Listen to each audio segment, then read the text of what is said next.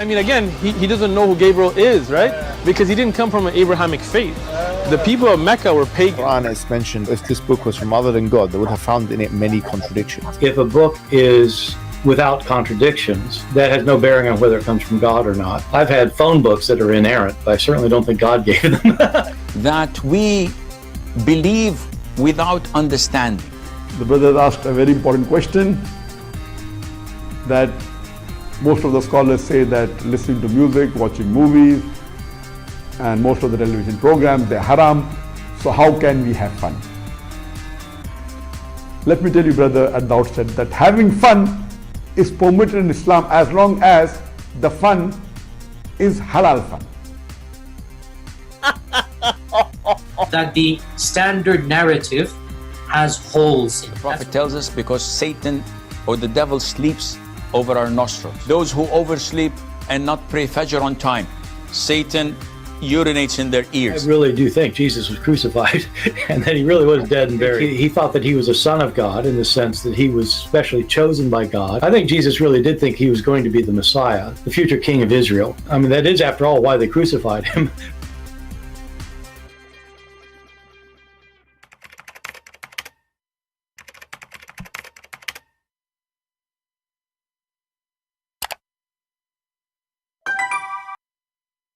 Hello everyone, and peace of Christ all of you. Please invite your friends. And today we are going to have one more comedy. You know, the Muhammadan, they are so desperate trying to find the Prophet. Sometimes they try to find him in our book. And sometimes they try even to find him in the Hindu scriptures. And sometimes they ask atheists to come and help them.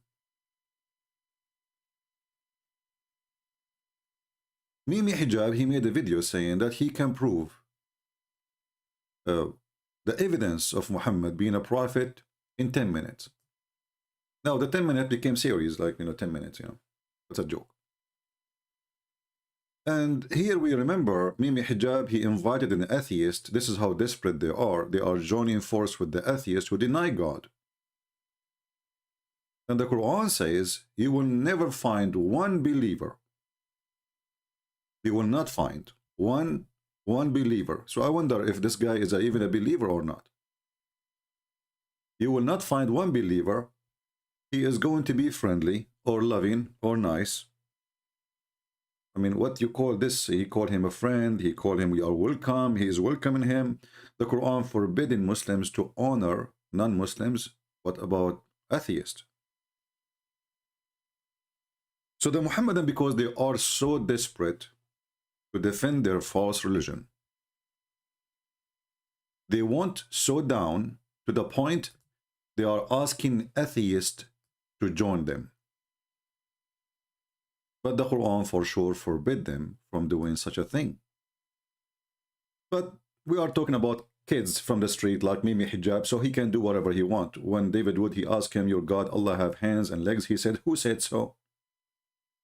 And just I saw a video posted in DSI, whatever they call it, channel. He admit that Allah can be inside his creation. So in the debate, he denied it. In speaker corner, he accepted.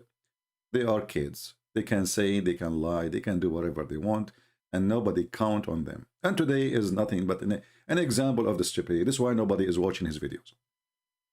So you will not find one of the people who believe in Allah on the last day,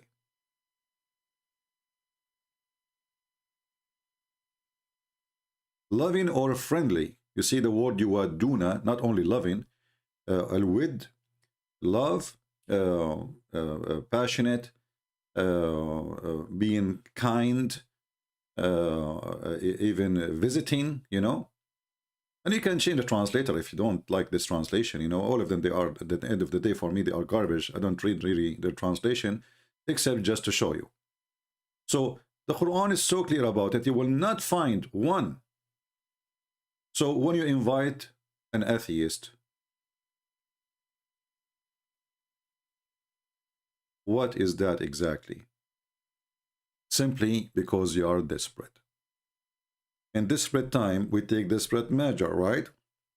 So they are bankrupt, they look for their pennies. But look what happened. When he invited the atheist, he made fun of him and his Quran. And even he described the Quran as stupid as it can be, to the point he described him that he have a book, it's called Yellow Pages in Arabic, and obviously it's a Quran then. If this book was from other than God, they would have found in it many contradictions. If a book is without contradictions, that has no bearing on whether it comes from God or not. I've had phone books that are inerrant, but I certainly don't think God gave them. I have a phone book has zero contradiction. So obviously the phone book is from God. I mean, did you see how this guy, the atheist, he put you inside his socks in 2 seconds? And you are the one who invited him supposedly to support Islam? And you laugh too? Laughing at what he laughing at? Which he laughing at the Quran? Because you are a potato. You bring a guy, and he looked like the coward. He said, silence, mute. He did not say to him, no, you are wrong. He said like a puppy. The guy he's that described the Quran, the statement of Allah, that if this is not God, not God book, you will find a lot of contradiction. And then the guy, he said, like, what the heck? I have a phone book, does not have contradictions. Is that from Allah? But guess what? The Quran is full of contradictions. And I challenge this potato, who claimed that he can debate me, but he ran away, to tell us which one Allah created first. The mountains or the stars? The trees or the stars? And wait for the coming century for the answer. Potato. But now, Mimi, he come with different... it's the same thing in the Quran, actually. This is why nobody is watching his videos. He come with the Quran, you know. He's repeating the Quran. And look, I mean, this is how poor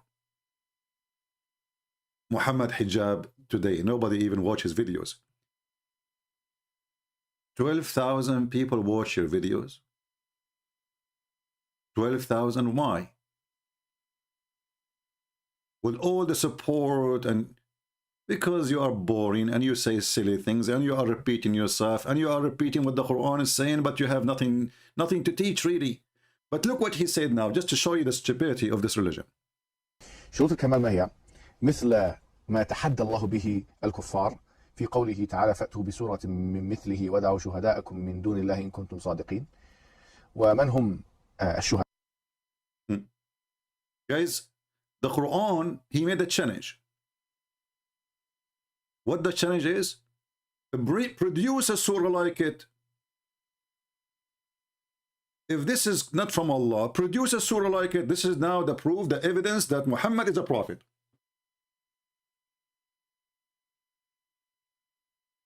Well, produce a phone book like it. Can you? If you produce like it, you will say this is a copy.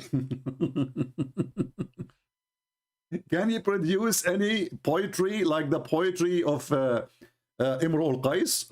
In fact, your prophet, he stole it from Imru al-Qais. We have huge names in the Arabian Peninsula who they are a great poet men, and they are Christians.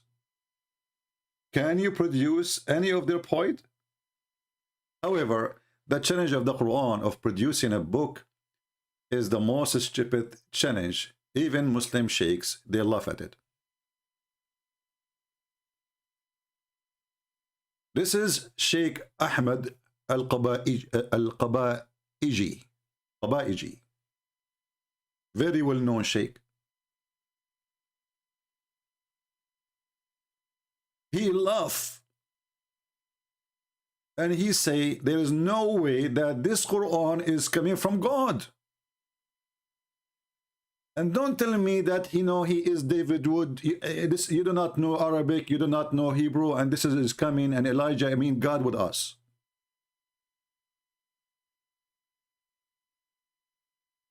This guy, he have thousands of videos, and he is a Muslim, by the way. or what he is saying, that the Quran is a shish kebab. This cannot be the book of Allah.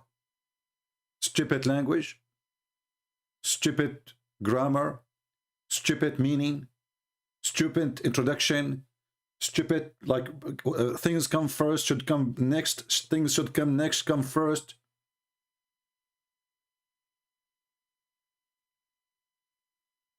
So why Muslims, even, you know, a big sheikhs, even the descendant from Muhammad, even descendant, people who they are descendant from Muhammad, they deny, as an example, as Sayyid al-Murtada, and he is one of the lords of the Shia, but he is descended from Muhammad. He laughed at the Quran, that nobody can make Quran like it.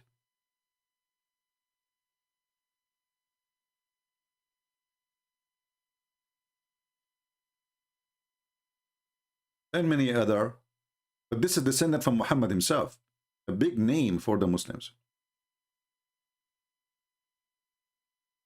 There is tons of videos, so I just type, you know, like Rakakatul Balagha fi al-Quran, and right away you will see this guy, and he have tons of videos. All of them, he is making nothing but fun on the Quran, but he's a sheikh. He's not an atheist, he's not a Christian, he is a Muslim. So to make it clear, this guy, and he have a huge followers, he is not denying Islam. He is saying this book obviously is nothing, it's not what given to Muhammad. This cannot be the book given to Muhammad, because this is stupid. Listen carefully and love. Surah Al-Rahman. Bismillah ar-Rahman. The chapter of Ar-Rahman. He will give you examples of the stupidity, that this is no way this is coming from God. Ar-Rahman allama al-Quran khalaqa al-insan. إذن أول شيء علم القرآن ثم خلق الإنسان. He's saying, the Quran says, let us go to the verse actually.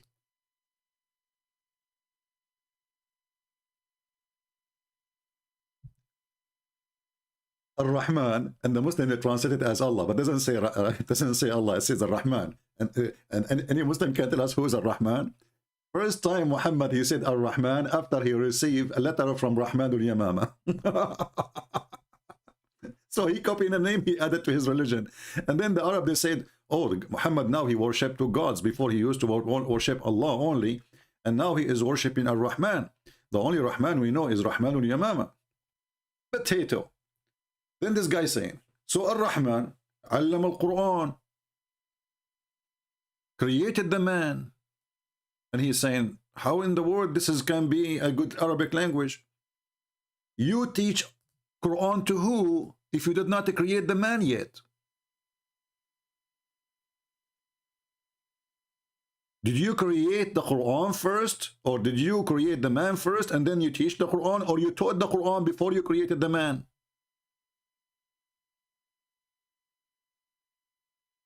تعلم القرآن علما إذا بعدك ما خلق الإنسان. He's saying, you taught the Quran to who? You did not even create the man yet.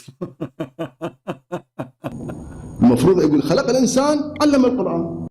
Supposedly he should say he created the man and then he taught the Quran. تعلم القرآن للجن. You taught the Quran to who? To genies? هو القرآن نزل للعرب. The Quran came to the Arab. There is no Arab yet. فإذا الإنسان أول ما خلق ثم القرآن. So first the human is created, then you send the Quran. And remember, the Quran came 600 years after Jesus. So you taught Quran to who? الآن يقول الرحمن علم القرآن علما علم ما ندري. So now he is saying, Allah, he taught the Quran. Okay, shouldn't you tell us still the Quran to who? هو القرآن بعدين صدر. But the Quran came after, long after. بعد وجود الإنسان. After the existence of يقول خلق الإنسان. And then he says he created the man. زين علمه البيان الشمس والقمر بحسبان. And then he says he taught him the language. Allah taught us the language, al-bayan. And then he says, and الشمس والقمر بحسبان. What does that mean? The sun and the moon follow courses. What does that mean? What exactly does that mean? And is that like a secret? Don't people, they knew that the sun have a time and the moon appear in a time, because the sun disappears so the moonlight can be visible. When the sun is there, we cannot mostly, sometimes you can't even see the moon in the daytime. But this guy, the nice thing about him, and all the audience, by the way, are Muslims. All the audience are Muslims. And he is a sheikh, but he is saying the truth. This is stupid. شنو الشمس والقمر بحسبان؟ يعني تدور بحساب. والنجم والشجر يسجدان. إذا هو كل الكون ساجد الله، خب بعد ليش تخصصه بالنجم؟ النجم يعني. And the stars and the trees, they bow down. And he's saying so, but isn't it all the universe supposed to bow down to you? Why only stars and trees? What does that mean? النبات الصغير. Why you're going down to little tree? I mean, you're God. النجم والشجر يسجدان. مفخر الله الشجر يسجد. I mean, he says, what is the great deal if a tree bow down to Allah? Like, is that really something to be proud about? What does that mean? وكل المخلوقات تسجد. All the creation, you know, bow down. But this is, by the way, this is false too. We don't. We don't. Show me one human don't, animals don't, and trees don't. I have a tree here in front of me. I want a Muslim to prove to me that this tree is bowing down to Allah every day. Every 100 years. The Muslim desperately, they go and they search for pictures in the wood of a tree growing wrong. This is Subhanallah. It's praying to Allah.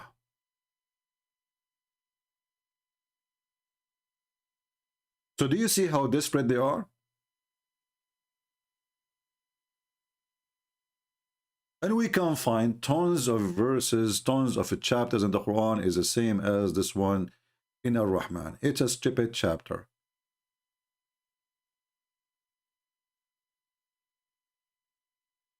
And you know, if the proof that somebody is a prophet is this, why Allah did not give such a thing to the prophets as conditions? If you go to the City Quran, you will see the following.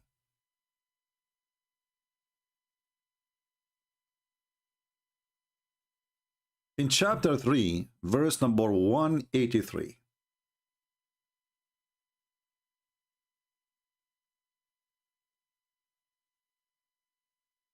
And I want Muslims, Christians, Jews, Hindus, Buddhas, whatever you are, atheists, to read carefully if you know how to read.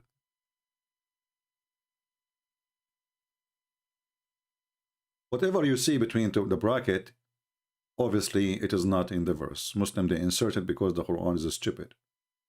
As this guy is saying, you know, taught the Quran to who, shouldn't you say? Like here, those who said, okay, who are they? Shouldn't you say?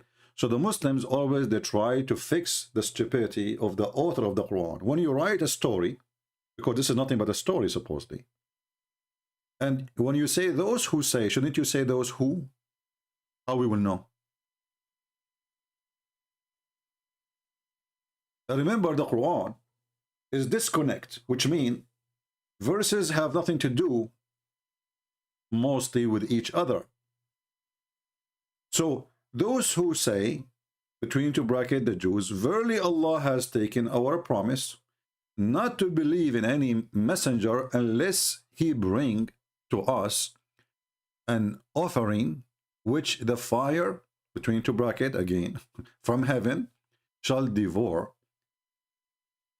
So this is what the Jew says. But look what happened this here. There's two stupid things is going to, we will see. We just heard Mimi Hijab quoting the Quran saying, if this is, you know, bring a surah like this, bring Quran like this, but you will see the Quran is not the word of Allah. This is what the Jews says now. From here to here, the Jews are talking. From here to here, Allah is talking.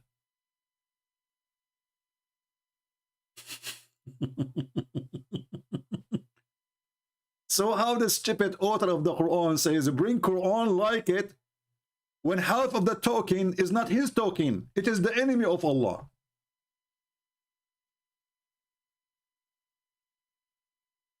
Do you understand what I'm saying?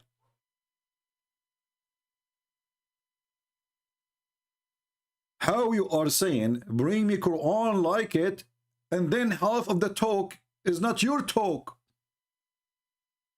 If we ask any Muhammadan, is this sentence here, from here to here, is that Quran? They will say yes. Okay, bring me Quran like it. You say we cannot. We cannot bring Quran like it. Abdul, you cannot. Yes, I cannot. This is impossible. It's a miracle. But Abdul, the one who made it, is the Jews.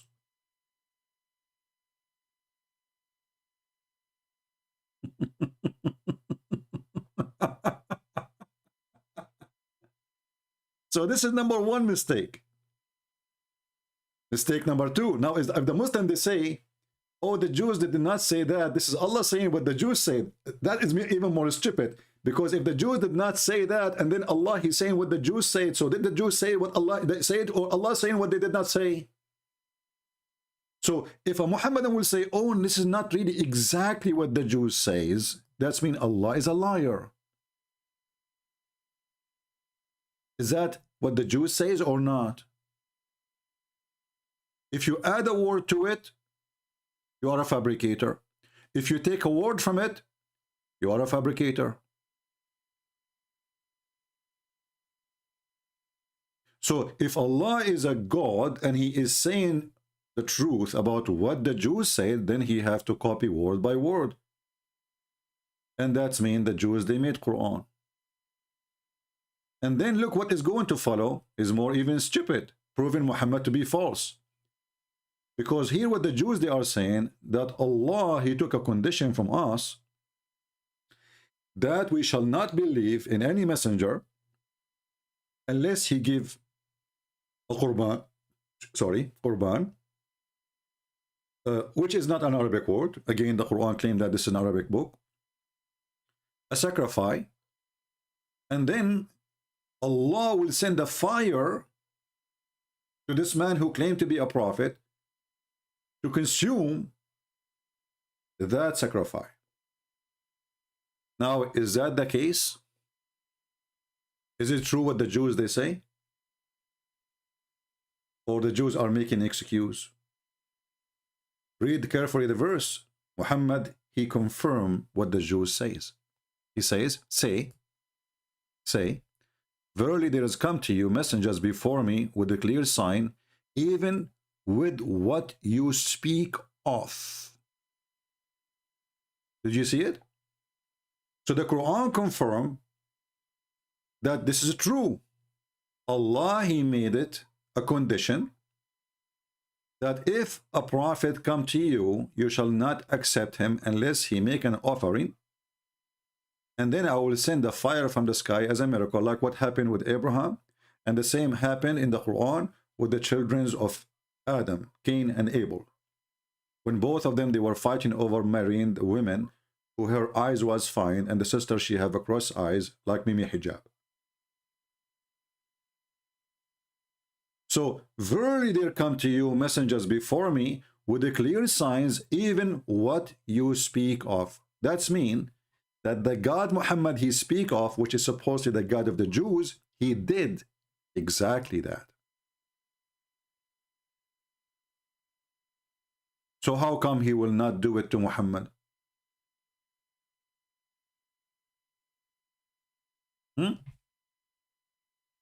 Allah, he did it. many times before. And why he did it?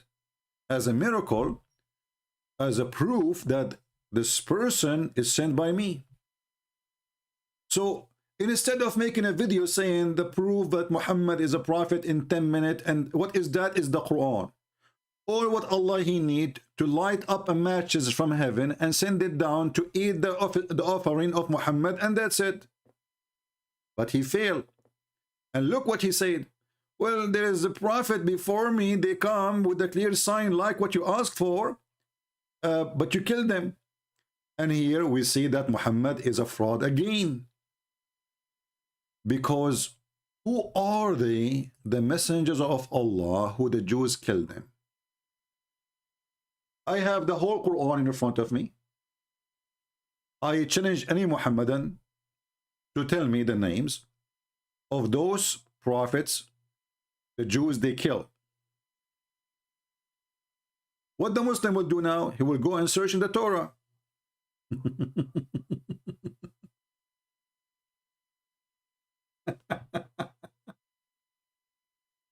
This is what the Sheikh, this is Ahmed, was laughing at. I mean, what the kind of Quran this Quran is. If you want to mention something, shouldn't you mention who they killed, who they said, who he taught, who was exist? What this Quran is talking about, how this is, can be miraculous when it's the most confusing thing ever.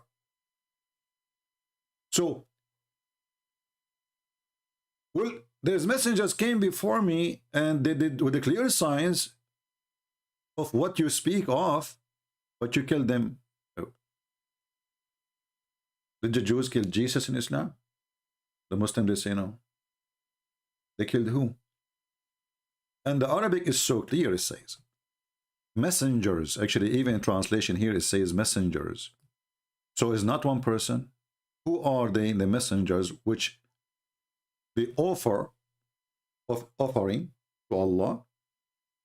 And then Allah, he sent, not one, not two, not three messengers. Arabic is so clear. Rasul is one. Rasulan or Rasulain, two. Rusul is many, three and more. Messengers before me with a clear sign, and you kill them if you are truthful. And here you see the contradiction. Did he say to them, if you are truthful?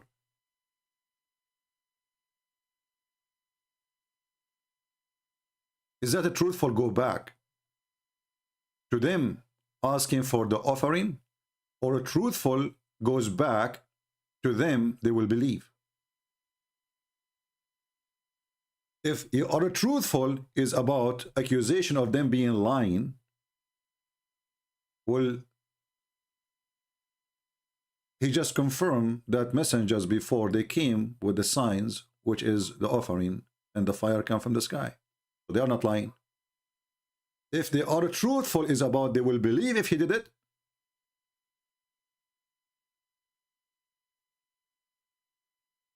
Well, how come Allah did that to the messengers before, and if he knew already and he is God that they are not truthful anyway, they will not believe? Do you understand what I'm saying? If the condition is to give the sign because those people are truthful, only Allah will do it if they are truthful. But he himself, he just said that those people who give them the sign which they are asking for, they killed the prophet, which means they are not truthful. So why you give them the sign then? Don't you know that they are not truthful? So the excuse of being truthful or not is a false excuse, because already Allah, he knew supposedly that those people, give them a sign or not, still they will not believe, and even they will kill the messengers.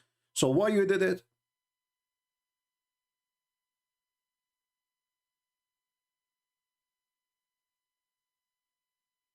Do you see why we say Islam is stupid?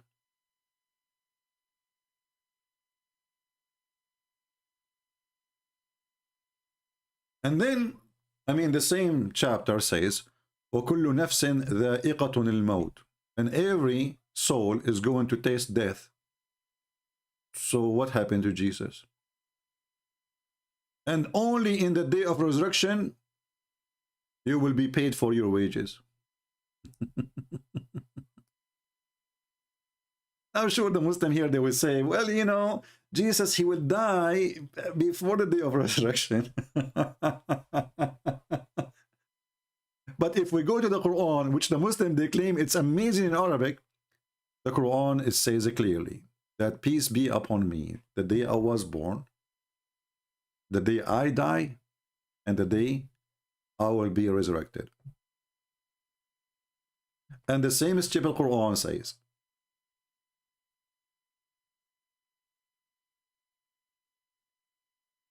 that Allah, before he takes Jesus to heaven, he is going to cause his death. Isn't the Muslim, they say the Quran is so clear and it's a miraculous book? And when Allah, he said, oh Isa, the funny here, they say, remember, that's the most stupid statement ever. Why? Because this conversation, nobody witnessed. I mean, what do you remember? How do you remember it? In Arabic, it says, إِذَا قَالَ اللَّهُ يَا Isa. Is that the future or the past? Stupid book. When Allah, he says, Allah said that where? I will take you and raise you to myself. And here you see the word about the death of Jesus is disappearing from the translation. Mutawaffik. It's gone. You change the translator, good luck. You keep trying until you find one of them, he have little dignity to put it back. So this is Hilali and Khan. Let us say Itani. Itani. Is Itani going to lie like the rest of them? Or he will say the verse as it is? Read carefully. Oh Jesus, I am terminating your life and raising you to me. Like, what the heck? We just changed the translator between two Abdul. In the first translator, he never mentioned anything about terminating your life. The second translator, Allah will terminate the life of Jesus and then he will rise him up to heaven. And that destroy all of Islam totally. Claim that Jesus did not die in the cross. And isn't it this Mimi who said to the atheist Borat that if this is a book made by other than Allah, you will find a contradiction in it? Isn't it him speaking to Borat, saying that this is a book from Allah, which is supposed to be from God? Okay, why? Because it is, you know, have no contradiction. Well, this is a very clear contradiction. Whether it comes from God or not. I've had phone books that are inerrant, but I certainly don't think God or not. That has no bearing on whether it comes from God. Without contradictions. If a book is without contradiction, God, they would have found in it many contradictions. if a book is without contradictions, that has no bearing on whether it comes from God or not. I've had phone books that are inerrant, but I certainly don't think God gave them. So you see how stupid the Quran, a phone book is better than it. Because how in one verse it says that Allah, he made someone look like Jesus in the cross. And then other verse saying in the same book, I'm terminating your life before I take you to me.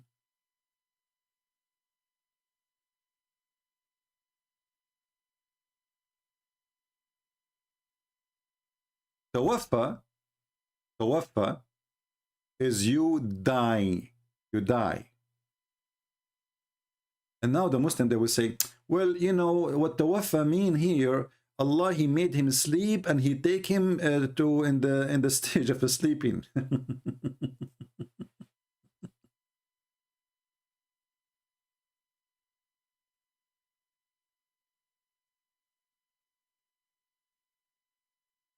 Amazing Quran.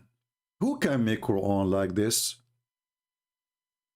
Who mixed between Haman, the guy who lived in Iraq, and the Pharaoh. Suddenly Haman became his minister. What kind of God? He think the Sumerian, they will exist in the time of Moses. Who can make Quran like this? Nobody, brother. Nobody. So Moses went to the mountain, he come down, he found the Sumerian misleading them.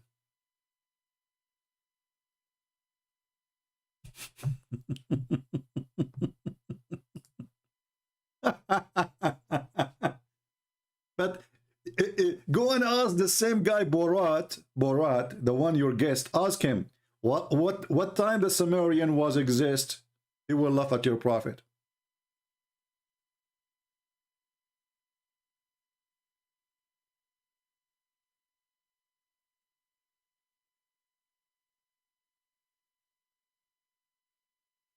The time traveler Muhammad.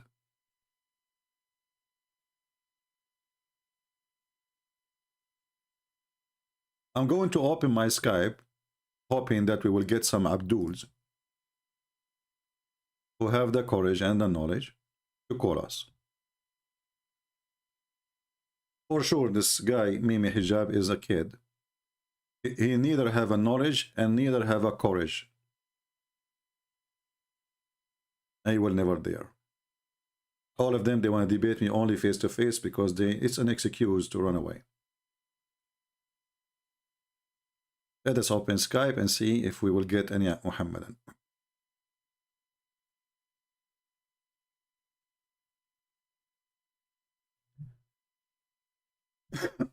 All right, let's see. We have somebody.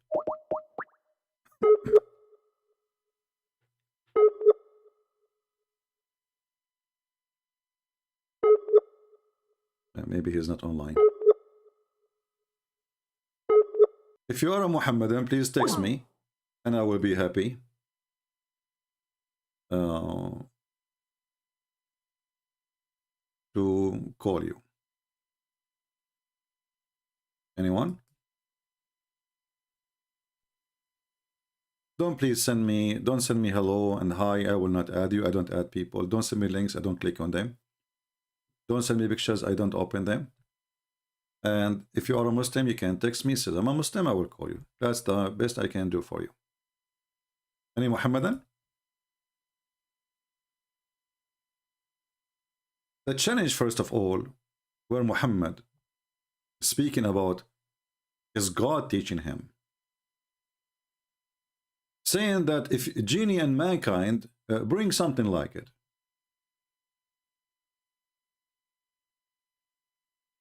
is it proven to be false from the Quran, because the Quran itself says Allah, he refrained from sending miracles. So how the Quran itself is a miracle, but the Quran itself says we refrain from sending miracles?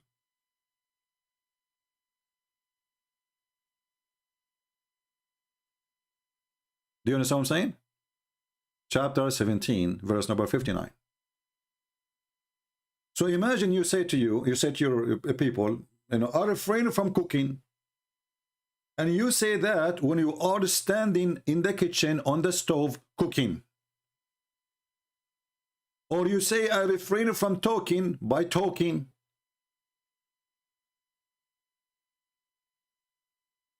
Are we getting the point? How you are saying, I am prevented even from sending miracles. You are God.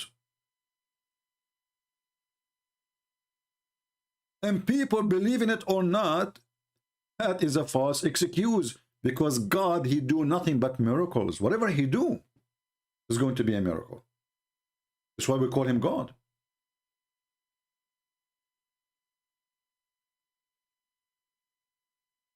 So I'm not going to send you miracles, but we just heard Mimi Hijab saying the Quran itself is a miracle. And nobody can make like it. the Quran just said, I'm not going to make miracles. And if you read carefully the excuse, you will see how silly Muhammad is, repeating the same excuse. He don't have miracles. He don't have signs.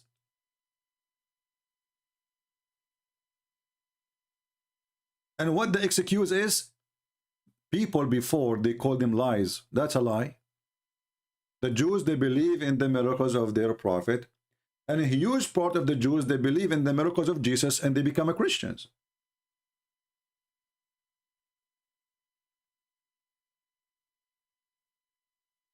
That is a false excuse. And here we ask ourselves, like, you know, we spoke about in the last 2 days about this guy who he claimed to be a messenger of God. All right? He can say the same. I refrained from sending miracles because you don't believe in miracles came before me. I mean, do you see how silly this stupid, this is God talking? And what kind of language that language is?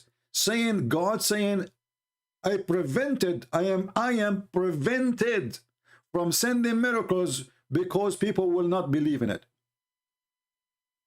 That excuse alone is an excuse of a stupid, because if this is the reason not to give a miracle, that means Allah, when he gave them miracles in the start off, he do not know that people will not believe in it at that time.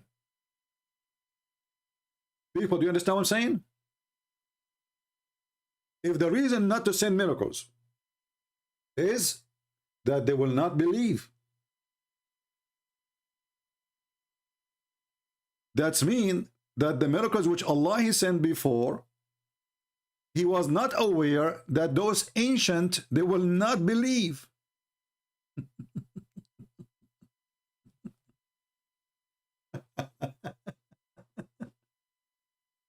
In the same time, isn't you Muslim, you say now we are 1.6 billion believe that Muhammad he did miracles, so how the excuse work? How miracles will not make you believe? In the same time, you have books written about miracle, Muhammad converting the lizard. We search the Quran, we cannot find it. The Quran confirmed Muhammad have 0 miracles. As you see, he's prevented from being given miracles. Allah prevented.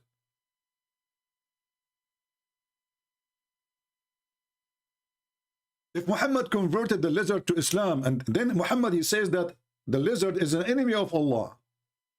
I mean, how that work? Is he the enemy of Allah?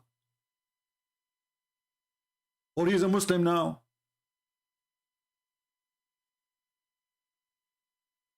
When the Muslim they say that Muhammad wanted to do poo-poo, and then he ordered trees to come to him to keep him in the shade. And here I wonder, I mean, how long the poo-poo of Muhammad was?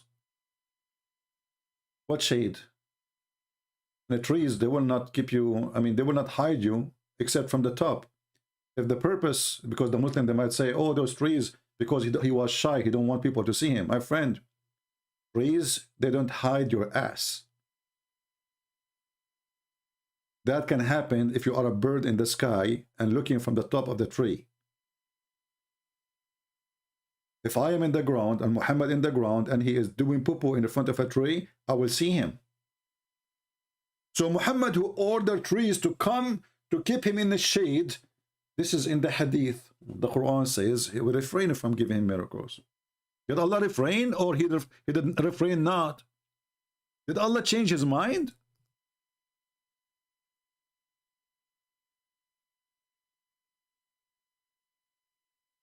All of this is a stupid contradiction.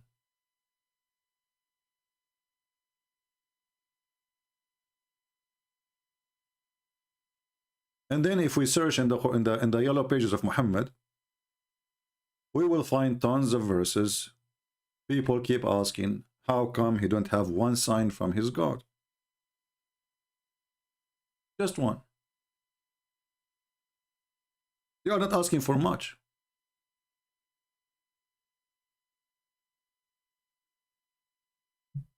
And the funny is, as an example, chapter 13, verse number 27. Remember, the Muslim, they say to you, the Quran speak about a miracle, which is the moon split. But this is a chapter 13, but this is not according to the revelation. According to the Quran today, chapter 13, Ar-Ra'd, is almost at the end of the Quran. And it's still people, and came long after the chapter of the moon. And people, they are wondering how come there is no sign from his Lord. Do you see it? This is Muhammad almost in the end of his life. Still people asking, how come this Abdul, he have 0 miracles? He keep telling us about Musa's miracles. Jesus have miracles, but he has none. This remind me of Ahmad Mirza Ghulam, who claimed to be the Messiah. One day he opened his door.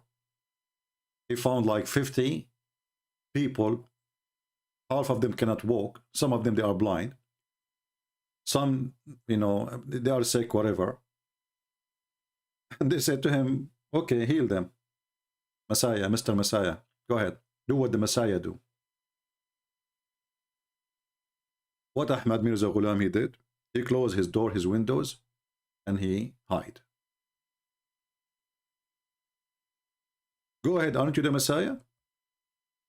Go ahead, Mr. Messiah.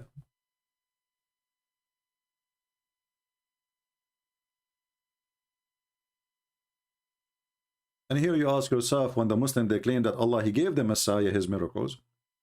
If Allah, he knew that people will not believe anyway, why he gave the Messiah the miracles then, if this is the excuse?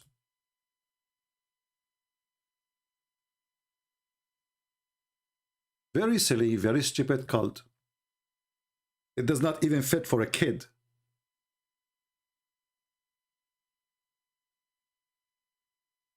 Do we have any Muhammadan? Do you have anything to say?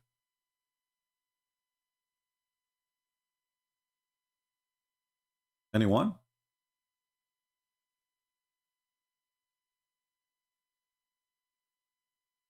Any half one?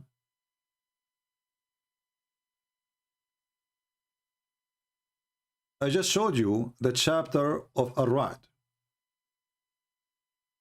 Do you see the number of the chapter of Ar-Ra'd according to Revelation, which means that in the original Quran, and I find the Muslim, they themselves in their books, they say, oh, this is how the Quran came. It's different from the Quran we have today as order. And yet they claim that they did not change it. And they say because the Prophet instruct us, show us. And if the Prophet, he instruct you, shouldn't the Prophet be instructed by Allah to change the location of the verses? If Allah, he choose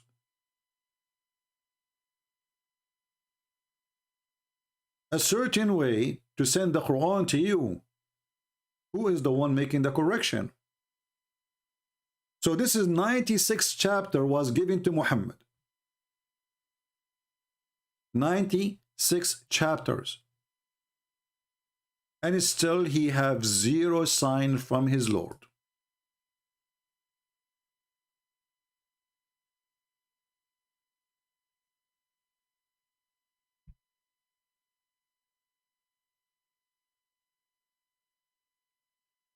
Any Muhammadan?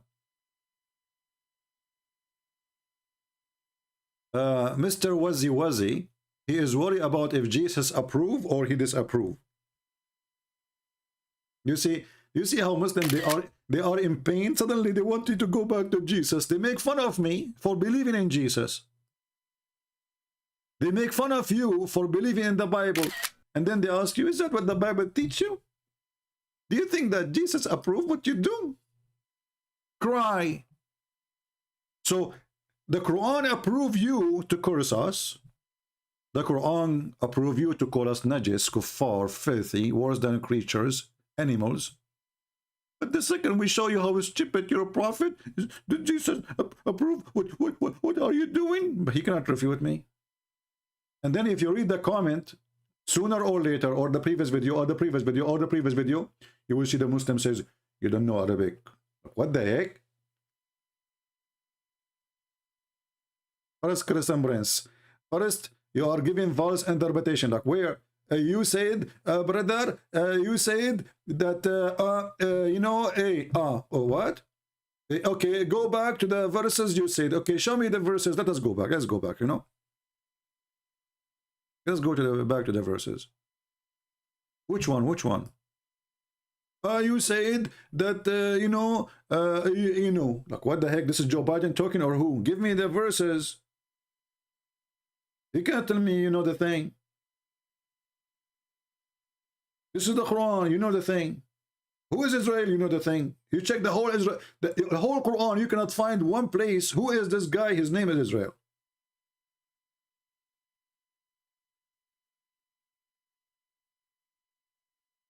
Oh, you said that the Jews, they, you know, they requested, you know, a sacrifice, and Allah, He approved that. You are lying.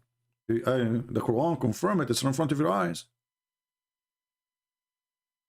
The Quran says, say verily, they come to you, messengers before me, with the clear signs, even what you speak of. The Quran confirms it. And we can go and read the interpretation for it. Chapter 3, verse number 183. This is one of your biggest potatoes. Ibn Abbas, the cousin of Muhammad. Look what it says. Allah has commanded us in the scriptures, you see, it's in the scriptures, that we believe not in any messenger. We will not accept anyone is sent with message until he bring us an offering which is a fire from heaven shall devour, and that until Allah He send the fire which will devour his offspring, or sorry, offering. As it happened in the time of the Jewish prophets. It happened. Do you see it? This is your interpretation. And if you don't like Ibn Abbas, the cousin of your prophet, and by the way, he is the only one he named by name to give interpretation for the Quran. We can give you a different one. We can go to Ibn Kathir. We can go to Al-Qurtubi, Al-Tabari, whatever you want. All of them, they confirm, as the Quran saying, that the Jews really, they have a prophet, and Allah, He confirmed those prophets by them making an offering. And Allah, He accepted the offering. God has already made a covenant on us in the Torah that we shall not believe in any messenger accepting his truthfulness until he bring us an offering again, to be devoured or to be like taken by the fire. And so we will not believe in you until you bring that. So Allah made a condition on them.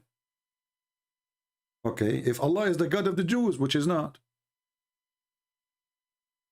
namely of a grazing livestock or other kind of animals, one offer in sacrifice to God. But this is what happened to the children of Adam, Cain and Abel, and this is exactly what happened. Allah Himself, supposedly, He sent the sacrifice from the sky, a ram, and He sent the fire to consume it.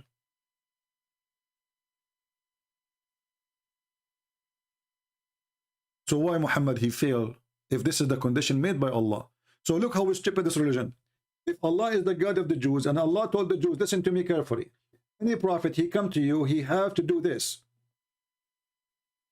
He have to make an offering, and then I have to send a fire to consume this offering. Otherwise, he is a false prophet. Muhammad, he agreed that Allah, he put those conditions.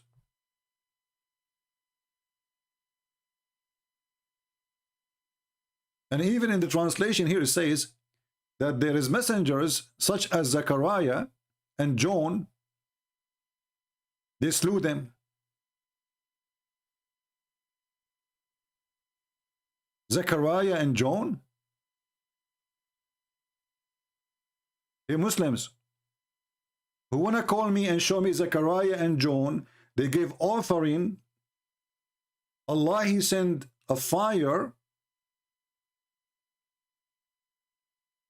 to consume the offering, and then the Jews, they killed them. And if the Jews, they killed Zechariah and John, why the Quran never says so?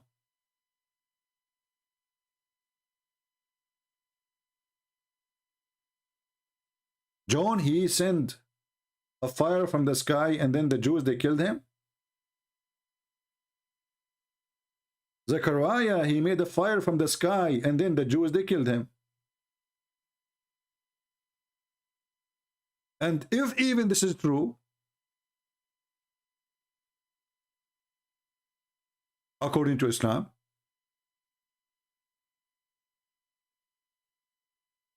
so why Muhammad did not give in the sign the same as the rest? Especially the Jews killed him anyway.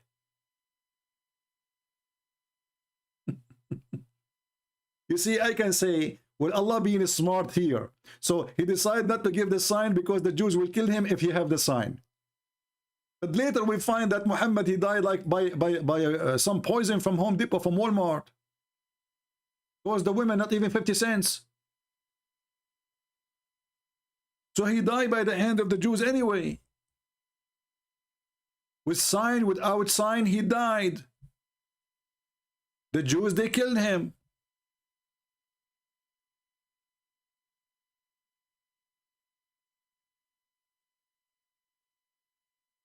Our Skype is open and we have Zero Abdul.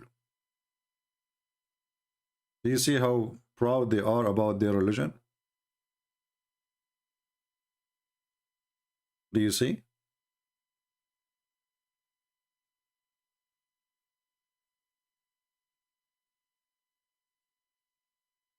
The only question I have, which is really making me, I'm trying to find out, figure out, what is the name of the rat, the poison she used?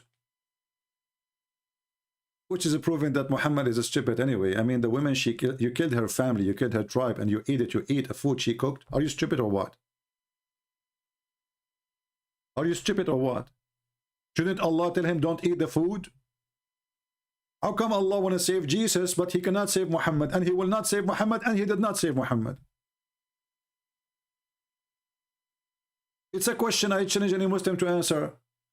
You Muslims, all of you, claiming that Jesus was saved from the cross. Wonderful. Why Muhammad was not saved from the rat poison?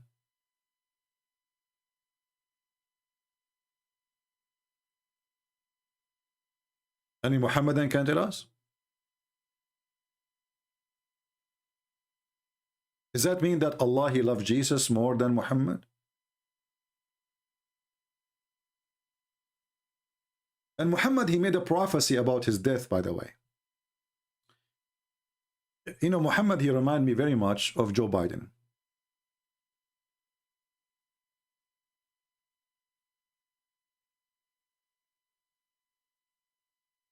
You make a speech, you come out from the speech, you heard nothing, you understand nothing.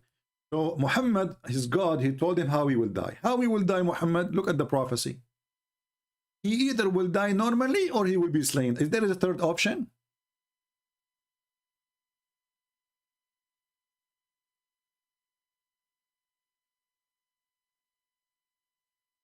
If there is a third option,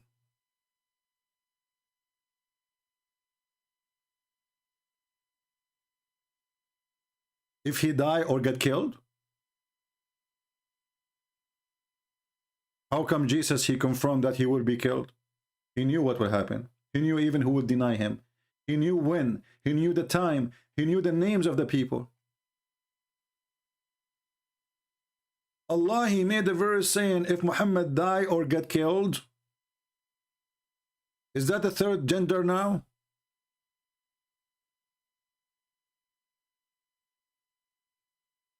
A man, he come to the Prophet and he said, the Prophet of Allah, my wife, she is going to deliver a child. Do you know what is his gender or her gender, whatever? The Prophet, he said, it must be a boy. The guy, he said, no. He said, okay, it must be a girl then. He said, praise be to Allah. How you know, Prophet? How you know, Prophet? If there is a third choice, a die or being slain.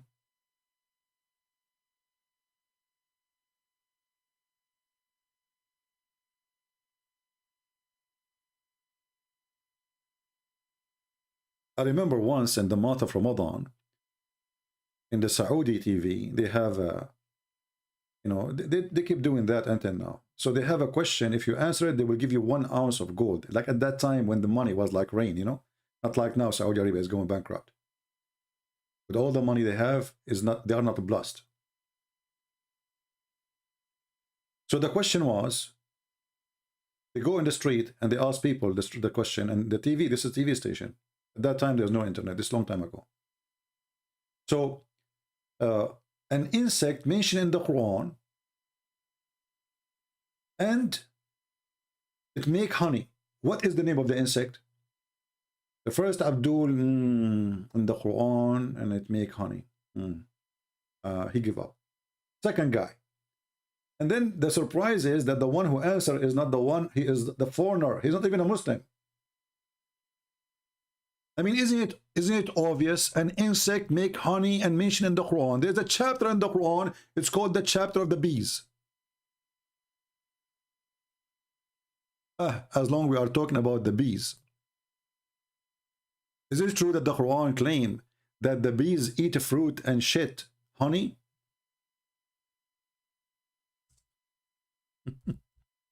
The Muslims, they claim that this is a miracle.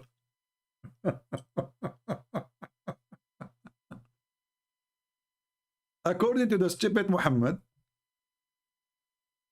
Allah, he inspired the bees to eat the fruits and to do poo-poo honey. Abdul, the honey is not their poo-poo.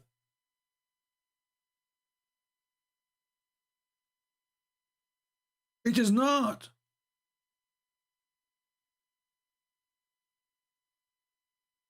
So the genius Muhammad, he did meditation. He want to be Sadhguru, the idiot Sadhguru.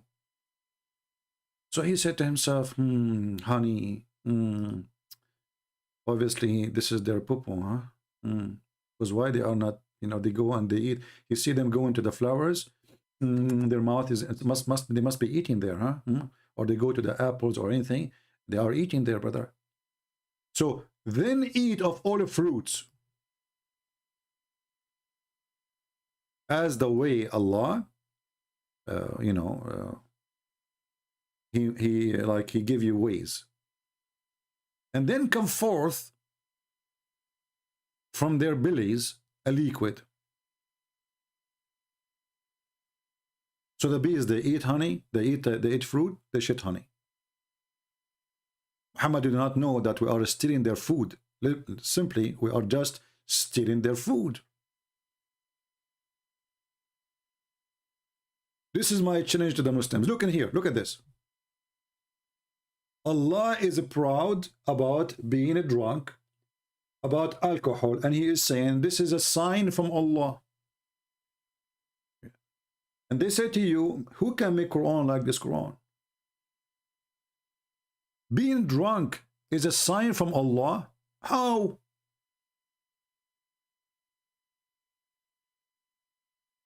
But the same book says that alcohol is from shaitan.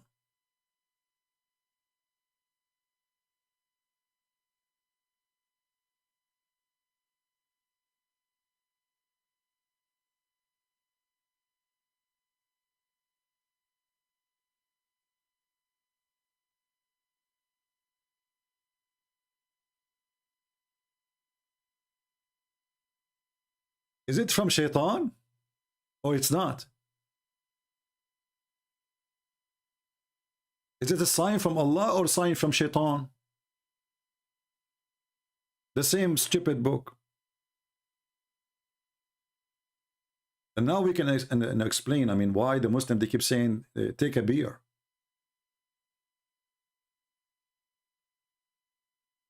Which one is it? If alcohol is from shaitan, and by the way, here Muhammad is copying a statement from Paul. You see, the Muslim, they say that Paul is the enemy of God, blah, blah, blah, blah, blah, blah. The coward Muhammad is taking the statement of Paul, where he speak about gambling, the drunken, etc. They will not enter the kingdom of God. So obviously at that moment, Muhammad, he learned about what Paul said. He decided to add it to his Quran. And if alcohol is from Satan, how Allah will serve alcohol in his heaven?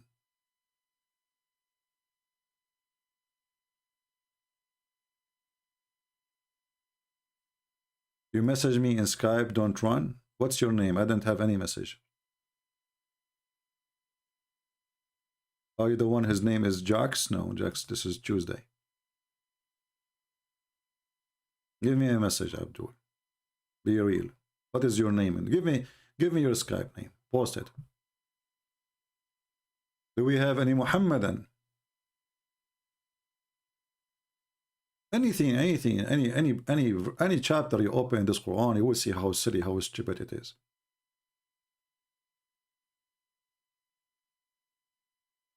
Have you ever heard of a God, he says, Allah will not take you accountable for your false oath?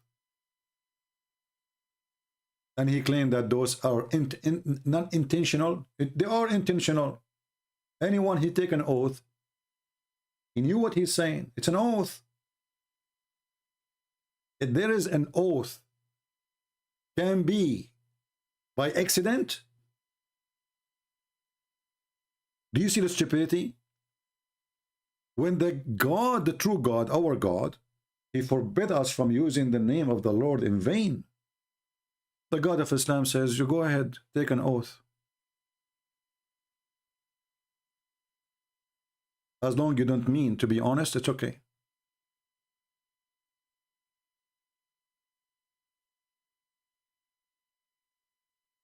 It's okay, even if it's ultimate. You know, we need some entertainment. It's okay. Maybe he can open his camera for us and he can show us the wall behind him.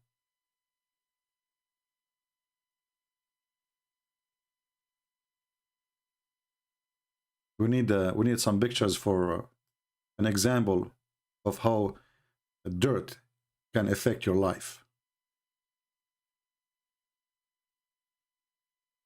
Do we have any, Abdul?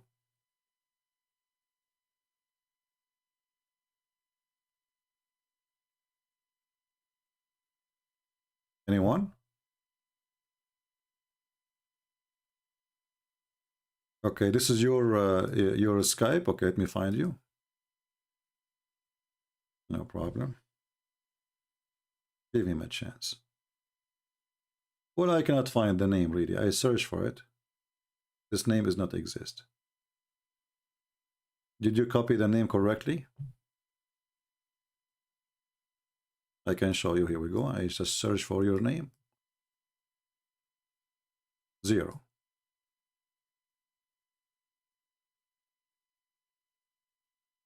I could not find it. Okay, I'm a Muslim. Let us see. Here we go. But if we call them, they will not dare to talk. Let us call the coward.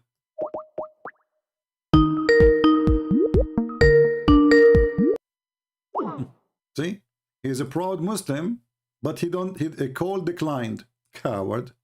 Potato. Potato, potato, potato. Potato, potato, potato. Potato, potato, potato. Potato, potato. And here we skin you in. And here we dip you in, and the oil is so boiling. You are going to be spent. Potato, potato, potato, potato, potato, potato,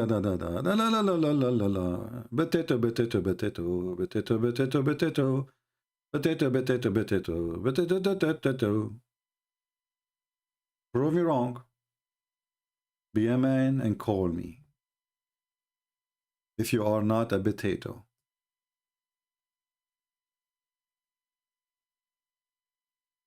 And the funny is, after we finish, you will see the comments, CP, you are giving fabrication. It doesn't say that. It's in front of you. This is your own words. This is your translation. This is your translation. This is not my translation.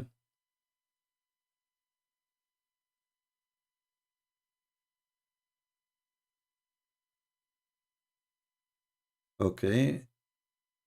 Let us see. Maybe this one. Okay. Are you the guy from Qatar? Doha, Qatar? Are you the guy from Doha, Qatar? It says Doha, Qatar because there's 3 names. I want to be sure which one is you. Please confirm so we can call you.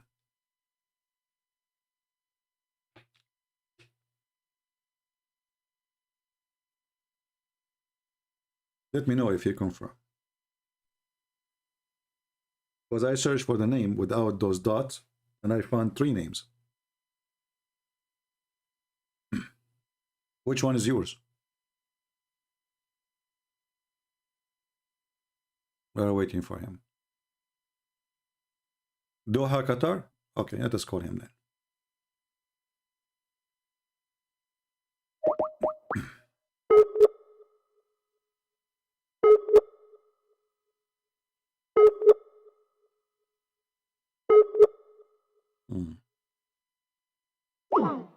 It says he is not online. If he is the guy from Doha, Qatar. Are you online? Or maybe you are playing games now. Do we have a real Muslim? You have a lion picture? No, this guy don't have a lion picture.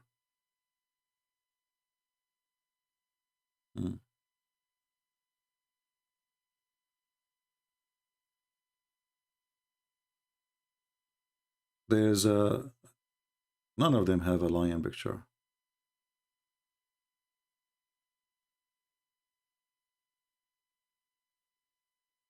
Okay, let us see.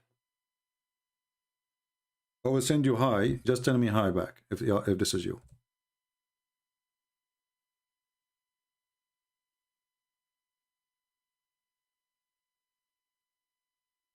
Did you receive it?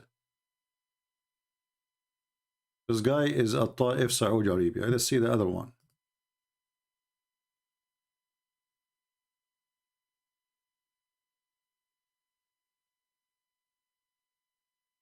This guy is... There's one from Lebanon.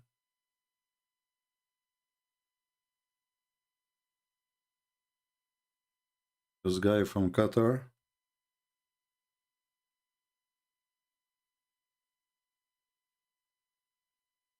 None of them is answering. Anyway, you know, if you really, you want to contact me, you can contact me yourself. I'm not going to look for you. We don't have time to waste it. If there is any brave Muslim would like to contact us,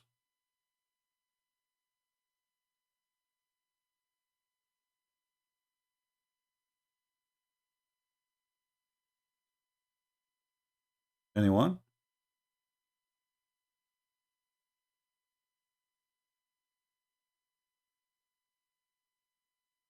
Who is a person he think Quran is coming from God? We want someone is serious. Someone really, he have knowledge. We want an adult, not a kid. He want to call and scream and cry. Anyone?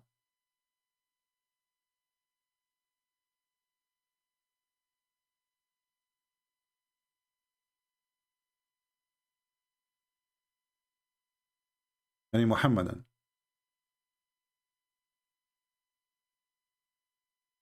Okay, well, there's no Muhammad. What we can do? We cannot force them to call us, right?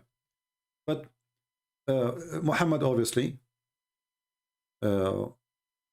he made a stupid lie. Do you remember when Mimi Hijab, he have interview with this guy from England? What's his name? I forgot his name.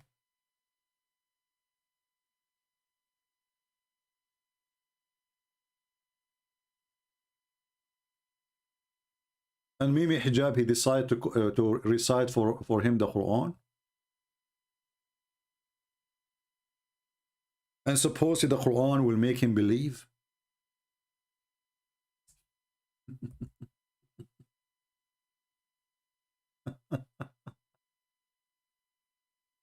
The verse he recited, it was this one. This is why this guy, he said to him, why you are reciting the Quran? What is that? You know, nothing happened to the guy. Because the Quran said to them, if this Quran sent down in a mountain, he will see the mountain trembling, crumbling. Here we go. We are laughing at the Quran. What mountain? So Mimi Hijab, he decided to sing the Quran with his stupid voice. And then the guy was looking like, what the heck? Is a Canadian? Okay. Like, why you are, you know? Because supposedly now a miracle will happen. I will recite to him, and then when the miracle did not happen, Mimi Hijab, he did not like his voice in the video, so he went and he added an echo to the same recitation because his voice coming like shish kebab. Muhammadan, they love echo, by the way. The Quran without echo is stupid. And you know, the funny thing is,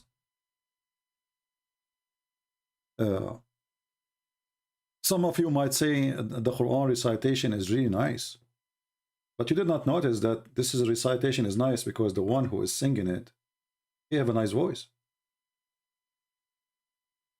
Give the same Quran to Mimi Hijab and see how the Quran sound like, or Ali Dawah, or any of those shish kebab good boys. Actually, once there's a guy, he called me, and all what he do, he recite Quran. I don't know if any of you have a video. If you hear the Quran, it sounds like coming from a donkey. The same Quran, the same verses, you give it to somebody, have a nice voice, it's going to sound nice. All those who have songs, especially these days, full of F word, the SHIT word, right? The people, they buy their songs and spend a lot of money on their, you know. But the words is really disgusting. It's bad. Is that a miracle?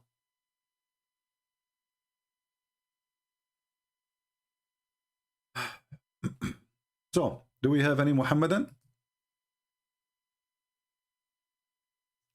You know, for me, the only reason, the only place I found the Quran have a good reasoning is this.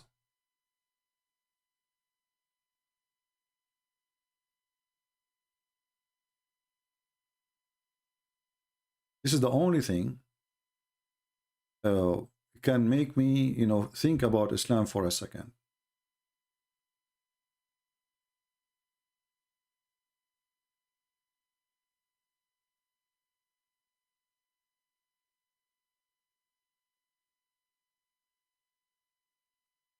According to Muhammad,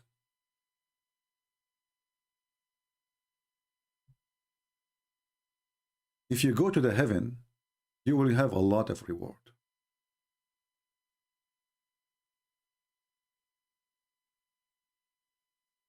And look what we will have in the heaven, brother. And he will send down water from the sky. Would it produce vegetation? Okay. This is in the earth. And in the earth, there's olive. Okay. There's grape. Okay. Even there is heaven. What the heck? Then we find Allah is promising us in heaven, which is the dream to have grape.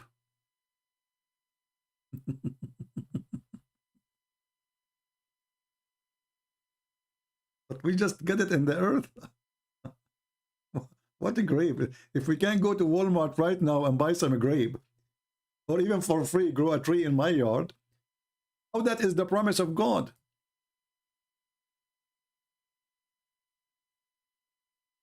Any Muhammadan?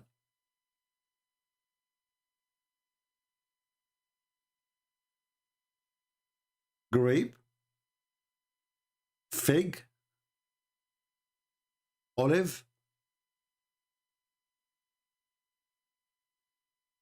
And what make it more funny, more stupid, that Allah, He is going to buy things is made at that time by the Persian who they are pagan. So imagine yourself, brother. You are in the heaven. and you will be reclining on a bed. And this bed, brother, the sheet of it is made from istabrak. Istabrak at that time is a brand of silk made in Persia, expensive. I mean, do you see how silly, how stupid this religion is? Imagine we have somebody like this guy now from Lebanon. He said, I'm going to give you Nike in heaven if you believe in me. This is what exactly Allah is saying. This is a very famous brand at that time. I will give you Gucci in heaven if you believe in me. You know, what? What Gucci?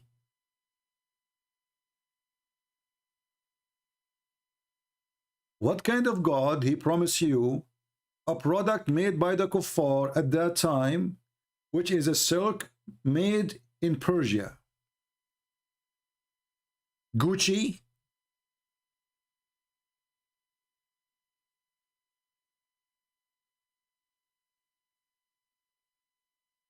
Who is here for the first time? By the way, we don't have many people today. I don't know people they are eating, right? I did not eat. You know, poor me. Every day I stay here for many hours and then I do not know what to eat. Oh boy. I guess each one of you have like a nice meal now, huh? The poor me is like, now I'll finish, I don't know what to eat. Spend a couple of hours.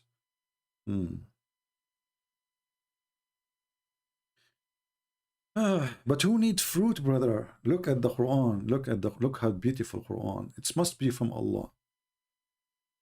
It must be from Allah.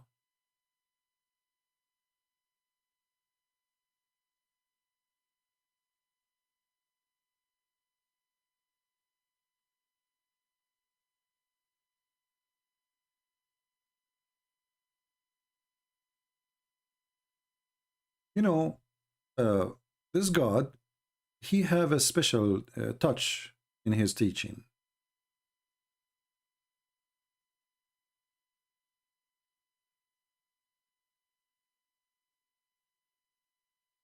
As an example, Allah, he decided to tell the Christians that Jesus is not God. And why he is not God? Because he eat. But here you see a stupid thing. Because the God of Islam, he think that Mary, she is God for the Christians. So he says Jesus and his mother, they eat food. Abdul, let us think about it for a second.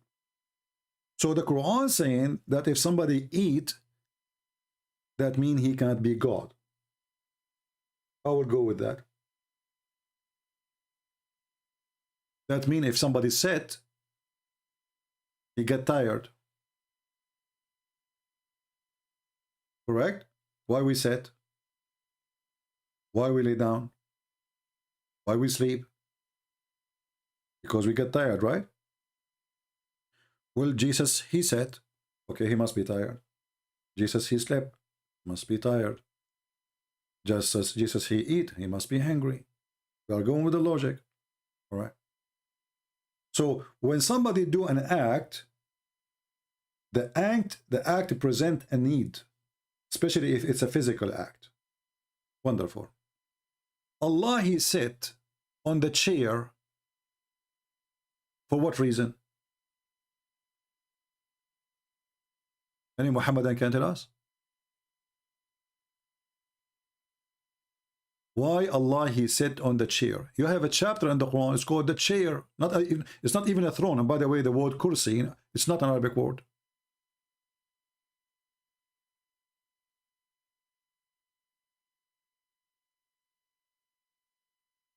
Allah, he sit in the chair for what reason exactly? You see, chapter 38, verse number 34, it says that Sulaiman, he sat in his chair. And by the way, here there's a contradiction. Anyone remember why? But the point I'm trying to make here, that Sulaiman, he have a chair. Allah, he have a chair. But as long as we mention this one, anyone notice that this verse is a contradiction for a different verse? Anyone remember? Anyone remember which verse? Here it says that Sulaiman was sitting on his chair when he died. in different verse in the Quran,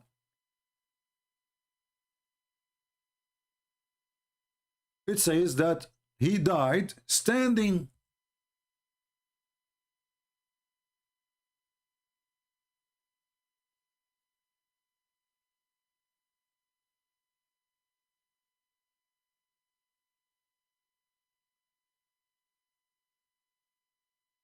And this is why his staff is the one who made him look like he's not dead.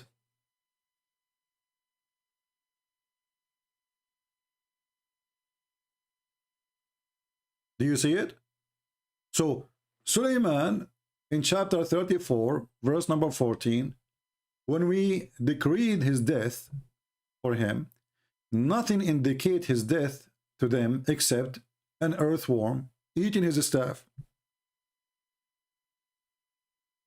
Then when he fall, if you are sitting in the chair, you have a staff in your hand or not, that will not cause your to fall down, correct? You are sitting in the chair already. So this verse here is speaking about what? About he dies standing. Chapter 34, verse number 14. True story, by the way, true story.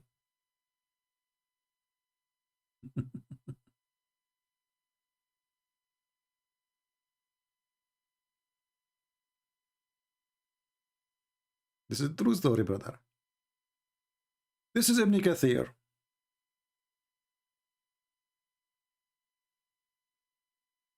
Read carefully.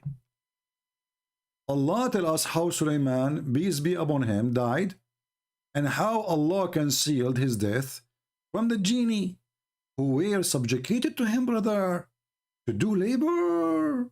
He remained leaning on his stick, which was his staff. Ibn Abbas said, may Allah pleased with him, and Mujahid and Al-Hasan Al-Qutada and others, he stayed like this for a long time, nearly a year. When the creature of the earth, which is a kind of worm, termite, ate his stick, it became weak. Do you see the word? It says fell to the ground, people? Do you see it? He fell where? To the ground.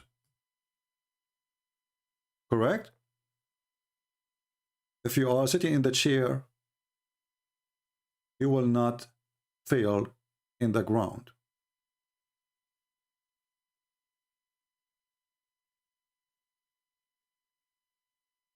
So in this verse, Solomon, he died standing. And you know, I mean, the guy is saying, the first condition to be a prophet of God, he said, make Quran like it. Okay, I will make Quran like it. Says, my grandfather, he died and he was holding a stick for a year and nobody noticed that he's dead.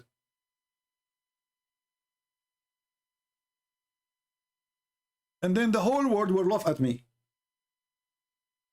And then there is some people believe in me as a prophet. His name is Abdul. And then they will say, look how amazing our prophet, the Arabian guy, the Arabian prophet, he is, you know, he told us a story about his grandfather who died for a year. And because he was leaning over his stick, nobody noticed. I thought genie is a shaitan, the same as kind of shaitan. They are smart. So the genie, just because you are holding a stick, nobody noticed that you are dead? That's it? And the guy, he is hold by Allah or hold by the stick? Allah wanted to conceal his death. Well, obviously, it's not Allah who concealed his death. It was the stick.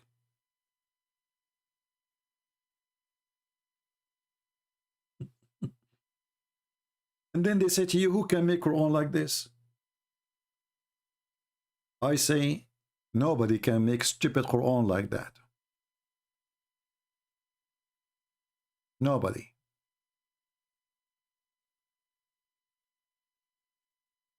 Can you? Even Joe Biden did not come with this.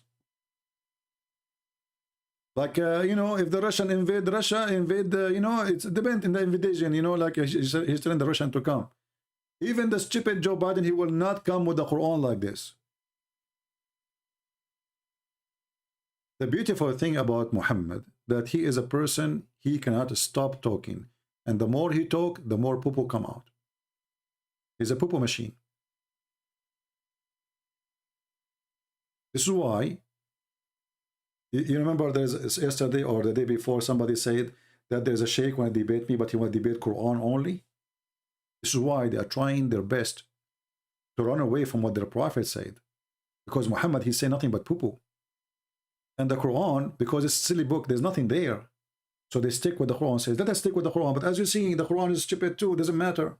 Wherever you go, we will get you busted. Quran alone, without Quran, Hadith alone, it doesn't matter. We will get you busted. And this is why they don't dare to call me. Here we go. My Skype is open for the last, what, I'm here for how long? An hour and 31 minutes.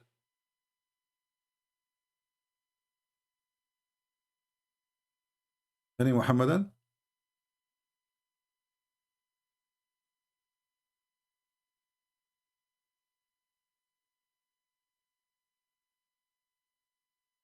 Who can make Quran like it? Nobody. Can you?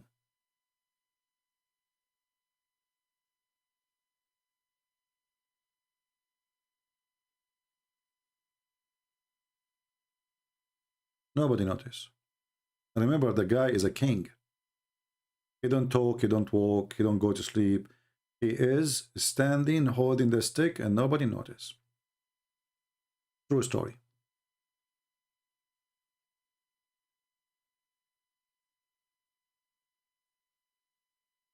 Any Muhammadan?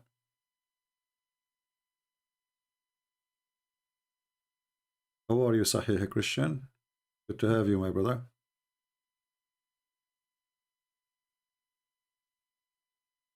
Why you blocked Nader Ahmed in Skype? No, we did not block him. Nader Ahmed, he called me last time and we laughed at him. And the guy, he have enough trauma since then. Are you Nader Ahmed? The one is, because the only one who mentioned the name of Nader Ahmed is Nader Ahmed. He seek attention. Are you Nader Ahmed? Are you? You know, those little ones, they go around in chat. Why you block this guy? And he is the guy, by the way, because nobody talk about them. Nobody care for them. And this guy, he don't even know his prophet name. Nader Ahmed is the best of the Muslims ever I spoke to. He is the one who admitted that his prophet have sex with the goat. And he said, which one is more horrible, Christian Prince? A prophet having sex with the goat or smashing the head of the baby?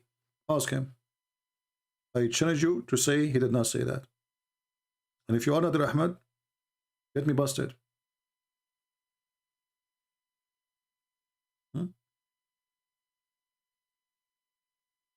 The funny, we were talking about it in Paltalk at that time. And then Paltalk, they kicked me out of the program because we are talking about having sex with the goat. But it's a debate, what we can do. And you know, look here. We and Muslims, we debate. The Muslims, they want to debate us to prove that Jesus is not God. We debate Muslims, proving that Muhammad is a scumbag. I mean, do you see the difference? Jesus in the Quran is born, he have no father. Amazing. The first, he's not walking the earth yet. He's a miracle. So look what we debate about Jesus and look what we debate about Muhammad, and then you will see the difference. Actually, there's a comment there. Hold on. Let me go to the comment sections. There's a guy, he made a comment about the age of Aisha. Let me see if I can go there.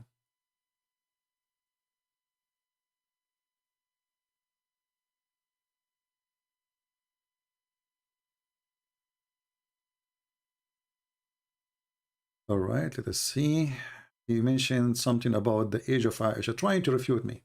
Oh, look at this guy here. This is a smart guy. He decided to get me busted. So look what he said.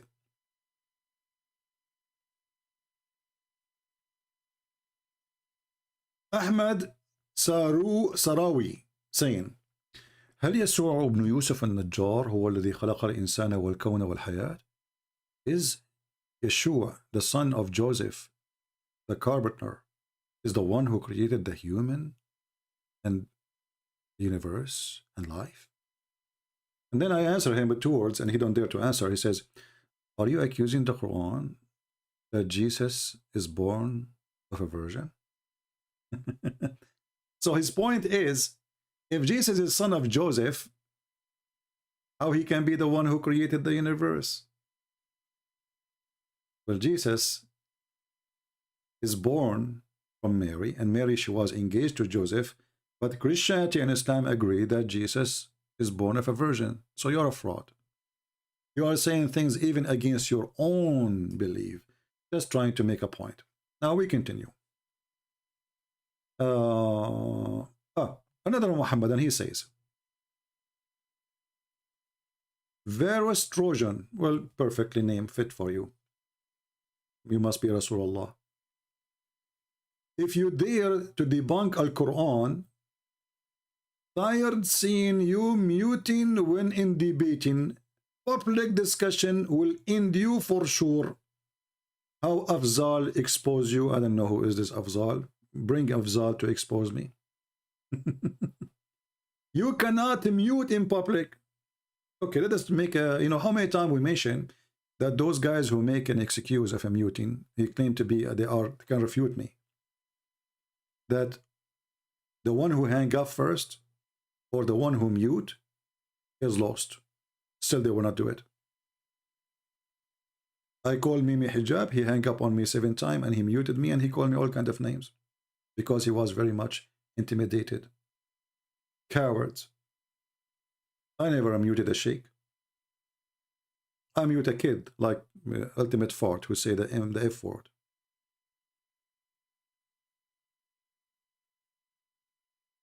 Cowards. Let us see the other one.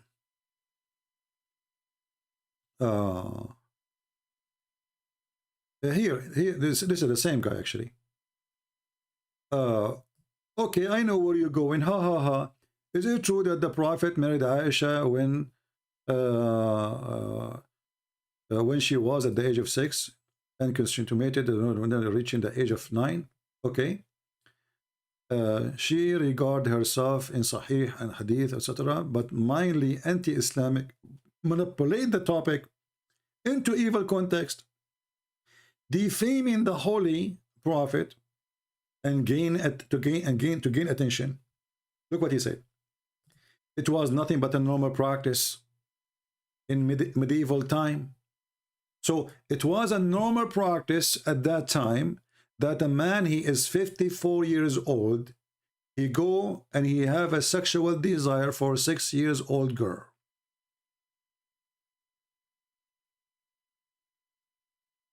It was a normal practice at that time. You see, this is the response. And then he says, well, nobody condemned such a thing until 1905. That's false. People, they condemn Muhammad since the beginning of his claiming to be a prophet. Even Abu Bakr. When Muhammad asked Abu Bakr,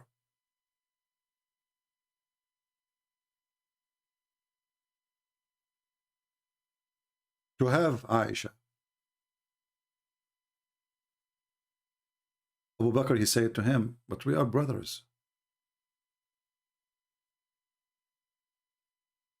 Remember, Abu Bakr should be honored to have Muhammad marrying his daughter.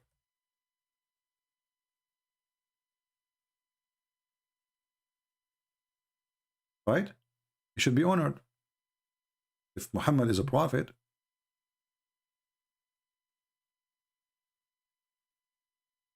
why Abu Bakr is making excuses? This is an excuse. You are my brother. My brother in what?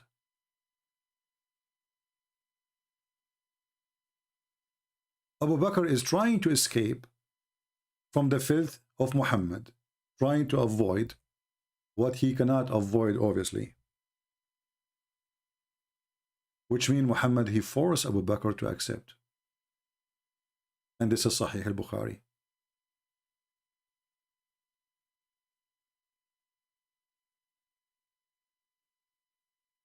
Same time, when you say it was a lawful time, a lawful practice at that time, is a marriage between a child and adult is not accepted today. For what reason exactly? What is the reason behind it? What is the logic? If we ask Muslims, what is the marriage? They will say it's a contract between you and the one you want to marry from. Okay. Did Aisha knows even what marriage means at the age of 6? Did Aisha agree? According to the stories, Aisha, she was playing with the swine.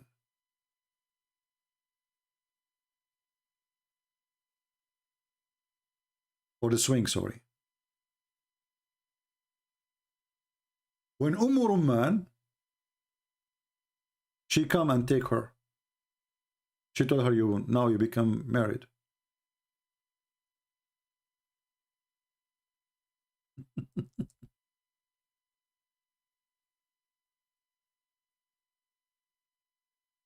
Have you ever heard of a marriage like this? The Muslims, they say that the marriage have to be between two, and the one you marry from should agree. Ask any Muslim. They will say to you, that you should ask the girl, do you accept to marry this guy? The father should not force her.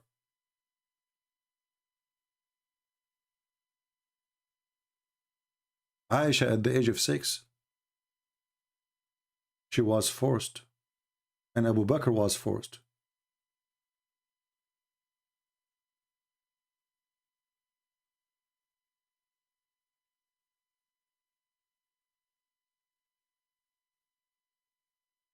Any Muhammadan?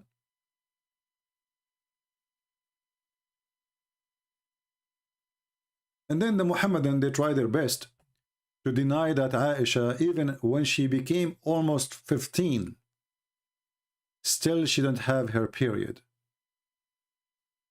And they fabricate by making videos.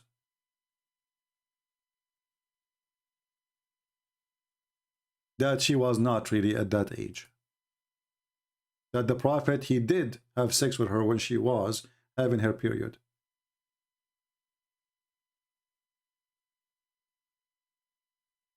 Let me find you something which is funny.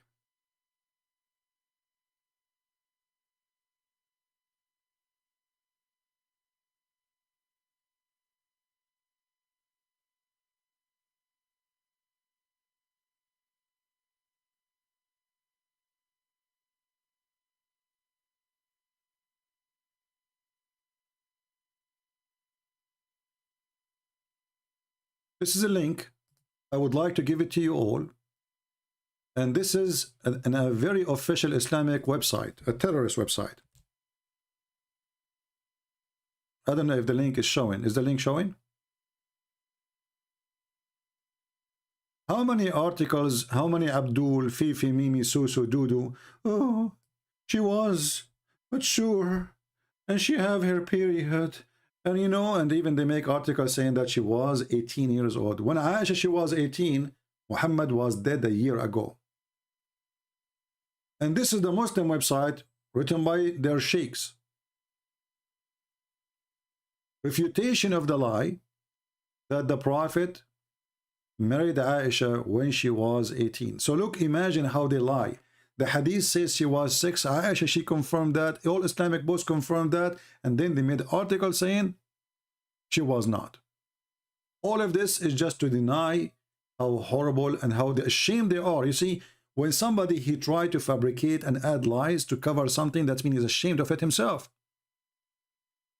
And here they are showing you all the reference you need as a refutation for the false Muhammadan who they claimed that Aisha, she was mature. Now, as long the Muslims agree that Aisha, she was not mature, so who is the one agree for the marriage? Muslims. Who is the one agreed for the marriage? Let us do a little search. Our search in Prophet Google. Can a man, a father, let's say a father, force his daughter into marriage in Islam? I'm not going to show you my opinion. I will show you the opinion of Islam. Parent forcing their daughter into marriage. I am a Muslim. I have asked question about my friend who is being forced to marry someone by her parents. She wanted to marry someone else. The guy who is she being forced to marry is more educated and more wealthy, blah, blah, blah, blah. The answer: it is not permissible for a woman to be made to marry someone she does not want. What does that mean?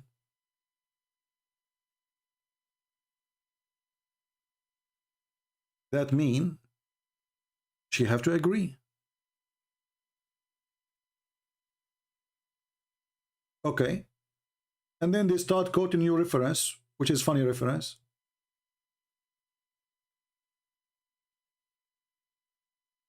So did Aisha agree to marry Muhammad at the age of 6?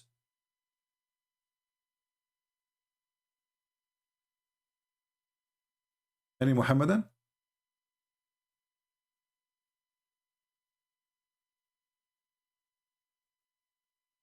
The mother of Aisha, she grabbed Aisha when she was playing with the swing, with the swing.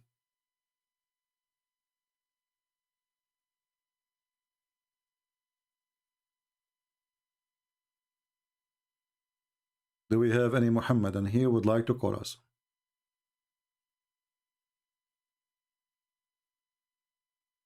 Anyone? And you know, let us say for the sake of argument that at that time, people, they used to practice such a thing, which is obviously stupid to say. Because name for me one person in the time of Muhammad was marrying a child. Just name one. You see, if Muhammad married a child, that means Abu Bakr should marry a child. All his companions should marry children too. Can the Muhammadan find me one of the companions of Muhammad marrying someone at the age of 6, which is 5 in our calendar? In the top of that, if that was normal as you claim, which is not, shouldn't Islam fix it?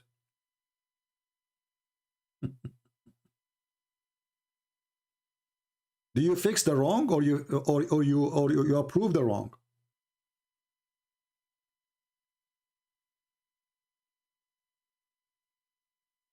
Anyone? I see there is some argument about a guy, his name is Ammar. Mr. Ammar, why you don't text me, my friend, and call me? I like to speak to smart people.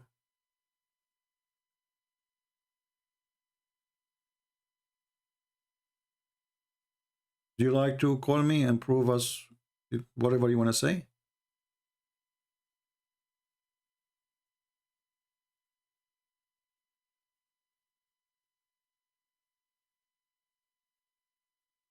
Even Muhammad, he is out of his sense when he tried to seduce one of his companions to marry children. And he refused. And we know the story of Jabir.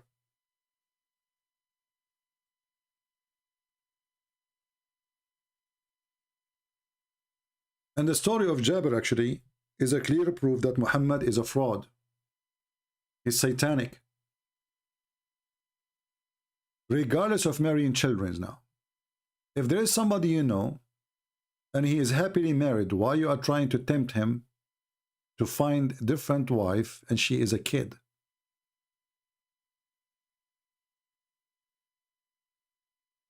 And then this guy, his name is Jabir, obviously, he have way more dignity and he have more sense and logic than the madman Muhammad.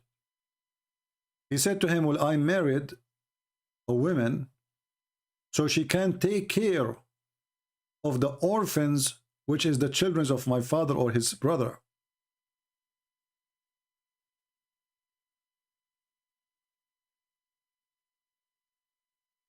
But Muhammad, the reasoning for him to marry a child is to kiss her and play with her.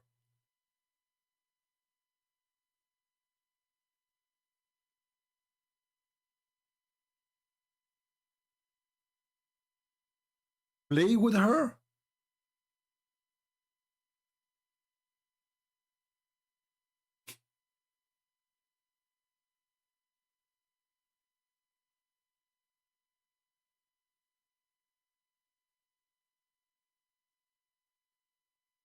Do you see? All of this is reference. This guy Jabir, he said to him, I cannot marry a child like them because I needed a woman to take care of them. I dislike to marry a girl like them. Them who? The orphan. You have orphans. Allah Messenger asking the man, why you did not marry a child? Why you marry a mature woman, a widow? So you might play with her. Look at the reason even for marriage. And this is the mentality of a pedophile. Pedophile, they enjoy being with little ones. It's a sickness. And the reason they enjoy it, for sure there's many reasons, but one of them, that a child will be amused with you, whatever you do. You tickle her, ha ha ha, she is laughing. It's very easy. You give her a candy, she is happy. A woman, she will not be happy for a candy. So the sick pedophile, he is giving his reasoning for this man to marry a child. He said, why? Why you didn't marry a child? So she might play with you and you play with her. She might amuse you and you amuse her and she amuse you. Look at the reasoning. I said, my father or my brother died and left for me a bunch of girls, that little girls, orphans. I dislike to marry a girl like them. So I married a lady. Do you see how filthy this man is? Here Muhammad is doing many evil things. He is trying to tempt my man to not to like the wife he have already. He is happily married. And to go after a child. And all the reasoning he have is just to play with her.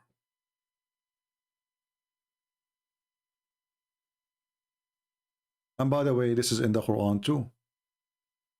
In chapter 65, chapter of divorce, the Quran speak about divorcing children. Divorcing children. Chapter 65, verse number 4. Imagine now we are talking about divorcing children, not marrying children now. Because you can't divorce them unless you marry them first, right? So here now they are talking about, the Quran talking about a solution. That women, the woman you marry, females, you have to wait until they have a 3-month period before they remarry again. But what if they are children who they never have their period? It's the same. Because they are too young. Do you see it?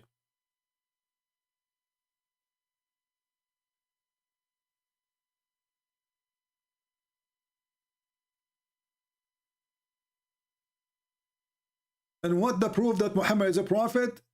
Bring Quran like this. This is the Quran. Talking about divorcing little babies. In the book of Tahrir al-Wasila, which is a Shia book, there's no age, by the way, in Islam, which age you can have sex with a child. According to them, if she can handle it, it's fine. So if she is 6 years old and can handle it, it's fine. If she is 9 years, can handle it, it's fine. However, the highest scholars agree that all joys with the children's,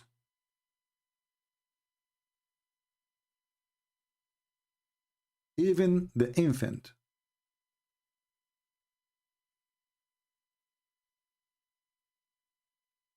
is lawful. Even an infant. This is the book of Tahrir al-Wasila, or the Imam al-Khomeini, very famous al-Khomeini, you remember him, right? He's dead already, but I mean, he is the one who started the revolution in Iran. And he was hosted by France. Thank you, France. All the biggest terrorists in the world, they are living in Europe, protected by European, funded by European. Be my witness. An American, not to mention. Tahrir al-Wasila, Al-Sayyid al-Khomeini, volume number 2, page number 241. And this is the Shia library. So we are not copying it from Sunni website. Maybe they play with the text. Here it says, it is not lawful to do boom boom to a wife before she become 9 years old. But she's a wife. So what do you do? Why do you marry her then? Look what he said.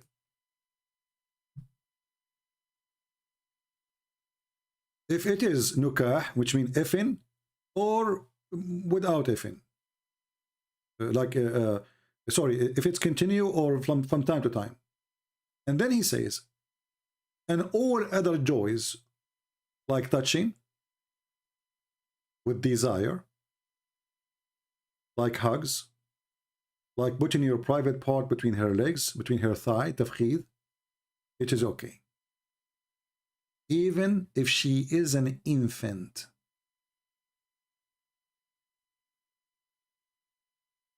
And if he did if her, by the way, there is no sin. That's what it says. وَلَوْ وَطَأَهَا قَبْلُ التَّسَعِ وَلَمْ يَفِضُّهَا لَمْ يَتَرَتَّبْ عَلَيْهِ شَيْءٍ. If he put his private part in her private part, but he did not break the skin, it's okay. And this is Google translation. We can translate to you.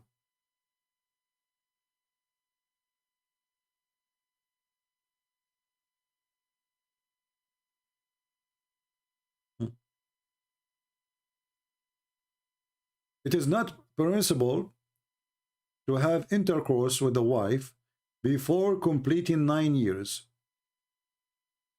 Before, whatever it is, the effing continue or from time to time.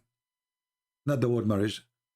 And then, as all of other pleasure, such as touching with desire, cuddling, and doing the thighs thing, you put in your private part between her thigh, there's nothing wrong with it. Even if she is an infant. Do you see it, people? Where did they get this from? From Muhammad. Muslims, they follow the steps of their prophet. Even if she is an infant. So if you have somebody come to your house and he believes in Allah, and he asked you if he can hold your infant baby, you've been warned. You've been warned.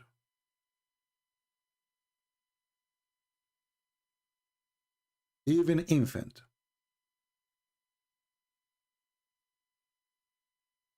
And then they say to you, Islam is a way of life.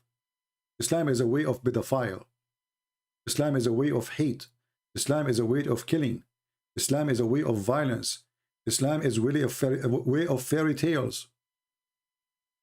It's a pure satanic cult. Even infant, I mean, even dogs don't do that. You know, dogs, they go to the female, they sniff her. They sniff. From the smell, they can feel if she is ready or not.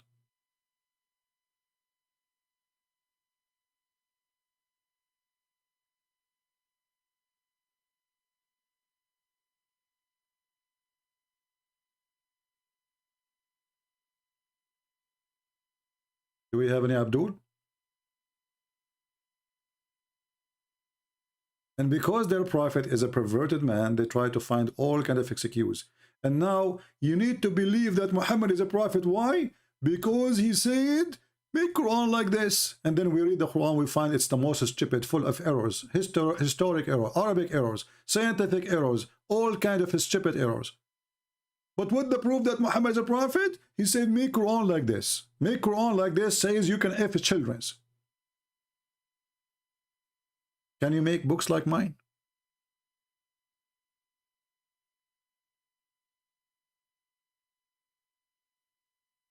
Well, I'm not going to keep you for long.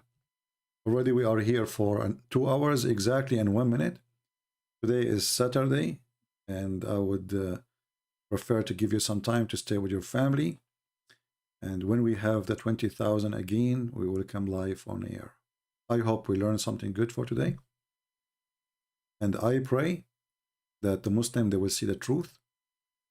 Sadly, Muslims, they think when we speak against Muhammad, we hate them. We don't. We hate evil. We hate evil, and we hate to follow evil.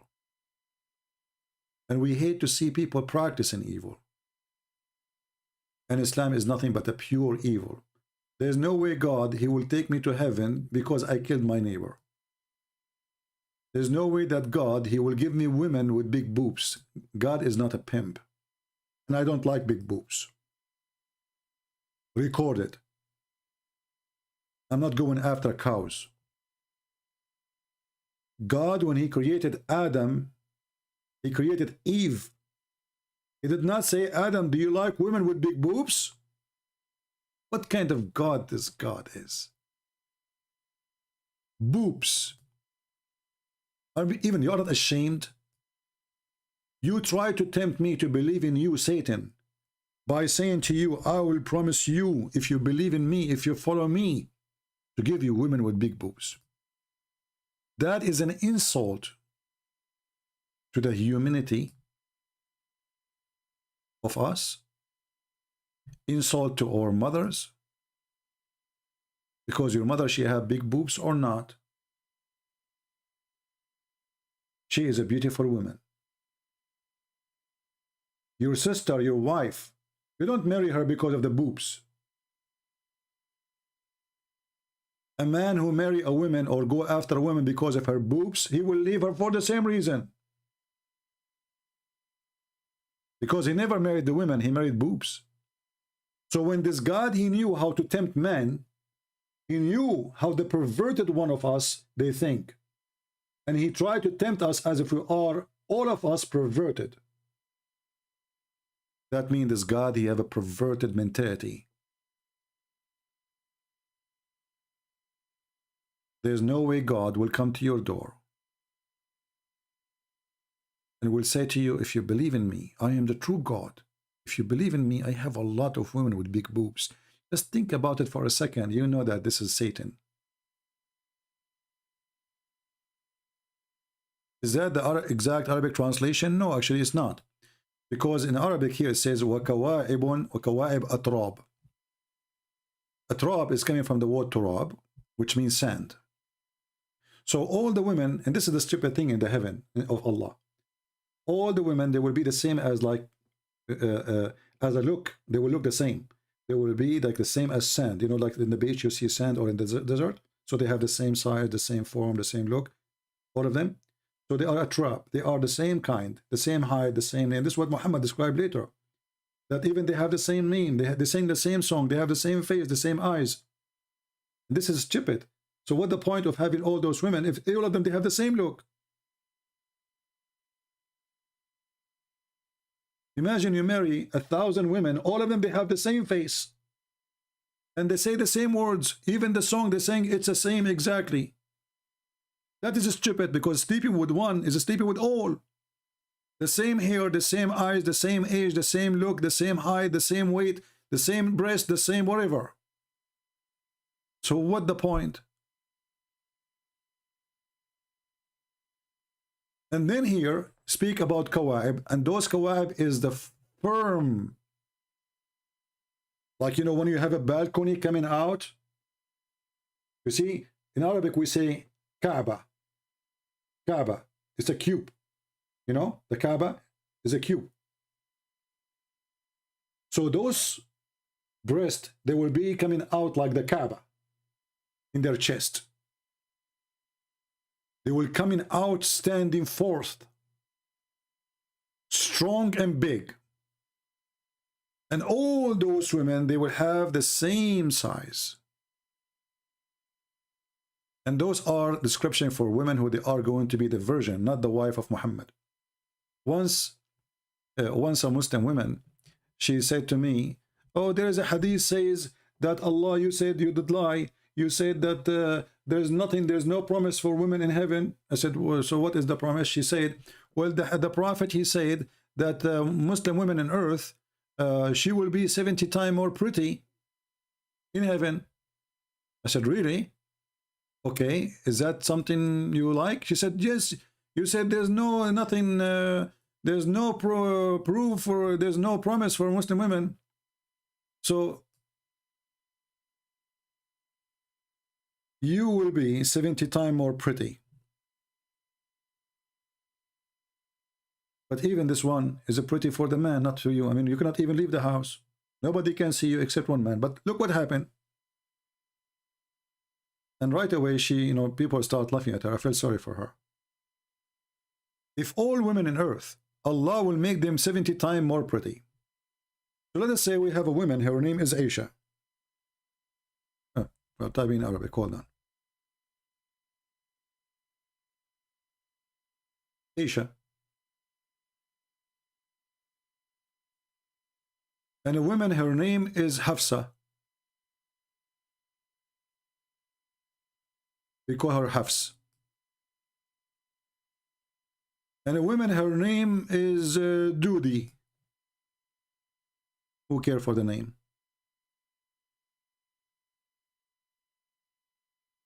Now Aisha is 3 times more pretty than Hafsa.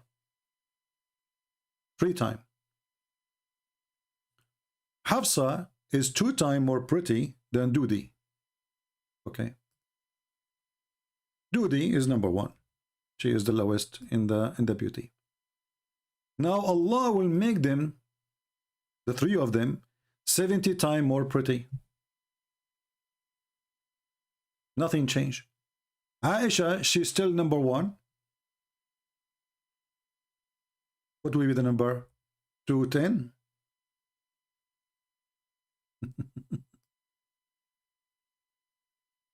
Hafsa, she will be 140 times more pretty. And Dudi is 70 times. Nothing changed. The poor Dudi, she was ugly in earth, she is ugly in heaven.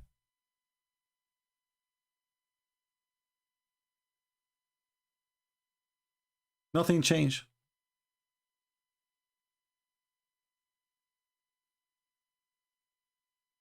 And then when people, they saw what happened, I mean, people, they start laughing, and she left. This is in a real seminar, you know. This is in a seminar. This is not here, in, you know. Because I wrote this on the board. I have a board next to me. People, they lie laughing because nothing changed. Use your brain. So he promised you will be 70 times more pretty, all of you. Nothing changed.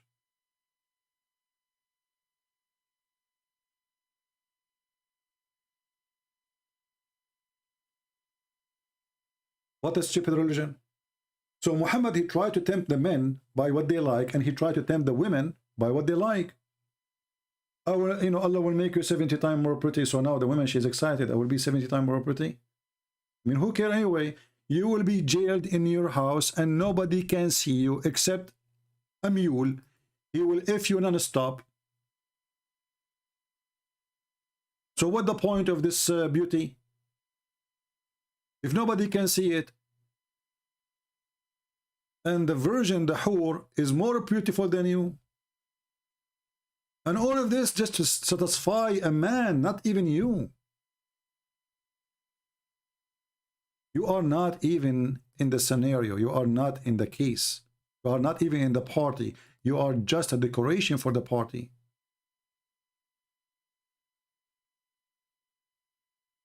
When the Quran says that those women, they will be jailed in their tents. So now imagine you have a wife and she is pretty. Okay? But you forbid this woman even to see friends. No friends. No people visit nobody. You are going to be jailed, restrained in your tents. The only one can really see you is one guy. Foki, he's saying, CP faked a debate that Farid debate him. Hey, my friend, we thought that Fifi is a man to debate me, but it turned to be not him.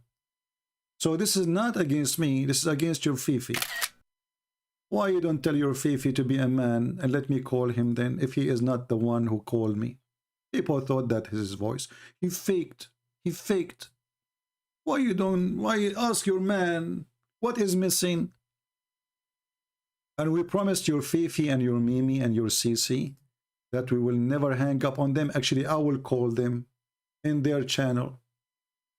He didn't be he fake, you know, is that what Jesus taught you? My friend, your prophet, he fake. The story of Jesus, is that what Jesus taught you? Your prophet, he taught you to have sex with the children. Is that what Jesus taught you? Your prophet, he ordered you to kill your neighbors. Your prophet, he went to his own son and he flirted with the wife. Is that what Jesus taught you? So now you are worried about the debate because people, they are desperate to find a debate. It turned to be he's a coward to come here. All of you are potatoes. My Skype is open for the last 2 hours. And I'm here every day. And you can debate me only face to face. Because you are terrified. When I called this guy, he asked the Muslim, who you want me to debate? Who you want to debate? They said to him, Christian Prince. He made a lot of Muslims leave Islam. I called him. He did not dare to call me. And then he hung up on me 7 times. He did not let me talk. He played a video. Did you say that? Hang up on him. He was so terrified and so scared. Where is the one who can debate? All of you are a bunch of cowards. All of you. I called them, they hang up on me. They did not even let me talk. And the call is recorded there. Go and see it. And not only the coward, not only that, they put the speaker, the laptop, which I'm talking in Skype, in the other side of the room. So when I talk, people who they are watching, they cannot hear my answer. See the setup? Cowards. Cowards. They knew they are no match. And this is the only excuse. How come you ambush the apostate prophet? Ambush me. You Muslims ambush me. You ambush the apostate prophet. How come you don't do that with me? One of you call me without telling me that he have Susu and Mimi and Titi and Fifi with him. And ambush me. Do you dare?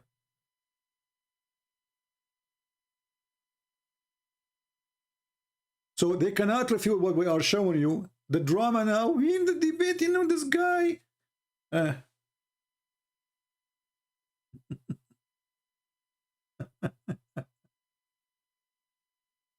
They try to change the topic to make it about something else. And my friend, if lying is haram, I will understand if Muslim, they believe in lying is haram. Let us say you are saying that this person, he lied, right? Well, isn't it your prophet, he says you can lie in 3 cases, to your friends, to your family, and to your enemies? So if lying is halal in Islam, why you are accusing people of lying if lying is okay? I don't understand the logic of those Muhammadan. Is lying haram? Who is a Muslim want to tell me if lying is accepted in Islam or not?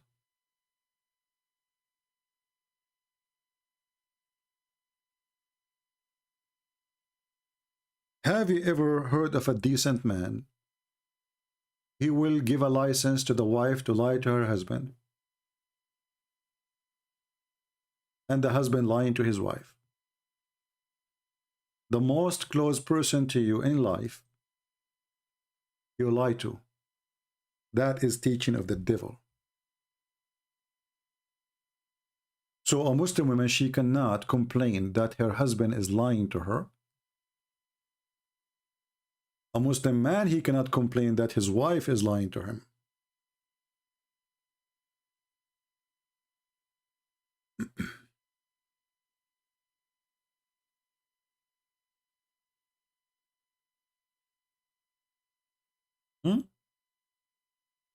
Is that true?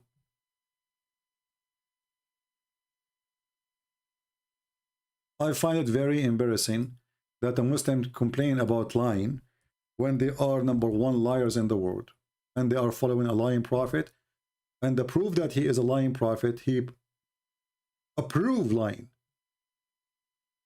When the Bible says that all lies is from Satan. Satan is the father of all lies. Muhammad, he says, it's okay. Lying is approved. It is lawful.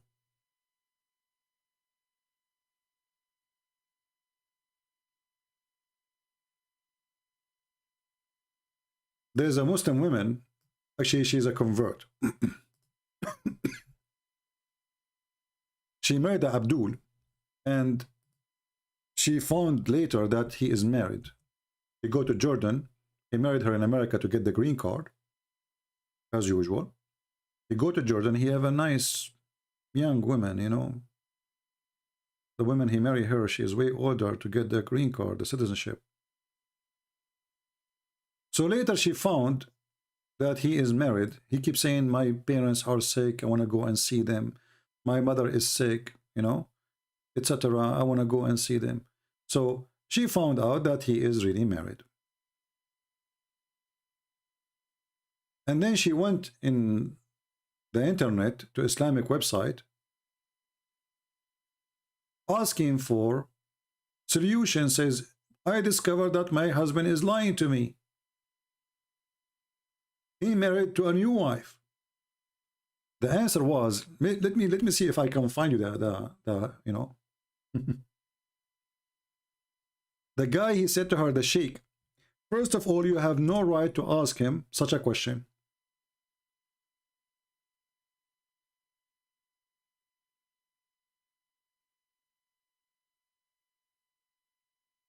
Secondly, you have the right to lie to you if you want.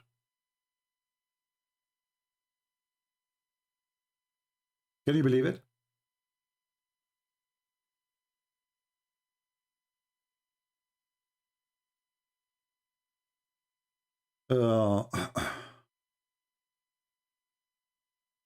Let us see if I can find it. Okay.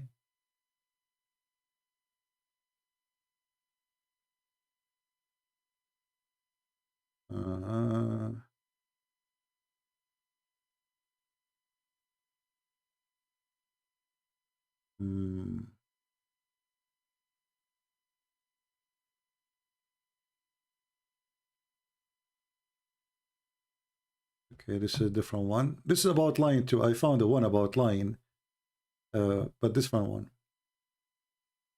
Let's see. This one says there's a virus. I cannot.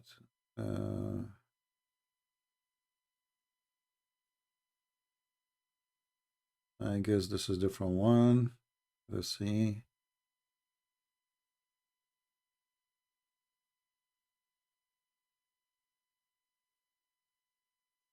Okay.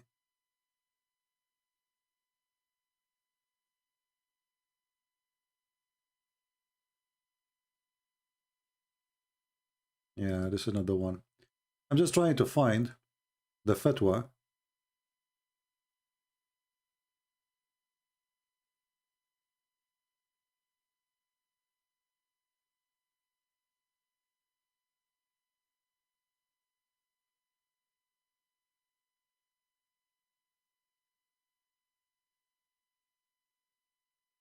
I need to find it. Anyway, he told her that it's not your right to question him.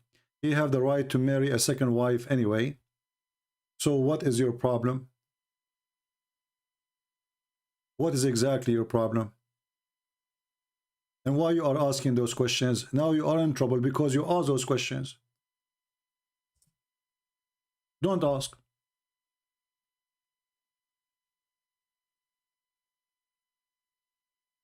You should not ask.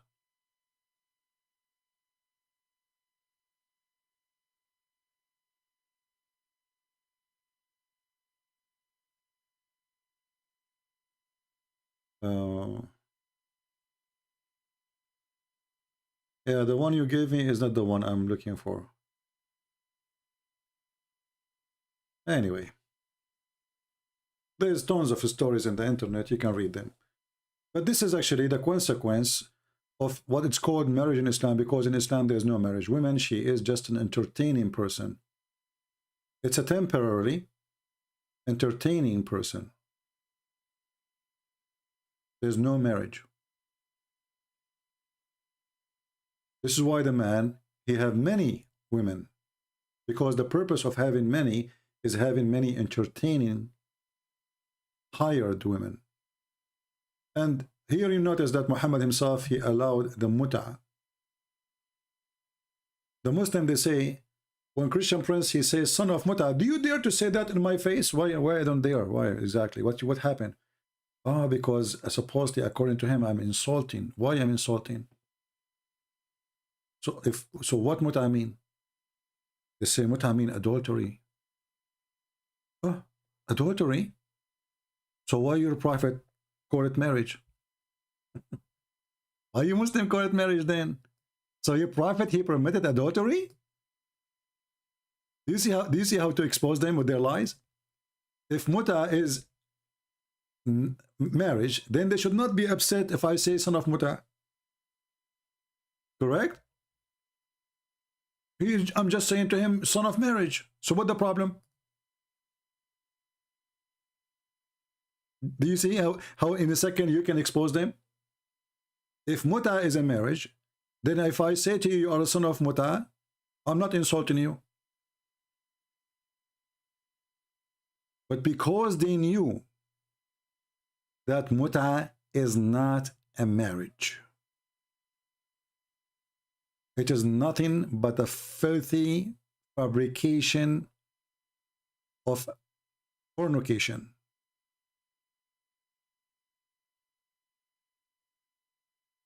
This is why how you can test them. Just say son of mut'ah and you will see how will be upset he is. And then you ask him, is mut'ah marriage? He will say yes. So why are you upset? Oh boy, let me turn the heater on. It's getting so cold. Oh.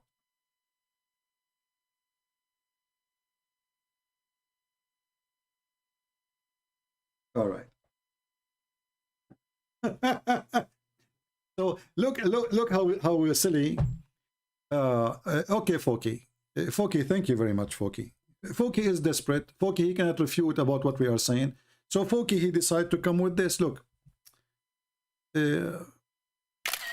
Look at this. Foki. Foki, are you Fifi? Or you are just, because you start with if. 1 Samuel 15, you should kill babies, women, and people. Is that peace? But your prophet, he killed women and people, and it's okay. And Al-Khadr, he killed children too. And let me get you busted. Now, what if I show you this is in the Quran, speaking about the same person, Samuel? Do you dare to call me? People, do you think this coward, he dared to call me? I will show you the story from your Quran about the person who his name is Samuel. Do you dare to call me Abdul?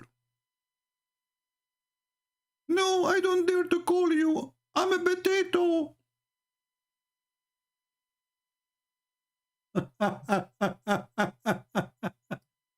You know, you remember yesterday when this woman, the Rax, she posed for us, and she said the woman, she is half the price of a man, and then we find that they are the one who believe in that.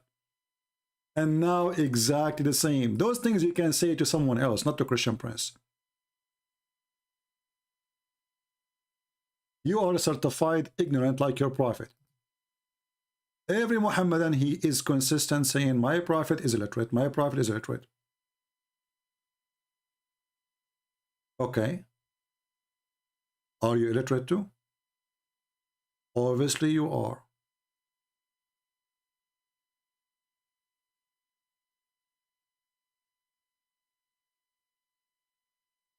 Let me show you, you idiot, the story from your book. And then he will say, you know, forget about it.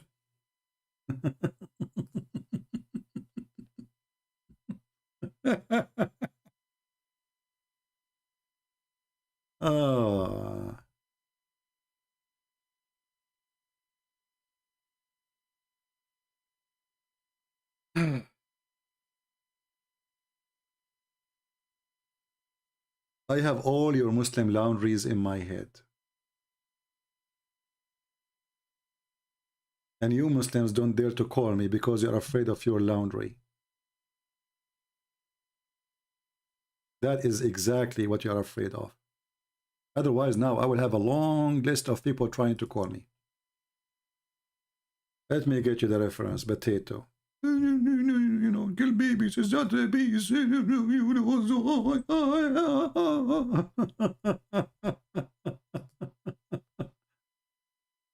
All right. Let us see.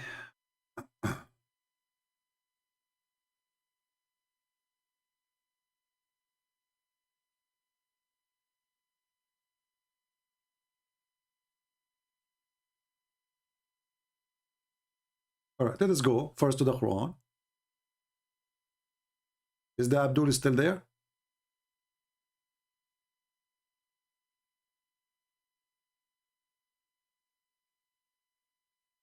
This is your stupid Quran in chapter 2, verse number 246 and 247 and 248, 40, etc. Speaking about Samuel.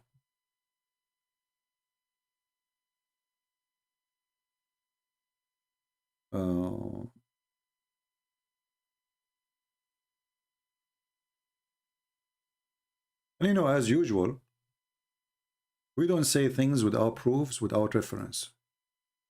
This is your stupid book, Abdul. But now, as usual, the Quran is a stupid book. It doesn't say details. How we can understand the details? We go to the interpretation.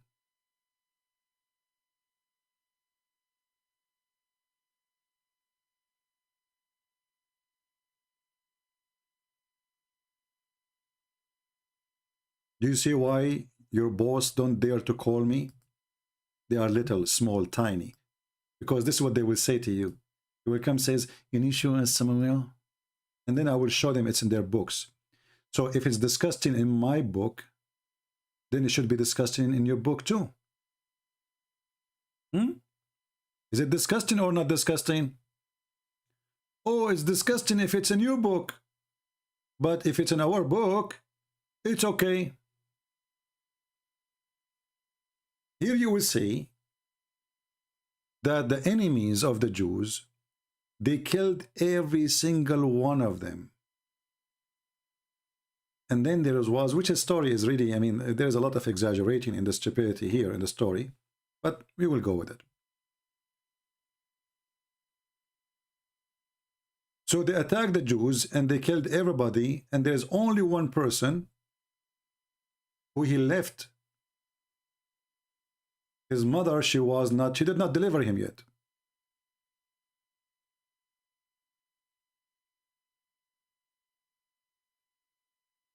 So the Jews was respond, or the war of the Jews was respond to the aggression of the enemy who killed their children and killed their babies and killed their women.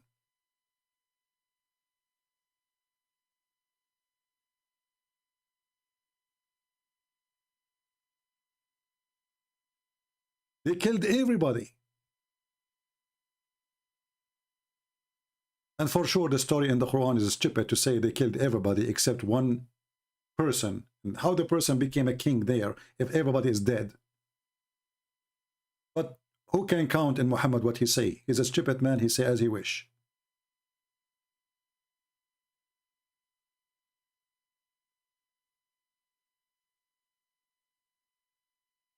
Are you there, Abdul? So I will open for you the interpretation of Ibn Kathir and Al-Qurtubi and Al-Tabari, and I will make you read, and you will laugh at yourself, because even your scholars, they defend what is in the Old Testament.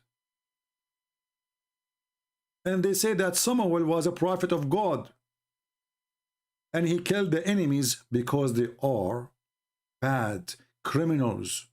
So how come the Abduls in YouTube, they go against their Quran?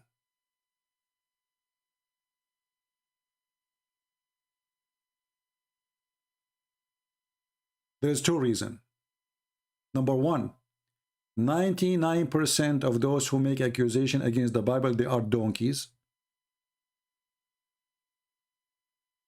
Number two, they are just trying to make a point. Even the 1% who is left, he knew his line, but he assumed that you are ignorant, you do not know that this is in the Quran, so he will say it to make a point, supposedly in order to make you ashamed.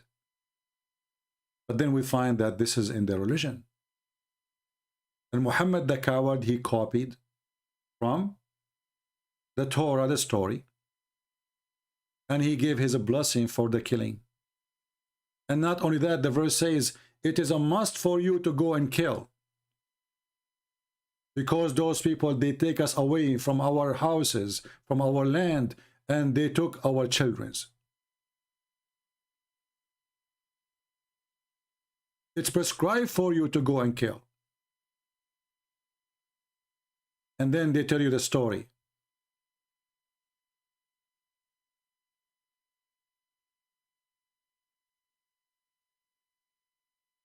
Their enemies also capture a great number of them. Their enemy, they killed a great number of them. Their enemies killed the children of them, the women of them, until there's only one woman left. Just one woman. Some they say only women who have babies, they did not deliver yet, they did not kill them. And that is from the tribe of Levi.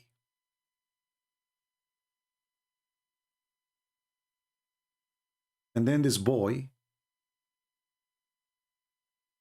he practiced justice against the enemy who killed their children, who killed their women, who killed their father.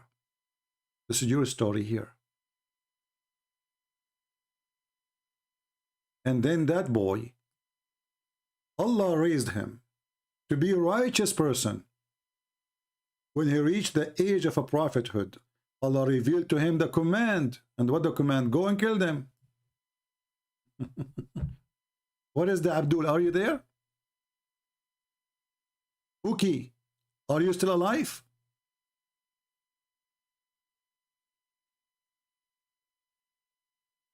Are you? Who won the link of Ibn Kathir? So later of those, actually here we cannot find the link. We need to find a different page because this one, anyway, you can go to this website anyway. Chapter 246. Sorry, chapter 2, verse number 246, 47, 48, etc. And you can read the story, Ibn Kathir. Or Al-Qurtubi, or Al-Jalalain, or Al-Tabari.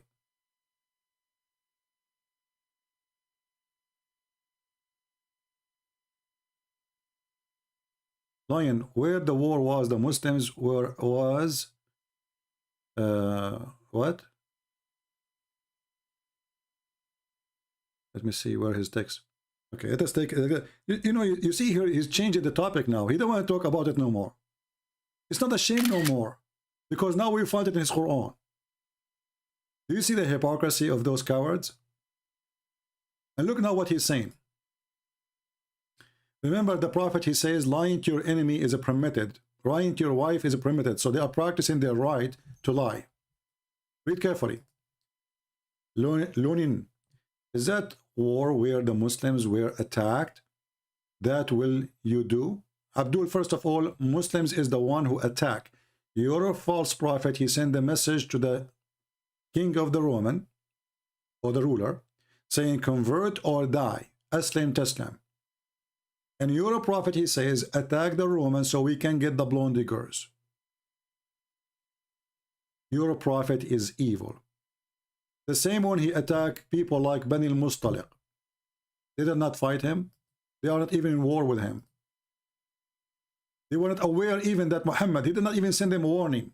Convert or else. He killed all the males. He captured all the children and the females and he raped them. Do you see it? You are just a potato.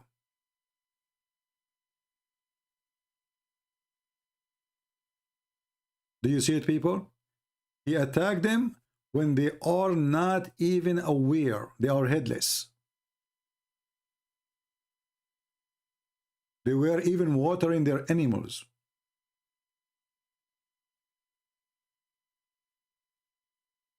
Do you see the coward? People living in peace, watering their animals. Muhammad, he attacked them. Why? And then he took the women and the children's. So if you Muslims against what is in Samuel, why you are not against what your prophet did then? And as you see, the story of Samuel is in the Quran, chapter 2, verse number 246. And by the way, it's full of errors. The story in the Quran is just a stupid story. Talut, Mr. Talut. Do we have any brave Muslim?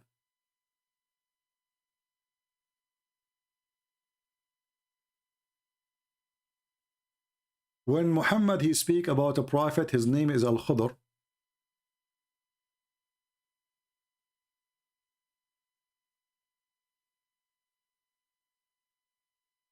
He killed a child. Who is the one who ordered the Prophet of Allah to kill the child? Allah. Why? Because the child later, brother, will be kafir. So the Quran approved killing children if they are going to leave Islam. This is your Quran.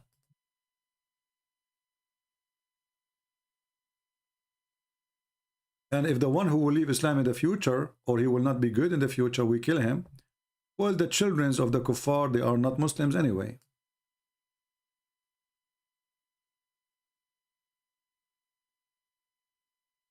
Medina were not attacked, they converted to Islam. Yes, this is true. The Medina is the city of the Jews. He killed them all. It's called Yathrib. Even the name, he changed it.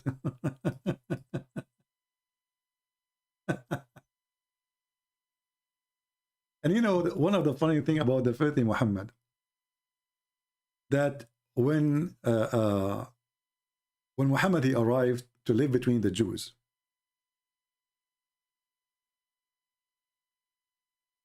he saw the first time people fasting.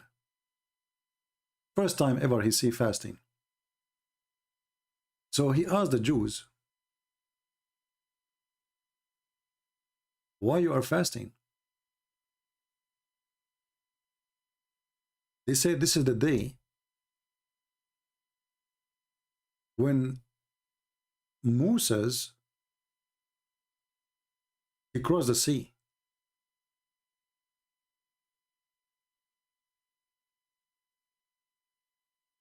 Muhammad he said, what? This is really the day? Well, as long this is the day, we Muslims are more close to Moses than you. And right away he ordered the Muslims to fast Ashura.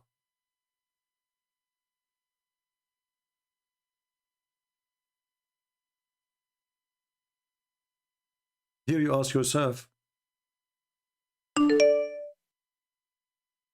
when Muhammad he copied a fasting of the Jews without going back to his God. He just heard a Jew saying, this is the day when Moses he crossed the sea. Right away Muhammad he decided that this is the day for us to fast. He did not receive an order from his God. Do you see it?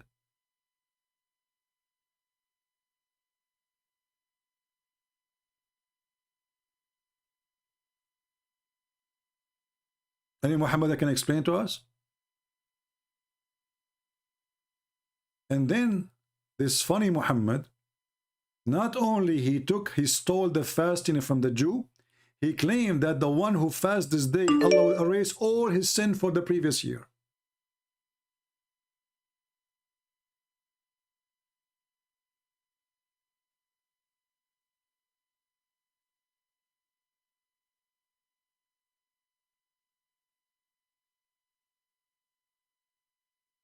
Don't send me messages in Skype, I will block you.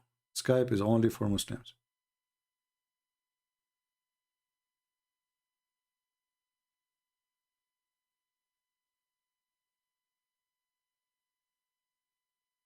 He just learned about the day. So how this day is the day will erase your sin?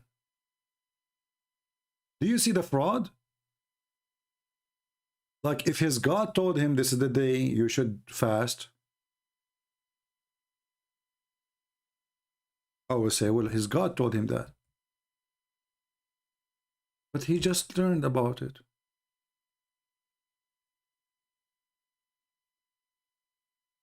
And then he claimed that the one who fasts this day,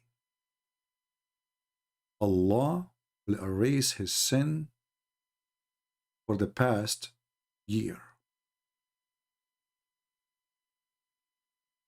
And then Muhammad, he learned about fasting of Ramadan from the Sabian. So he decided to forget about it. What happened?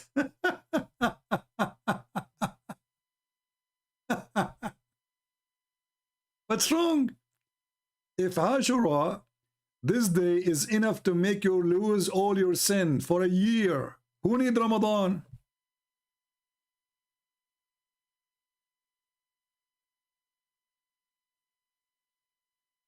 Why you replace it with Ramadan? You found different fasting, so suddenly Ashura is not important. Look here. Look at this. The day of Ashura, the one who fasted is going to erase the sin of the all preceding year. And this is from Sahih Muslim. But he just learned it from the Jews.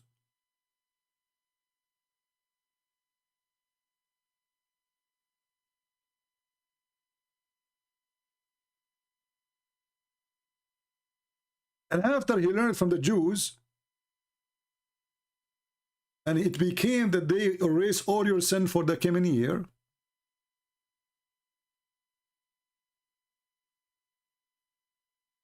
Fuki, just say hello, okay? We give you a chance as an adult. You are just a kid. Bring next time, bring your parents and let them call me, or your sheikh. So look what happened, people. I just learned something from the Jews that this is the day where Moses he crossed the sea. Then I say to my followers, you need to fast it, because fasting this day will erase your sin for a year. Who is a Muslim agree with this? Who agree that fasting one day will erase 1 year of sin? First, this is disgusting, because now people, they will go and do sin all the year, and then at the end of the year and the day of Ashura, they fast. This is promoting evil. How easy it is. Stop eating for a day. You see how easy to wash your sin away? Just don't eat for a couple of hours. As simple as that.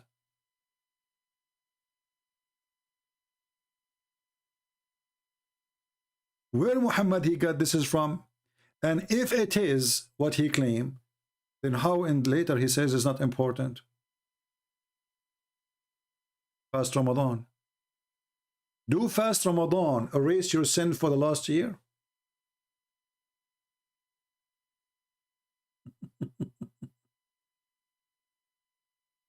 Stupid cult. This guy is desperate, trying to find rules to add to his religion. The Jews have fasting, he don't have fasting. He saw the Jews fasting, we fast. And then not only that, when Muhammad, the Muslim, they said to him, you know, the Jews, they fast in the 10th of Muharram. He said, okay, next year, inshallah, we fast in the 9th. Like, what the heck? How this day is the one, if you fast, is going to erase your sin, and then you change the date just because you want to look different from the Jews? Is it up to you to change the date?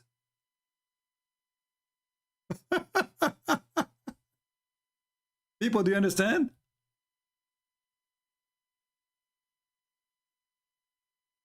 If this is the day, this day, if you fast, it erases your sin.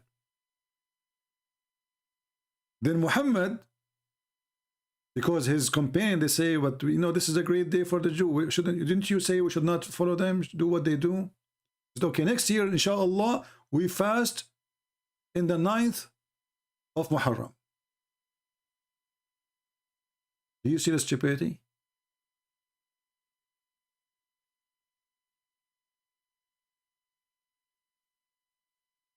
Let me see if I can find the hadith. I should be able to find it. Look here, it says, it is the day, look, read with me on love. When the Prophet came to Medina, he found the Jews fasting in the day of Ashura, i.e. the 10th of Muharram. They used to say, this is the great day which Allah saved Moses and drowned the folk of Pharaoh. Moses observed the fast on this day as a sign of a gratitude to Allah. This is what the hadith is saying. Okay. Then Muhammad, he jumps, says, well, you know what? I am more close to Moses from you. I will observe it. So it was this day which Moses he observed. Wonderful.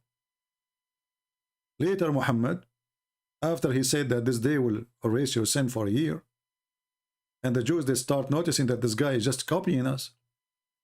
Then suddenly he said, okay, let us not do it in the 10th of Muharram. Let me try to find you the hadith. Hold on.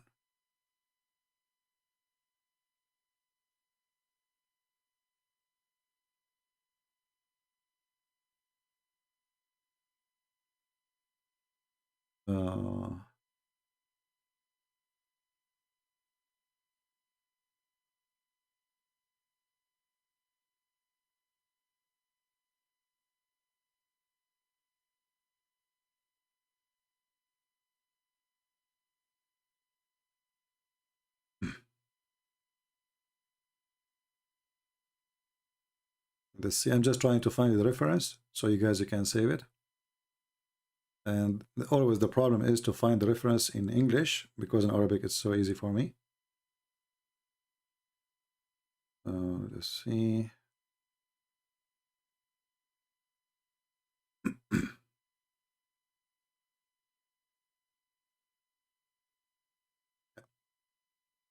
I think this is the one here.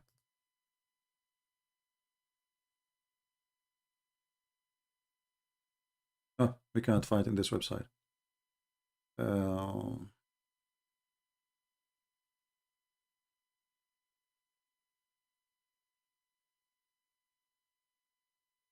try to find another one.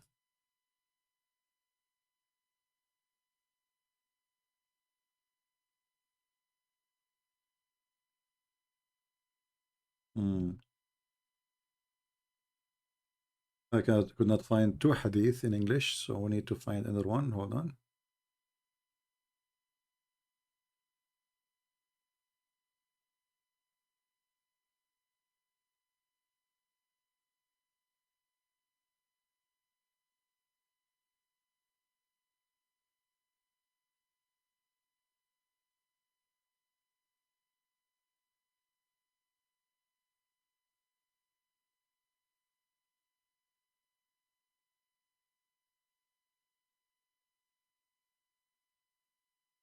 Give me a minute. Patient.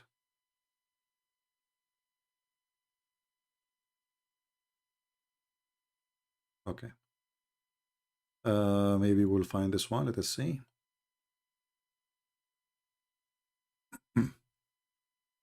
Let us hope that this one will be in English. Bingo. Thank God. Finally. So look what happened. Look at this coward, this false prophet. When Muhammad, he insisted that they should fast in this day, and he promised them that this day will erase your sin. So look what the Muhammadan, they said to him. He said that when God Messenger fasted on the day of Ashura and commanded that it should be observed as fast, he was told it was the day held in honor by the Jews and the Christians.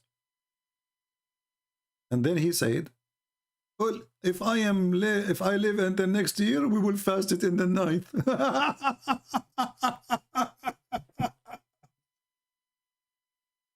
But if this is the day you are honoring because of Moses, he fasts in that day. Why you change the day? Do you see the fraud? People, do you see the fraud? First, he accepted the day as it is. And he fasted the day. And he told them this day can erase your sin for a year. And then when the Abdul, Mimi, and Sisi, they complained, but this is the day, it's a holiday for the Christian and the Jews. He said, okay, well, you know what? Next year, we fast it in the... Can you change the day? If it is the 10, should it stay the 10? If this is the day when Moses, he crossed the sea, and this is why you accept it, you just learned it from them, who are you to change the day?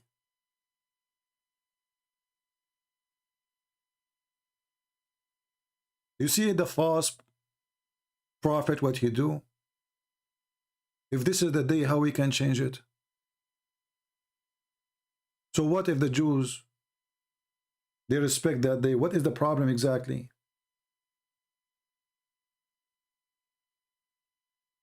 And he did not even live. He was killed by poison like a rat.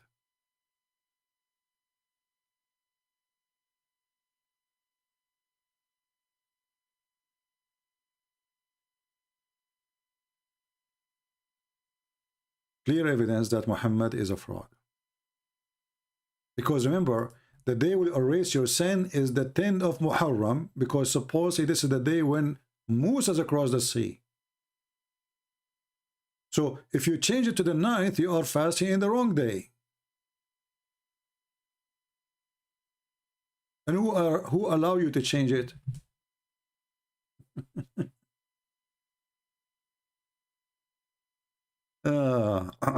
Anyway, did we have a good time learning, guys? I was going to go an hour ago. You see, guys, what you do to me. I almost says goodbye. That was 2 hours exactly ago. I mean, 1 hour ago. Now it's 55 more minutes. Oh boy. So actually, I will try to put a timer next to me. Maybe I should make it maximum of 40 minutes, because honestly, sitting in the chair for long, it hurt. It hurt my back. It hurt my knees. You know, staying for many hours without moving is not really fun. And then, you know, people, they think that this is just for me coming here. I know I like to speak to you. I like to, you know, to see the good ones here. I believe I have a family here who loves me, and I love them too. But sitting for many hours, speaking about Islam is a punishment for me. It's not fun. But in the same time, I got a big reward when I see Muslims leaving Islam. The topic itself is a punishment. It's evil, it's disgusting, no fun in it. Screaming, shouting, people bully you. There's no fun in this topic. Nothing good. Because the topic is the evil Muhammad.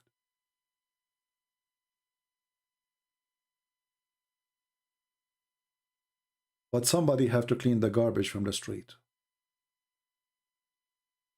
Somebody. And until now, I cannot find somebody really he can replace me and do the work. Sadly, until now, most of the Christians do not even know how to debate Muslims.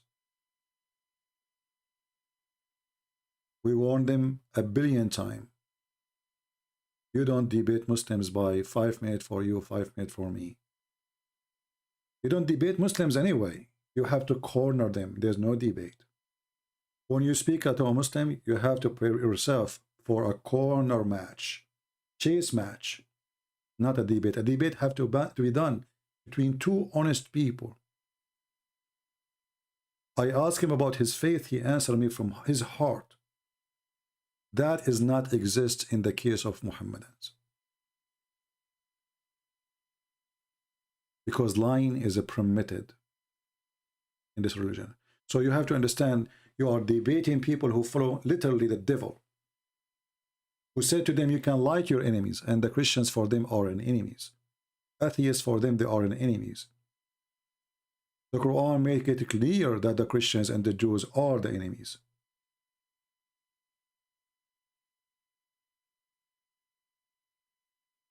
But until now, the Muslims, they take advantage of the ignorance of the Christians. So you will see somebody, he bring a sheikh, like this guy, what his name, James White. He bring a Muslim, he put him in the stage, and he talked to him as if he's assuming that the guy is saying the truth. But we know every second this guy he speak is a lying. So if you don't want to get him busted, why you have him there? To present false Islam to the people? This is exactly what they do. They invite them so they can promote Islam. There's no debate.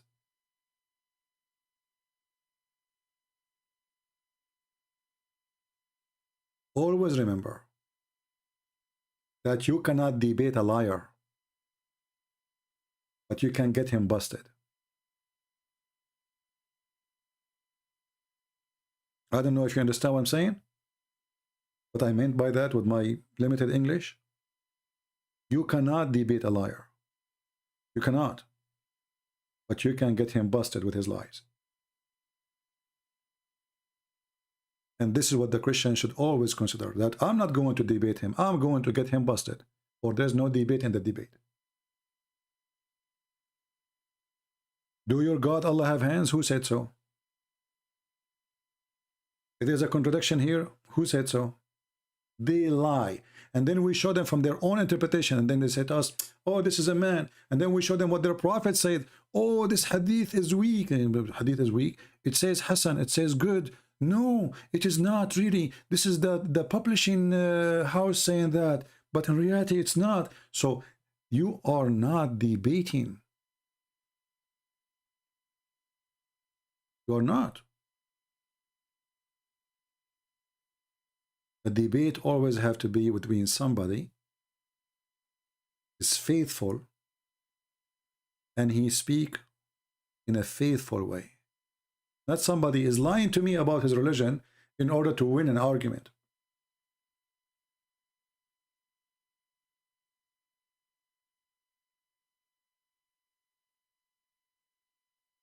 Does anyone have a question? Otherwise, we will stay for 2 more hours. Before you go, Quran 355, Mutawafika, that means death, correct? Yeah, we mentioned that already, strength. If you start from the beginning of the video, you will see it. We mentioned that verse you are talking about. Anyone have a question? Do we have any Muhammadan before we leave? Mayday, Mayday. Last call. You know, once, I was, like, this is what the Muslim they used to do, by the way, with me, when I am in Paltalk. I stay like for 2 hours, 3 hours, 5 hours, 6 hours, 10 hours, 12 hours. You know, if I tell you guys, you might not believe. People go to sleep, come back, I'm still there. And I was really happy. I made a huge number of the Abduls leave Islam. And the Muslim who challenged me to come to Paltalk is the Muslims who brought me there. I never heard of it. But what they do, when I say, okay guys, I'm leaving, suddenly the Abdul, he put his hand up. I challenge you. Hoping that Christian Prince will say, oh, I am sorry, I'm going to go now. And then he will say, see, he ran away from me. They are not doing it no more. Because now they knew, even if I am tired speaking for a day, if you call me right now, we will continue until tomorrow. So who dare? Abdul, who dare? I just said I'm leaving. I'm tired. It's your opportunity now to win the match. The guy is tired. Who dare? Nobody.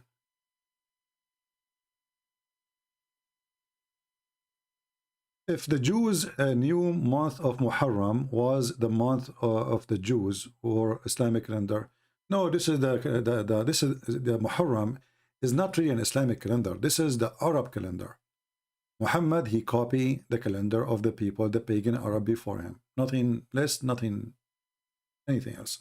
But what happened when Muhammad he copied the calendar of the Arab before him, and then Muhammad or the Muslims, they changed how the calendar worked.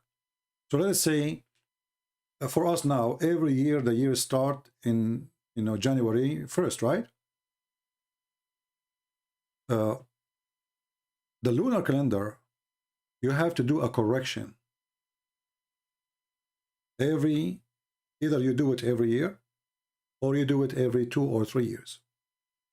Muhammad, he copied the calendar,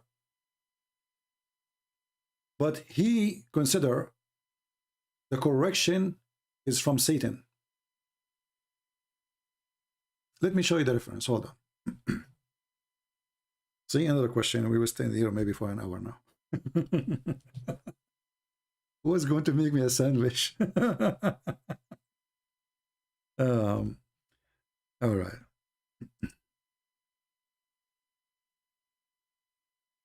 Let us find the reference.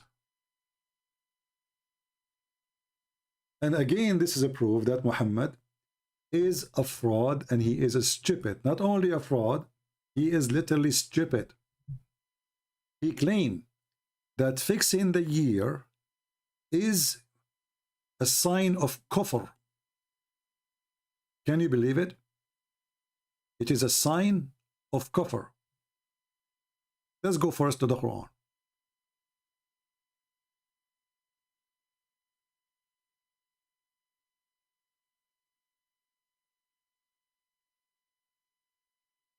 Actually, this is a good question. Maybe we should make just a video about it. If you go to chapter 9, verse number 37.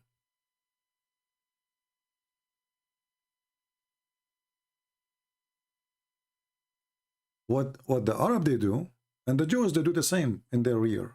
But the Arab they do it in a different way, and the Jews they do it in a different way.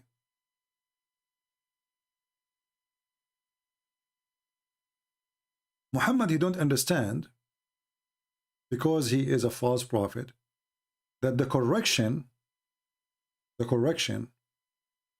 is a must, otherwise the year will be messed up.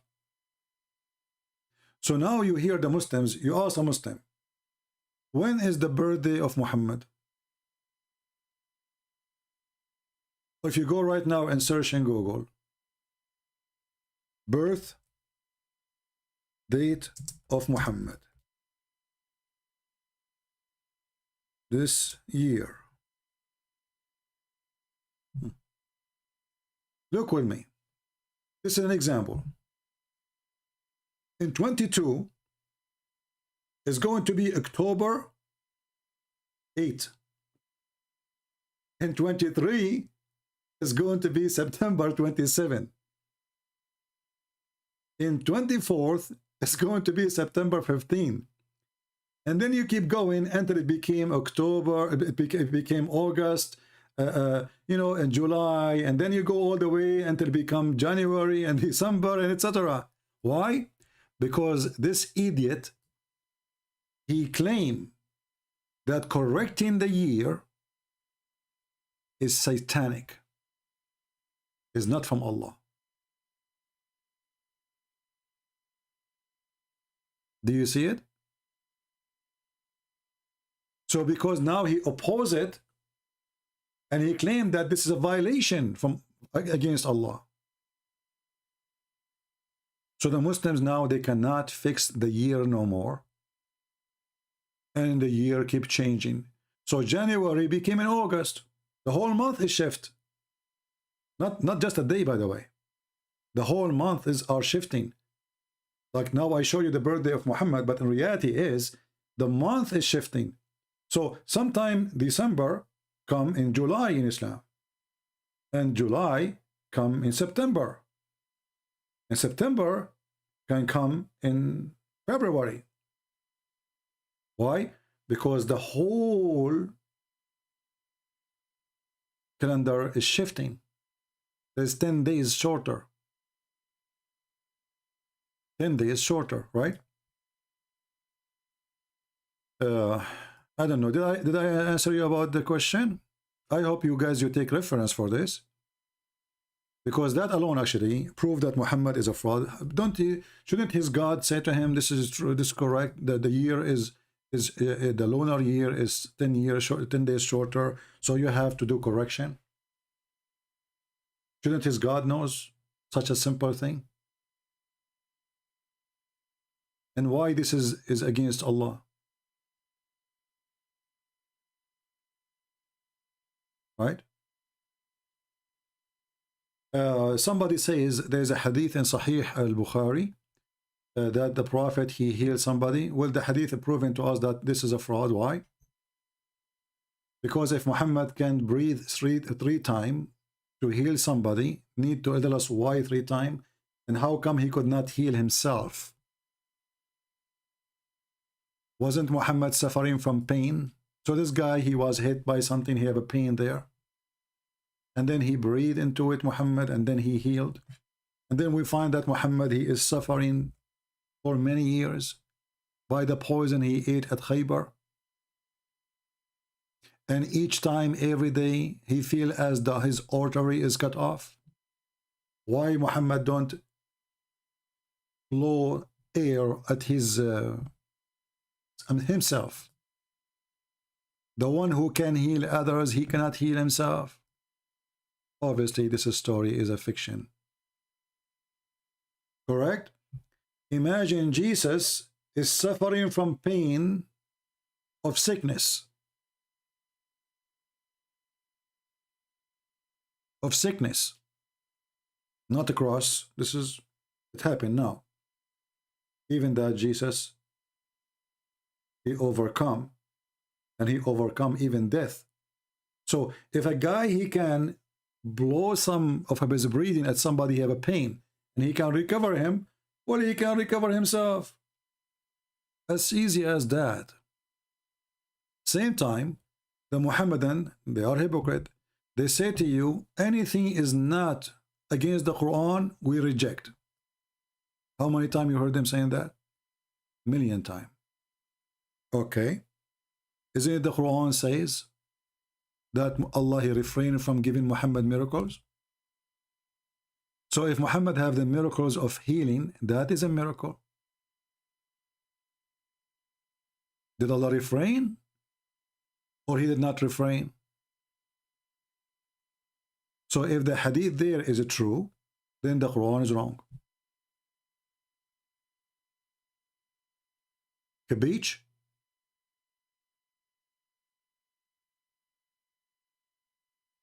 My friend, you don't need to show me this hadith and that hadith. The same goes to everything.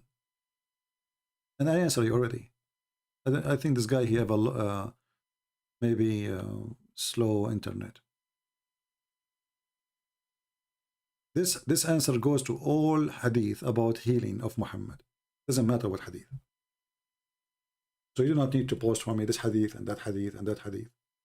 Either the Quran is telling the truth, and then the hadith is false, or the hadith is false and the Quran is telling the truth, because they oppose each other. Same time, if the hadith is telling the truth, then the hadith too is telling the truth that Muhammad, he could not heal himself.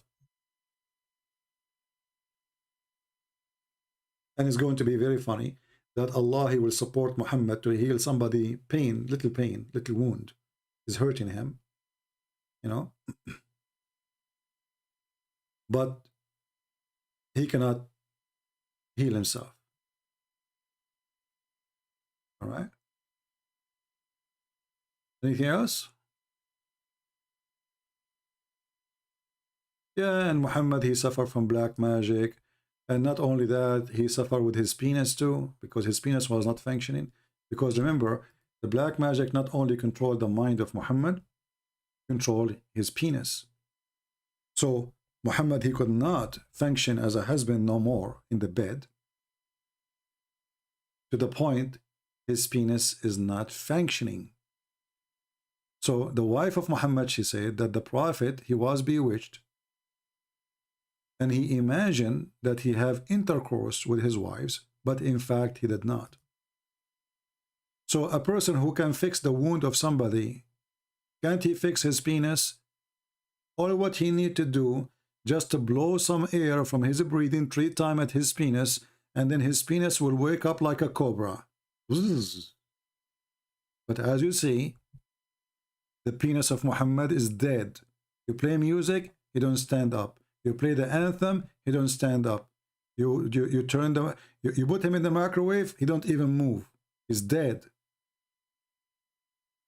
Why? According to the Muslims and Aisha, he was bewitched, and according to Muhammad, by the way, because he agreed that he was bewitched, and then there's 2 angels, they came, as you see in the story here, actually, it's mentioned in the story, that 2 angels, they came, and they found that somebody took some hair, maybe from his butt, and they control Muhammad from far distance. But isn't this against the Quran, where the Quran says that Allah protect Muhammad? Right? And you know, if people can control somebody by taking his hair, voodoo, this is voodoo. How we can control Sam Shamoun?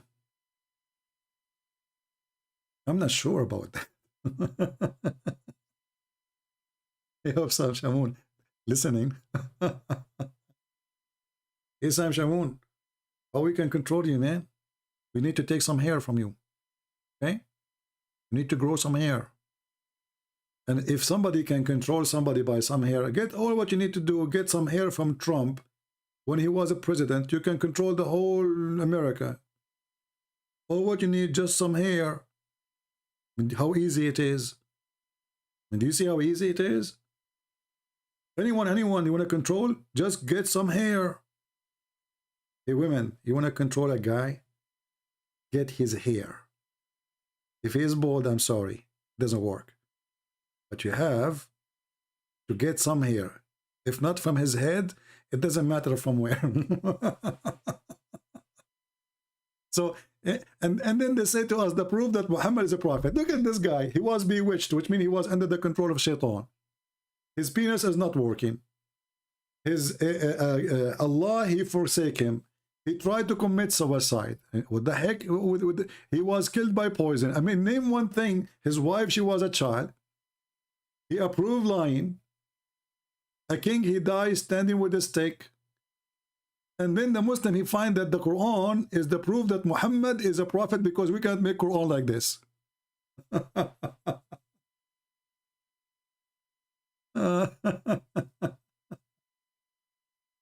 Oh boy. This is why I never cut my hair in the barber shop, by the way. I cut it by myself. For security reason, brother. What if you go to the barber shop and then one of those who work there, and most of them are females, and you know what the females do? You know what the females do? Isn't it the Quran says, إِنَّ مَكْرَهُنَّ عَظِيمٌ. Like, what the heck? Really? So why, Muhammad, you want to have a lot of them?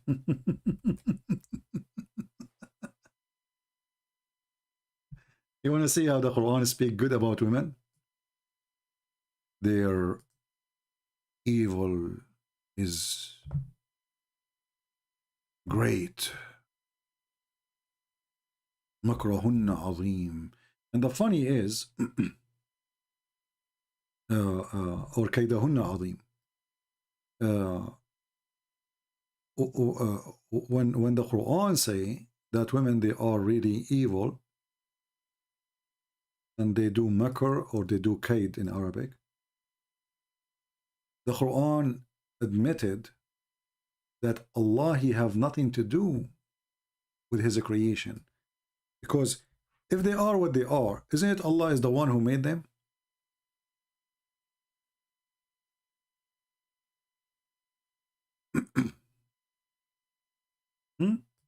Muslims, who is the one who made them in such a way? So what the point of saying that they have such a thing if they have it? If they are pure evil, are you warning us or you are complaining?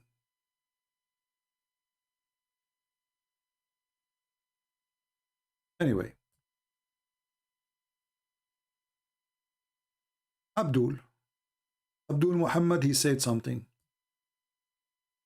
Abdul Muhammad, he cannot prove it. Abdul Muhammad, his God complained about women. Abdul Muhammad God, he cannot fix it. Abdul Muhammad God complained that women are evil, yet he want to promise us a lot of women there.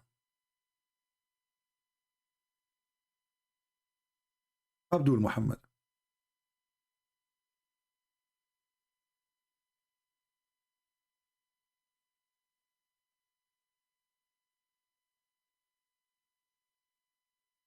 In Romania, yeah, I heard about this guy in Romania, Darwis. I was in Romania actually 2000, which year? 2019? I think I was in Romania in 2019, yeah. And I went all the way to the borders of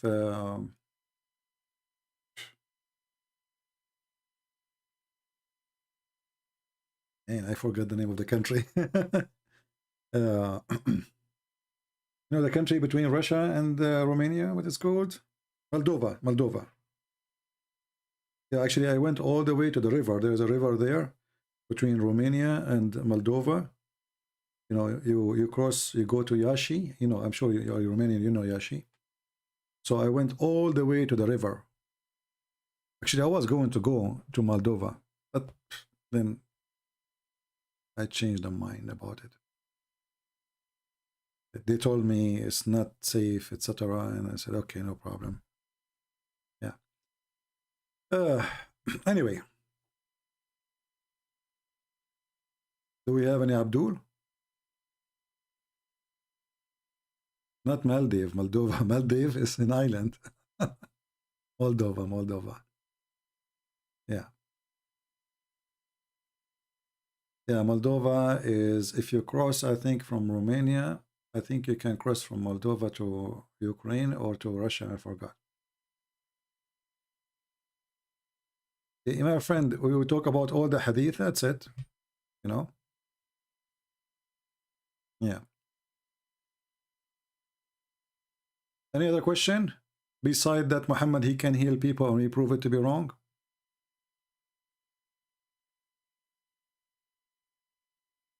Russia will invade Ukraine. I don't believe in anything of this. You know, I think this is all is a. Maybe we should make a video just about politics. But you know, this is all for the benefit of the Russian. Speaking about war, but not doing it, because the price of oil and gas will be sky hiking. So the longer they can keep doing this, which means war and no war, the more billions and trillions of dollars will make. It's a business, my friend. It's a business. I don't think there's any war will happen. This is all is just a, you know, they fool people with it. There's many people here. They believe what a news station. Have you ever heard of a country advertise that he will do war? I never heard of one. Doesn't matter how big you are, you know. I mean, you just do it. So if the guy want to do the war, he will do it 6 months ago. And the guy, he have the most powerful army in the world. Who care about what the Americans say? If the guy want to take Ukraine, he will attack Ukraine. American, they will not even involve. All of us, we knew this.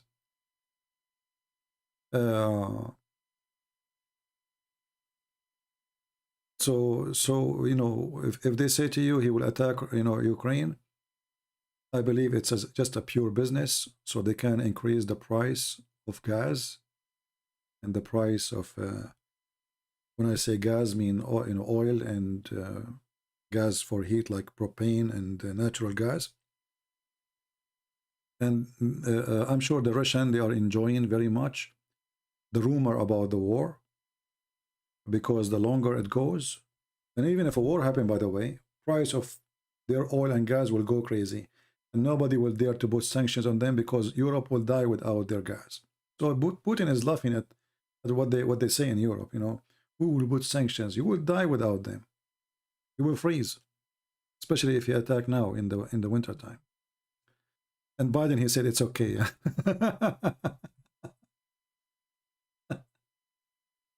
Maybe you should give a speech how people need to spread your channel. My friend, I cannot tell what to do, but I don't care really much about how they spread my channel as much they spread the videos. So I encourage people to download videos. You can cut them pieces about topic because my videos are long, and I will try my best to make them smaller or shorter. You know, but I fail always when it's come to make short videos. You know.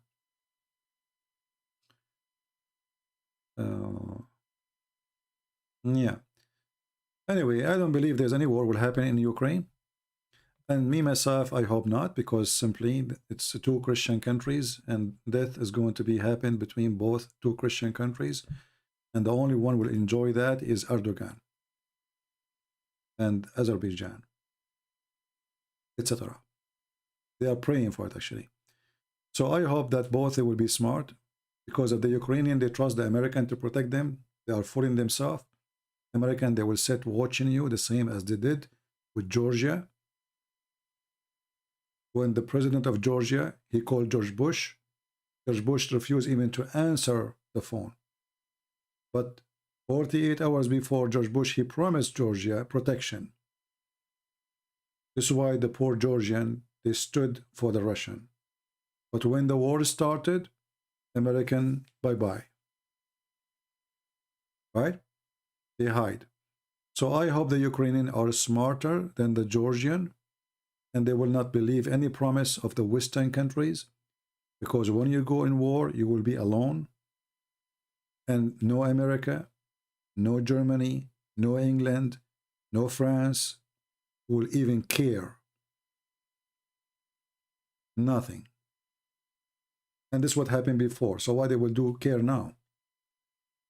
So I hope that's the Ukrainians are smart people. They will not jump into such a war, and they will avoid it as much as they can, even if it is the Russian who they are doing the aggression, because it is not smart to go to war if you will lose anyway.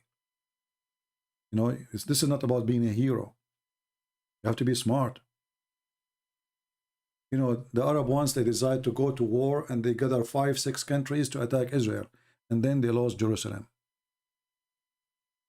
Right? And now they wish they never do, or if they can avoid that war at that time. Right? Lord, would Ukraine will end Putin? No, my friend. Lord, war with Ukraine will not end Putin. No, that's not true. And don't put the Lord there, involved, because many bad presidents or exist, and the Bible says that the sun will rise over the bad and the good. So Putin is taking advantage of nations around, including America. You see that Putin, he was not going to attack Ukraine when Trump was there. Now he knew we have a potato in the White House. This guy ain't do nothing, So let us go. You notice even the Muslim terrorists, when Trump was in the office, they don't move. Everything is... The second Trump is gone, they notice that we have an old man, he cannot even walk. He cannot even talk, he don't even remember his name. So it's an opportunity to everybody to take advantage. There's nobody to stop them, right? And just we heard Biden saying, well, depend what they will do exactly. So he's giving them a green light, actually. Anyone who was watching, he knew right away that the American, they are telling the Russian, who care? Who care? And the German, they said the same. Just today, a very high officer of the German army was explaining why Putin should invade, actually. And the German always, I'm not accusing you as a German if you're a German, I'm talking about the government, it's very evil. They arm everybody evil. They never arm a good country. Never arm.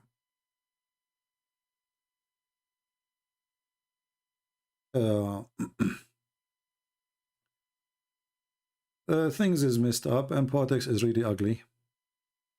Putin is power hungry. My friend, all of them, they are power hungry. But I will tell you the benefit. If Putin, he attack Ukraine, what is the benefit for USA?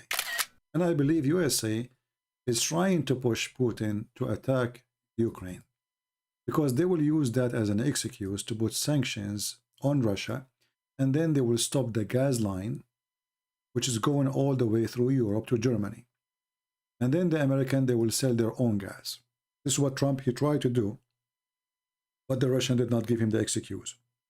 So now if Putin, he did that, then this will be a golden opportunity to the American to cancel that pipeline, and it's almost done. The pipe is almost done. So that will be a big victory by money, not in the war mean, for the American. But the Ukrainian will be suffering. So there is a benefit from this war if it happened. For many, the Saudi, the American, the Venezuelan, everybody who sell oil, even Iran. The only one, the real person who will enjoy it is the American. But I believe that this is not a reason for Putin not to attack, because they are not suffering and they will not. Russia is a very rich country. At the same time, they knew nobody dared to touch them. The American, they will never even dare to put their head up in the front of them. Nobody who dare, I mean, those Russian, they can destroy the whole earth, not America alone. So talking about war, saying stand up for the Russian is a joke, for nobody can stand up for them. I can say the Ukrainian, they can stand up to create a civil war against the aggression, and I feel for them. I support actually the Ukrainian, because obviously Putin is being filthy now by attacking his neighbors, if he did. But Ukrainian, they will be alone. They will be fighting alone. They will suffer alone. All the promises is a false promises. Right? They are false promises. Do you think Trump will become the president again? Well, if you ask me, I hope Trump will not become a president again, because Trump is a dump. I support him. I supported him. I was happy that he won. But Trump is dumb, is stupid too. But he is better stupid than the one we have in the White House now. The one we have in the White House is certified donkey. Trump is a mule, you know. Sometimes he do what horse does, so he's smart sometimes, and sometimes he kick you in your nuts. So Trump is not really the best, but in the scenario we have right now, he is the best between the donkeys. All right? So we hope Trump will become a president, but he is not my favorite. However, he is the only one in the shelf for now. And trust me, if Trump he become a president, Putin he will, you know, he will not be playing around. Everybody knows playing around. Nobody care for America no more. Nobody even respect America no more. We have those mentally ill in the White House and the liberals controlling the country. They stop gas line. Have you ever heard of people they don't want to get a free gas, free, and they want to buy gas? Welcome to the donkey party. Actually, even their sign is a donkey. And now we understand it. You know? Trump, he did many mistakes, stupid mistakes. However, he is better than anyone, better than the Democrat Party. If you are a Christian, you should not ever vote for Democrat. Democrat, they stand for everything wrong. As simple as that. Everything against God, they stand for. They stand for abortion. Anything wrong. So Democrat, well, there's no question. It is Antichrist party. Literally. For everything they stand for is evil and stupid in the same time.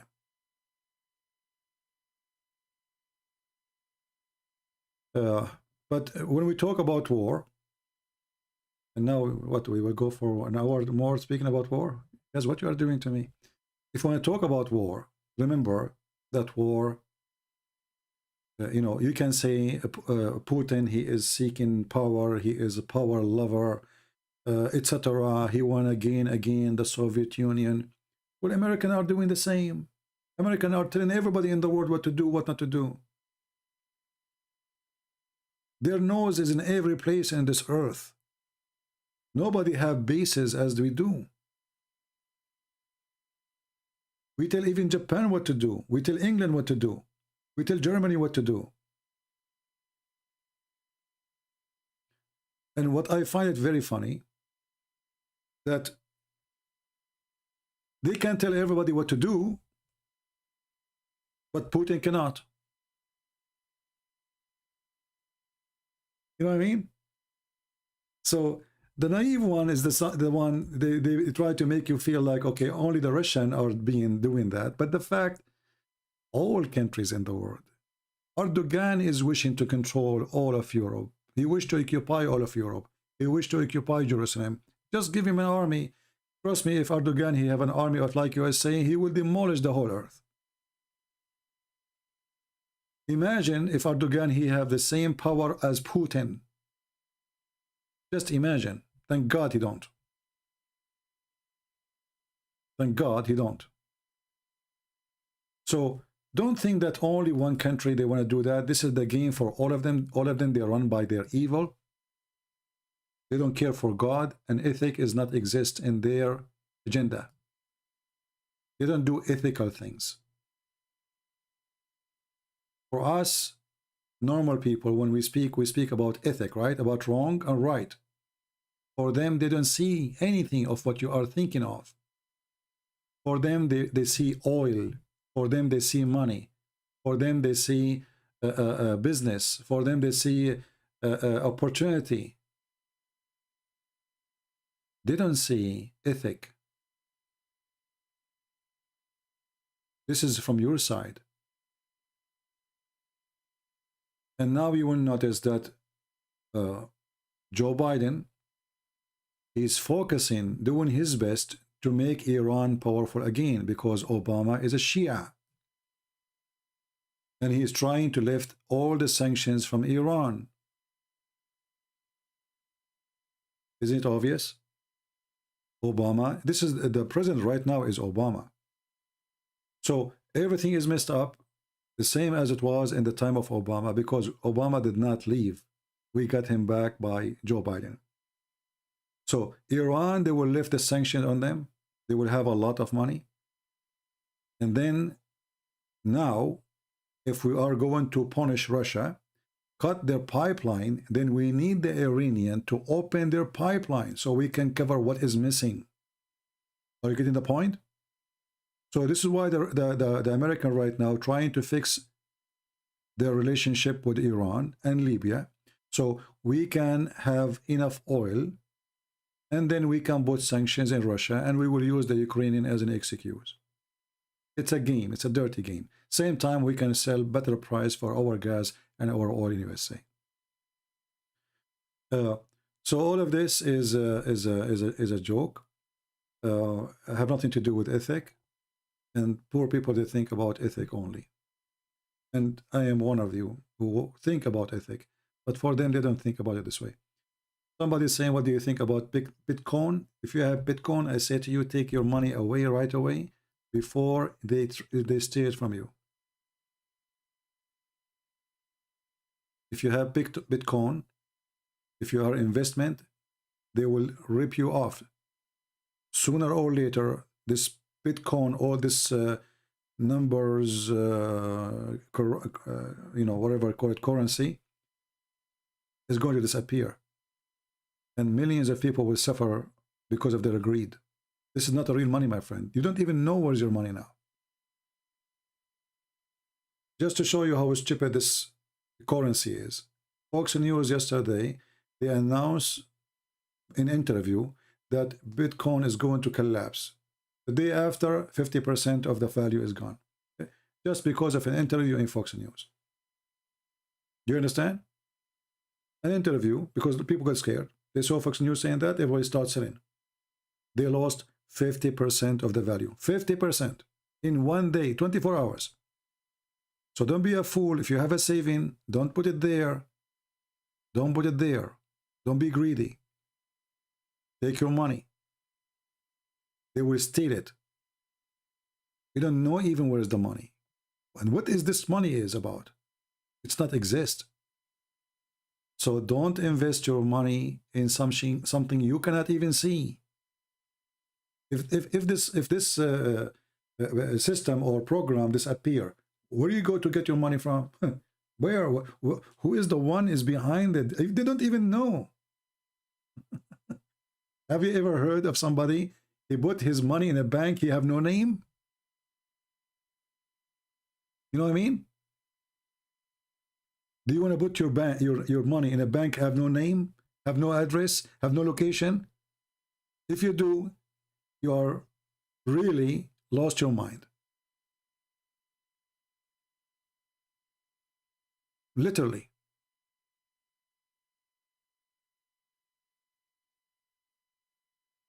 We don't know who. We don't know where this money. We don't know what. Is that a bank? No. So what is it? But people are greedy, and this is what happened with the scam.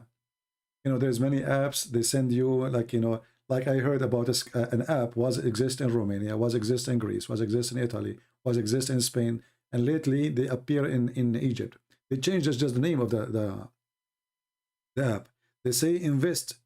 If you give us $1,000, we give it to you $3,000 within a week. After 1 week, they will send you $3,000. You will say what? Now I will put back the 1,000 they gave me and the 1,000 I gave them, and the 3,000 they gave me, they get them back. So all the greedy one, and by the way, they are not giving you the money from them. What they do, as today you send your money, a week ago there's a guy sent his money. So they will take the money which sent today to them by you to the one who sent a week before you. So they are taking from your money and giving it to somebody else just to fool him.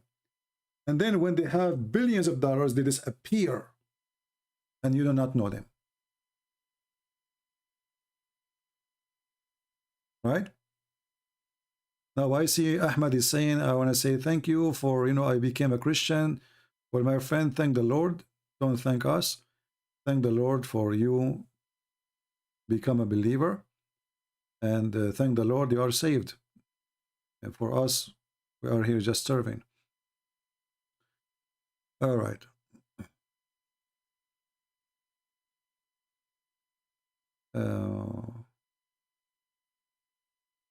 Actually, there's one of you even sent me an email. I forgot to talk about it because it's not really my topic. He said to me that Erdogan, or in Turkey now, they have a great opportunity to buy property and get citizenship, and it's very cheap, etc.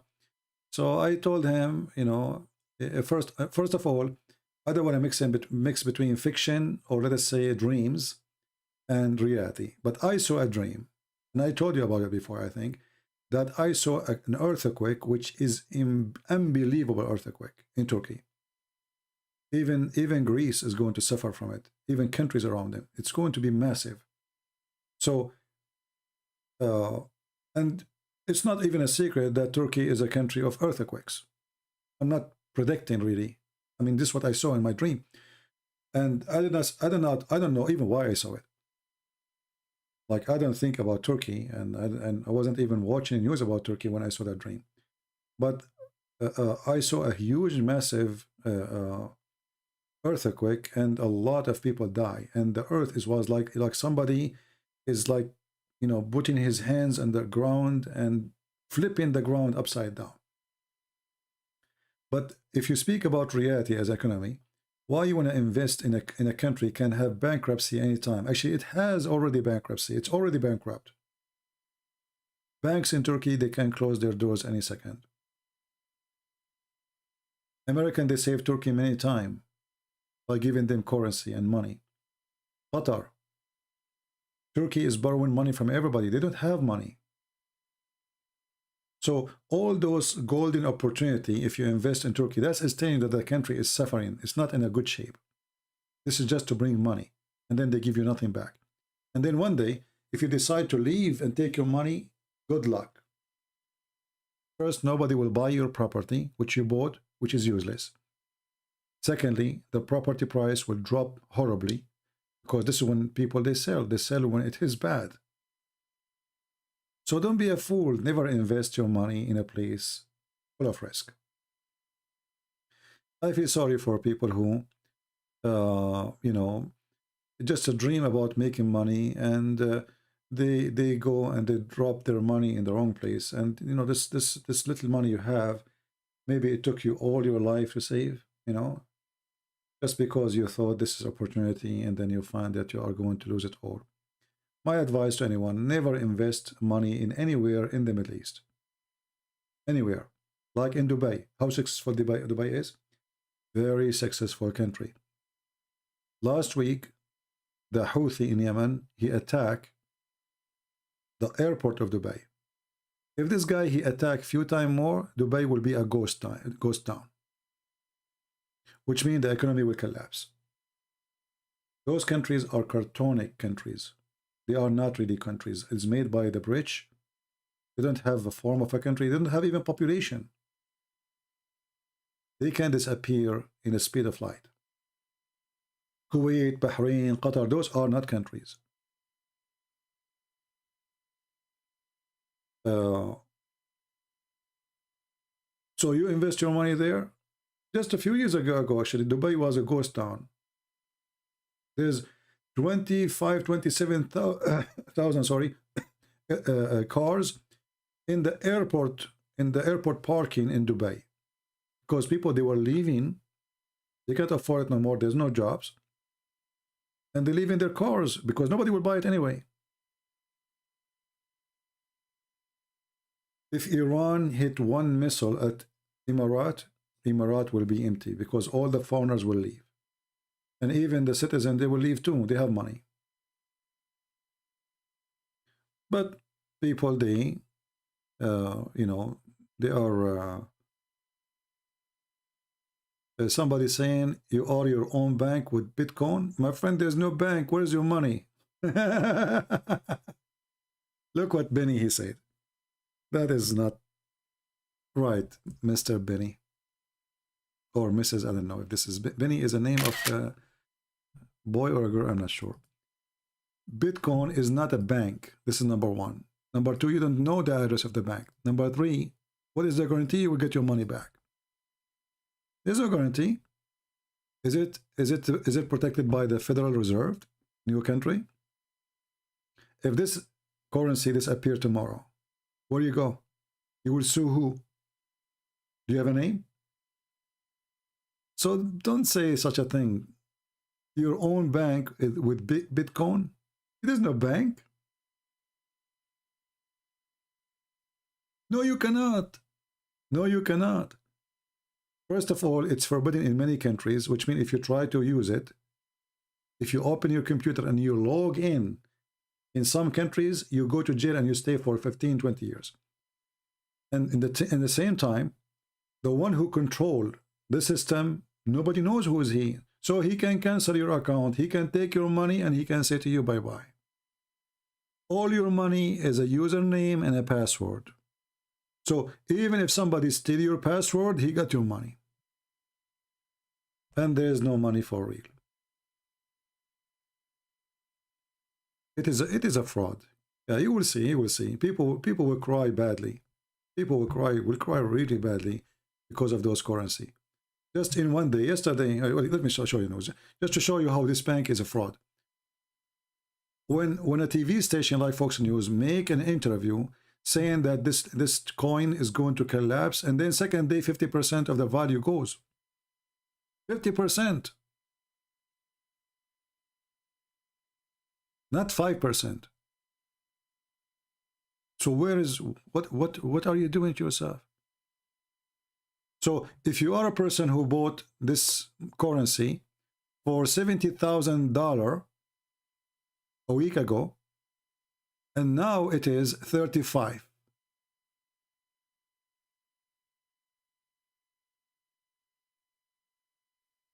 How much you lost? And what if they continue dropping tomorrow? And what if this currency become $1? So if I go right now and buy it, now the value today,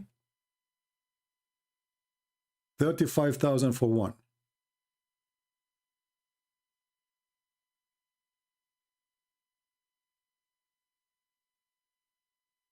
What if tomorrow the value become, what if I buy now $35,000 currency from this currency, which means 1, and tomorrow it become 10?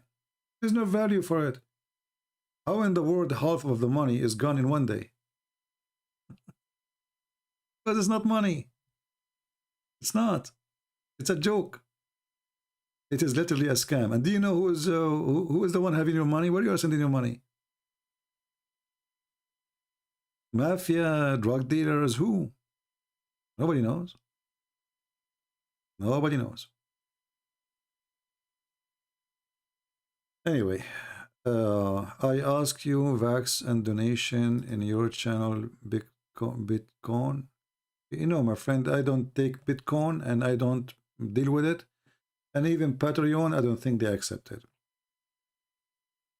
I don't want this currency. I don't want to have anything to do with it. Regardless if I have money or not, I will never use it.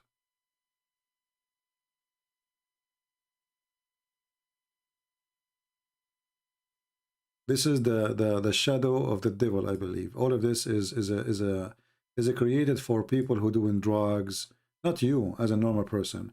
If a person doing drugs, he can smuggle his money from place to place, as long as the money did not collapse. And even if it collapses, he's a drug dealer anyway. You know what he will lose, or terrorist, or etc. But for you as a person, you have little money. You put all. If somebody he saved in his life $100,000, that's mean you bought 3 coins, just 3. If you lose those 3 coins, you lost your life saving. Why you want to do that to yourself?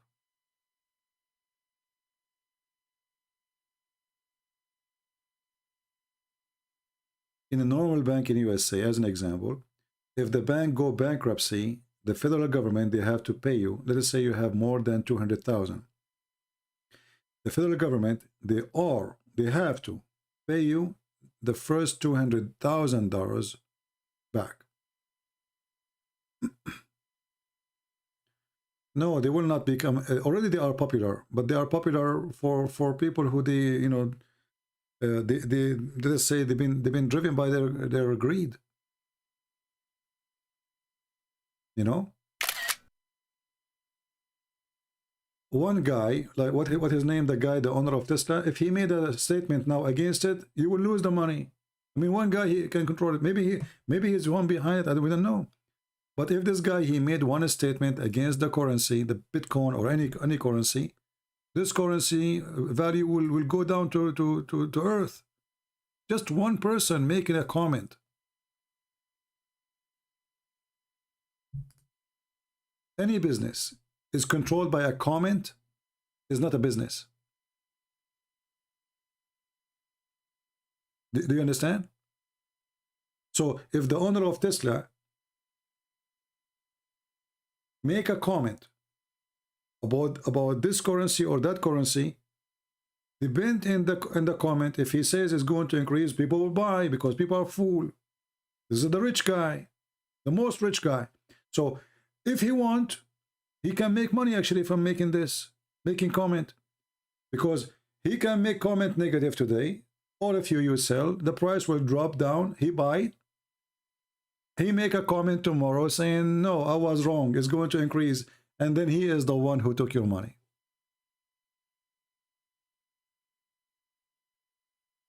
Do you see what I'm talking about? This is why you see all of those who want to go in the White House or the senators, they are dying for the job. Do you know why? Do you know why Pelosi, she is in the age of 100, 200 years, and still she don't want to retire? It is the stock market. Those who they are in the office, they receive information from the vice president of companies about when the price will drop, when the price will go high. It's part of their national security to know. So they have access to information which will drive them so rich. Otherwise, do you think really Trump, he is so desperate just to be in the White House? This is money. This is billions. Have you ever seen somebody of them, he became in the office, he did not become rich, and he don't own stocks? They never lose stocks because they knew the news before you know it. When you know it, it was too late.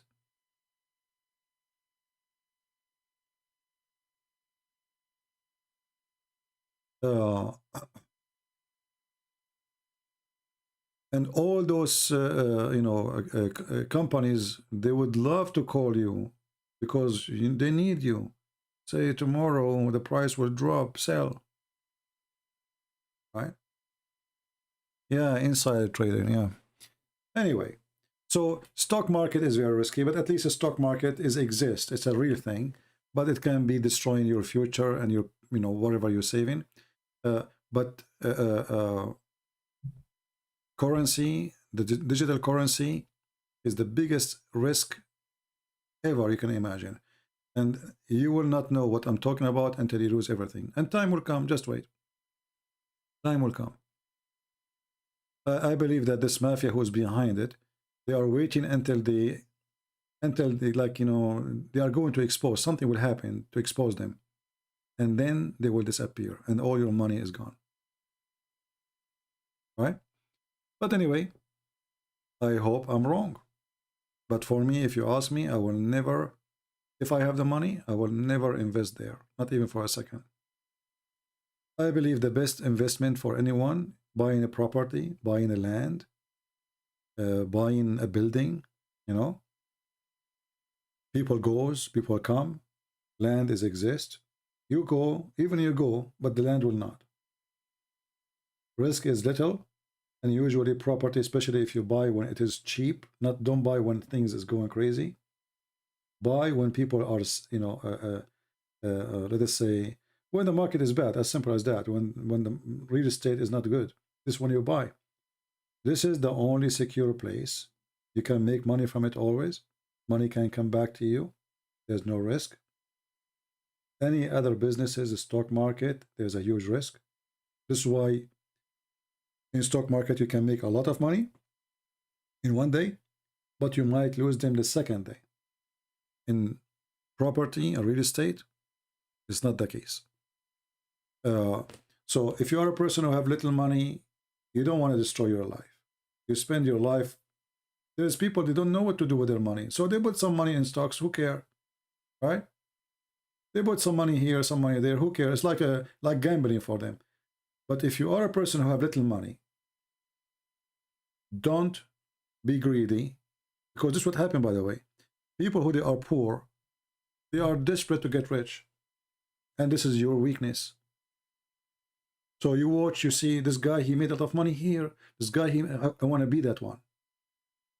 And then you jump, and then you find that you lost everything.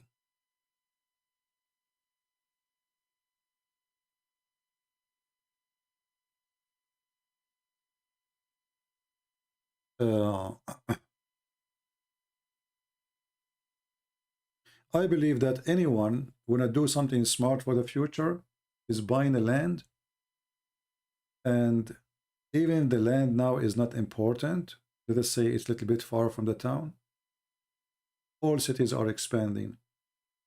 I know people who bought land for almost nothing. Why? Because it's far. 20 years after, the land is in the town. And they made a lot of money from that. So invest wisely and don't be a fool and don't be greedy. It takes time, but it's going to bring back to you your security. Same time, I believe that if a war happened, if something wrong happened, if you have a land, you can live in it. You can grow your own vegetation. You can stay away from the public, because cities will be a place of hell if the world go in chaos. As an example, you know, we are now, until now, we are living with this crazy corona. So imagine if this corona was more aggressive and not few millions die, hundreds of millions, and people they start killing each other, fighting over even food. Then you will wish that you live in a village or in a mountain where nobody lives, because security will disappear. There's no government can control a crowd which is hungry. No government in this earth. Crimes will be everywhere. Killing, riot, stealing is going to be a way of life. The gate of evil will open. See, human being, he behave somehow as long there is somebody forcing him to behave, mostly, or he do not need to misbehave, like he is not hungry. But if one of those two disappear, human being is a beast, and he is the worse than a wolf or hyena. So if you have a piece of land, you can go and live with it, grow some vegetables, whatever, you can live, some chicken, some... But if you live in a city, what you can do? No jobs, no food, no water in your faucet, and no money in your pocket. Right? Do you think Corona is a real or planned? Well, I cannot speak of it because I don't have the real data in front of me. I'm not the president to know really what's happening. I hear like you in TV. But for me, I never saw anything have to do with it. Yeah. Anything else?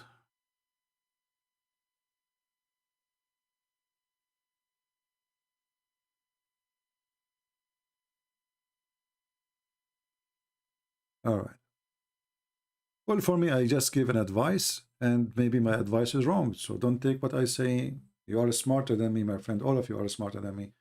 I am just humbly, I'm sharing what I think to be the right thing to do. So if I have money, I will not really even buy stocks, because the stocks, they can fail. Like a very famous company, it's called Johnson & Johnson. Okay, and then Johnson & Johnson making billions, and then suddenly they found that the powder they use for diapers is causing cancer. Johnson & Johnson lost billions, and stocks dropped so fast. And that can happen to any of those companies who they are making out of money right now. So if sooner they find that one of the vaccine have something wrong with it, this company will go down, upside down. The same as they went up so high, they might collapse so fast. So this is not a guaranteed market or business. Can you post hadith number of faith in Islam? My friend, Christ saves.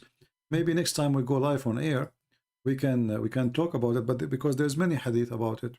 As an example, there is the child, you know, who died, or Adam debating about his fate to commit sin, or the one who is created in the belly of his mother, you know. So there's many. Maybe next time when we go live on air, ask me and we will show you many of them.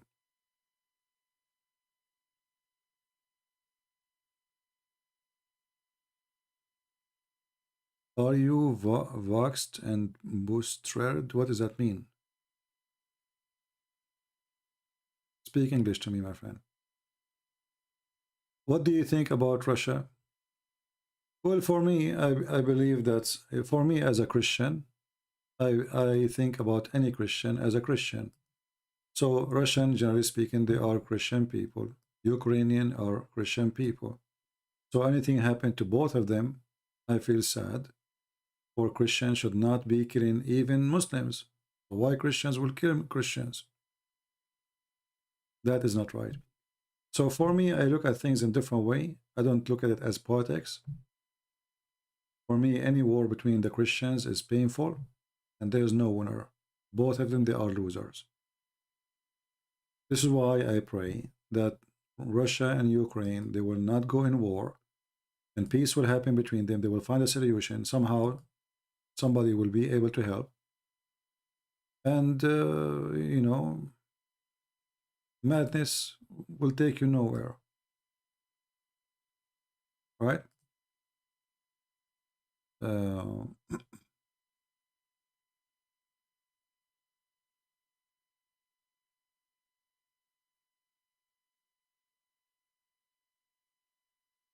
All right.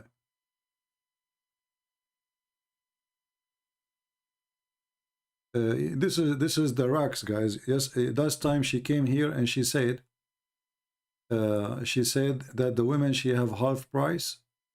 Do you remember her? She sent me a message in Skype. The women, she have half price. The rocks. Did you see that this is in your religion? Did you laugh at yourself that the women, she have half price? And the verses you gave me in the Old Testament is not about women buying them and selling them.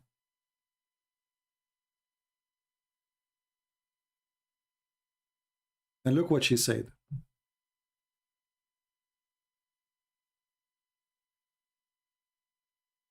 Listen to all of this top tier shitty, this is her language, her tongue, financial and medical advice. And yet you sheeple take him seriously. Okay, I will give them advice from your prophet. Is that okay? All right. So, people, if you have a cancer, you take Niglaseed.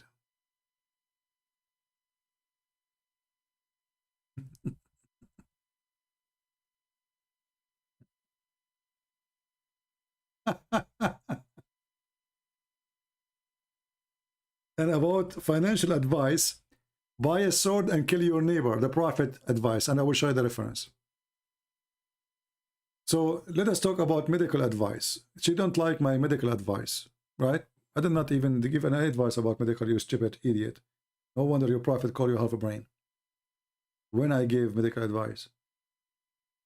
So your prophet, he said that Niglaseed is the remedy for every disease except death. So next time you are suffering from your period, don't go to the pharmacy and ask for medicine made by the kuffar. Just take, you know, Niglaseed. Very simple. And if you have corona, don't go to the hospital of the Christians or the vaccine of the Jews. Take, you know, seed, right? Why I want to use a new material? You are the one who's talking about so now you don't want to talk about it no more now? Do you agree with your prophet or you don't? Talk about something new. Do you want me to fabricate new stories from your prophet, or what do you mean? Okay, I will talk about something new. How many of you like to have boys, not girls? Or you like to have girls, not boys, when you have sex with your wife? Let me give you medical advice. Prophet Muhammad, he said, peace be upon him, that if you have orgasm first as a man, the baby will be a boy.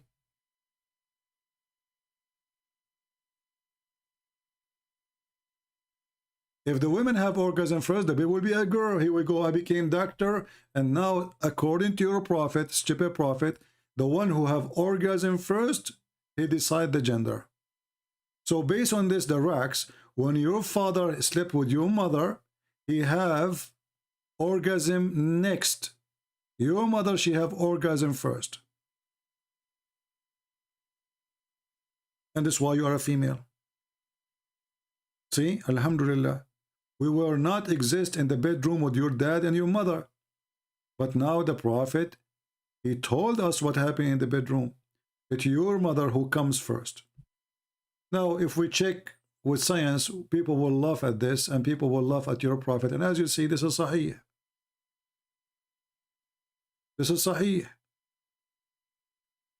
And based on this, if Muhammad he have many girls, daughters, that means he never have orgasm first. You have no comprehension of hyperbolic speech. Try to Google it. So you cannot answer. See, we are showing you reference. What do? You change the topic. Change the topic. Aren't you the one who complained about medical advice? So do you agree with your prophet advice in medicine, or you don't? No, you don't want to talk about it. And when you say I'm exaggerating, what is the exaggeration? I'm reading exactly what it says there. Guys, I'm exaggerating. As long as you are saying I'm exaggerating, did your prophet exaggerate when he says that majority of women, they will go to hell? Did he or he did not?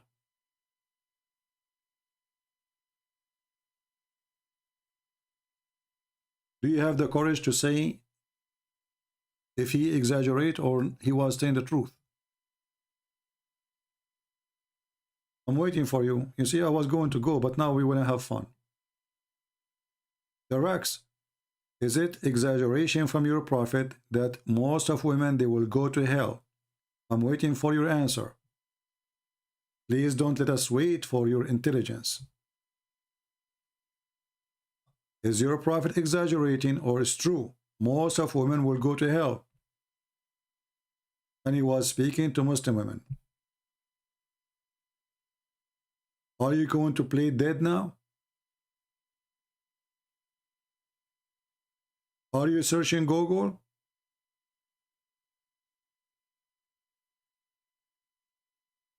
Hello? Now she played dead.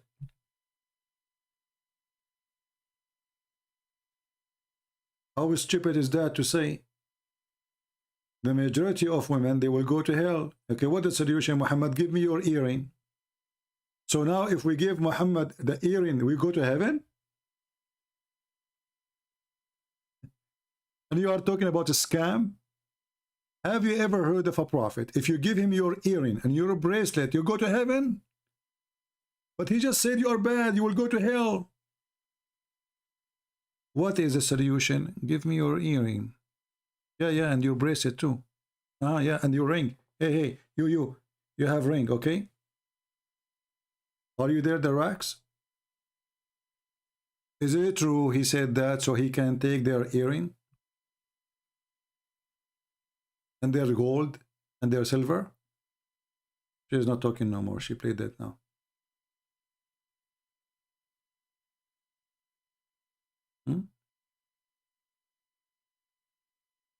Give me your earring. That is a scam. Do you have earring the racks? Do you want to go to heaven or to hell? There's no problem. Guys, She's not answering. I said, is he exaggerating that the majority of women, they will go to hell? She did not answer. She said there's no problem. What do you mean there's no problem? What kind of a prophet? He claimed that you will go to hell because you have your period. And that is deficiency in your religion. Look what she said. There's no problem with that hadith. You are framing it in a way it was not intended. It was said a specific group of women who were known to be. What a big fat liar you are.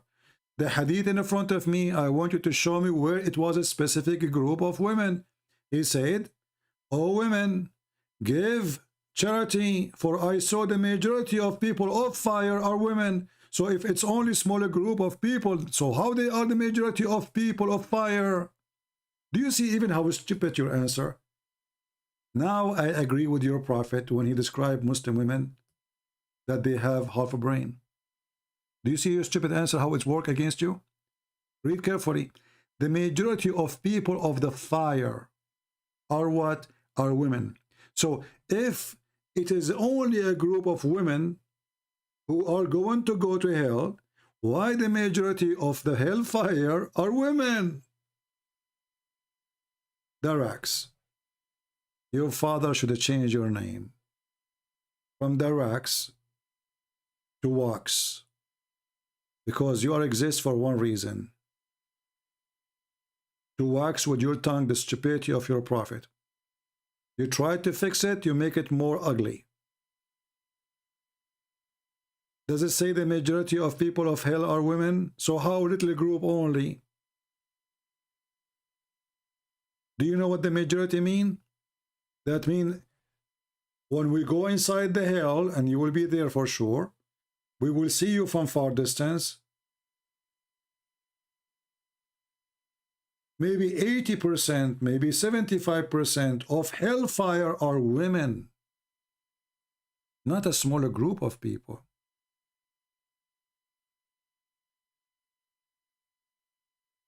In the same time, how in the world you will go to hell because you have your menstruation? And how stupid it is to say that women should have intellect defection or defect in their brain. If this is the reason for a woman to go to hell, because she have a defect in her brain, that means Allah is stupid. Because isn't it Allah who made her in such a way? So why she is going to pay for being defected? Stupid religion.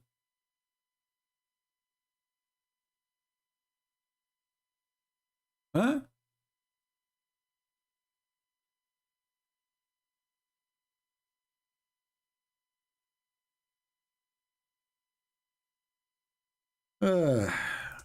Why you don't let your dad call me so we can laugh? Because, you know, I'm not really interested in half a brain creature.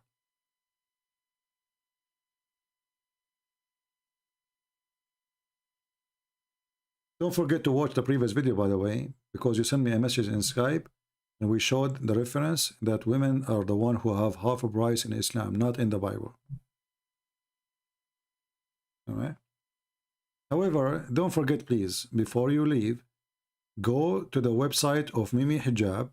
He is sitting in the Negla seed, and you can drop your earring. The first in his video, he says, donate here. We are going to teach people doing dawah. And suddenly he became a university. Scam. Well, here we go. We are teaching. We go live. We go offline. We don't mention anything about donation. And we are teaching people for free. And why today you need money to teach people about dawah? With the internet, are you paying for internet?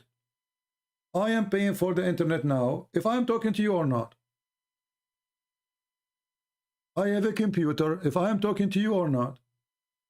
So if people would donate to me to cover cost of internet, well, internet costs you what? $60, and that's it. That is a scam. crying for donation every 2 seconds when you talk. And you are the one who can save the Muslims.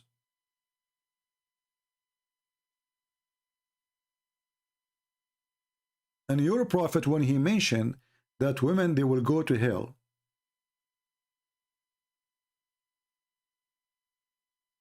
what was the solution? Is it them to change? No. To repent? No. So, how we can fix it? Give me your earring.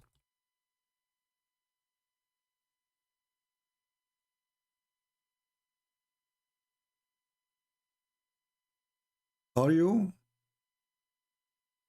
insisting that I am exaggerating?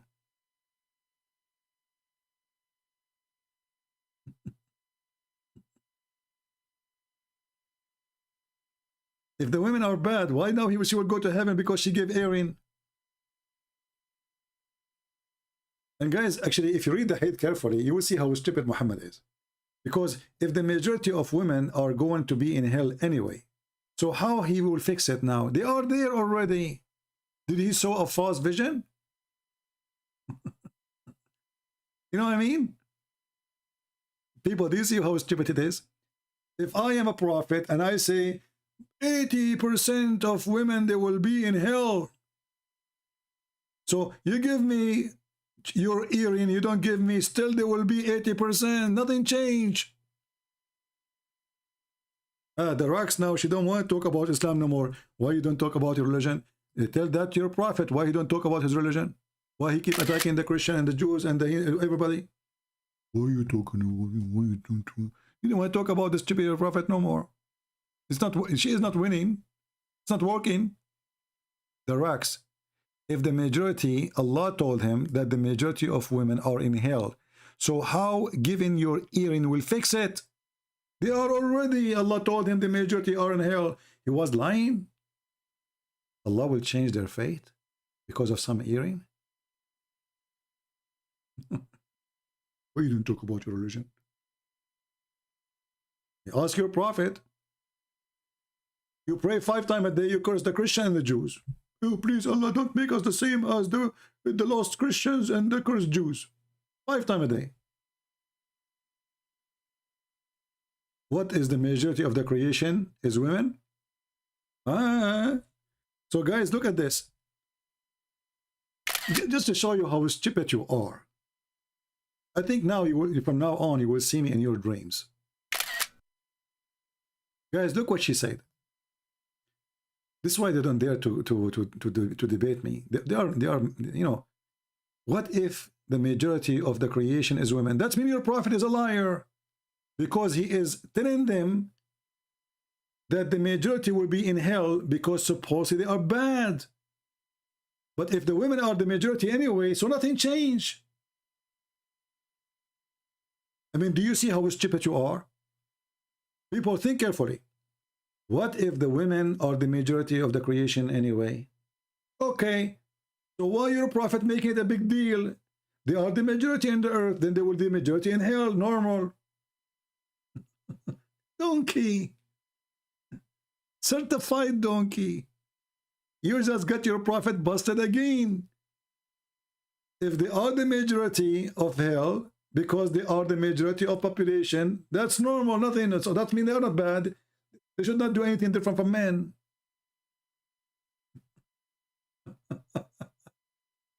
I feel sorry for you. You have a very little tiny IQ. An ant brain. An ant brain. This is why the Muslim brain is very expensive. Never been used. Brand new. Brand new brain. Never been touched. Like our brain is open box, abused and used, you know, over and over. Right? Stupid people. What you can do?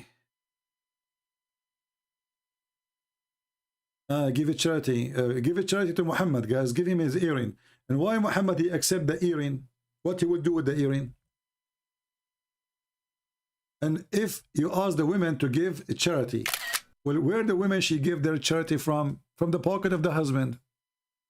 So why he don't say the same to the husband then? He was scaring the women. Give me charity. All scammers, they do the same. Now, call us. Even some Christian, they do that. Call us right now and receive a blessing from God to forgive your sin. This is Muhammad. Scam.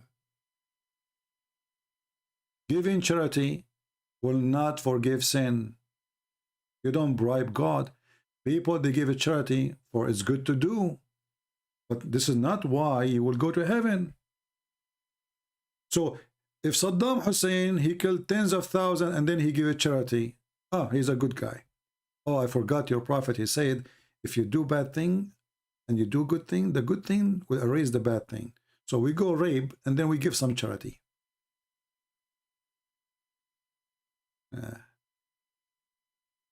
I'm very thankful for the Chinese when they said, he left as a donkey, never came back as a horse. And when Muhammad, he took the wife of his son, was it a charity? When the prophet, he made a verse says, any Muslim woman, she want to give her private part to the prophet so he can boom her. Is that a charity? I never heard of one like this. All cult leaders, they want two things, money and sex. All of them, with no exception. What is the business of God to say that this woman and this woman and this woman and this woman, I mean, who's left? The whole town. Look at this. Even the cousins.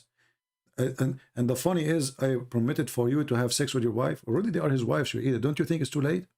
And then any believing women, she want to offer herself to the prophet. Is that a charity? Is that a charity? Vagina charity?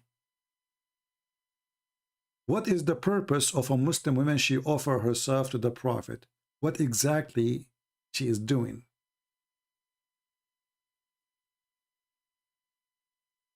Any Muslim can tell me what kind of a charity this charity is?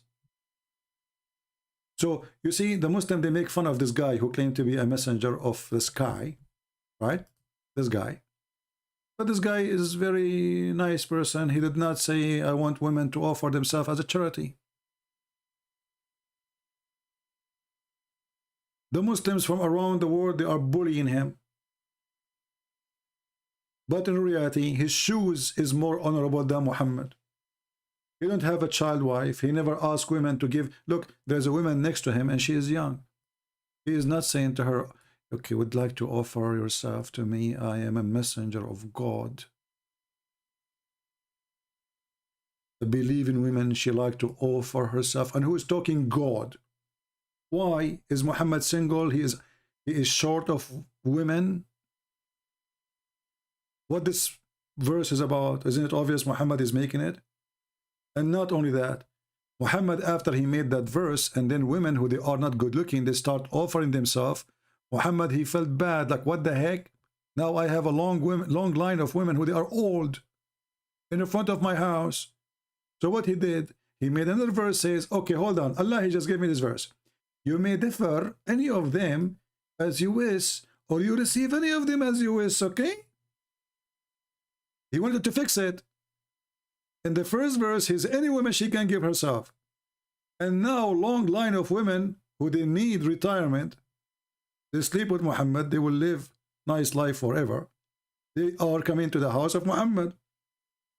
Muhammad, this is what he will want. He wants young, beautiful ones.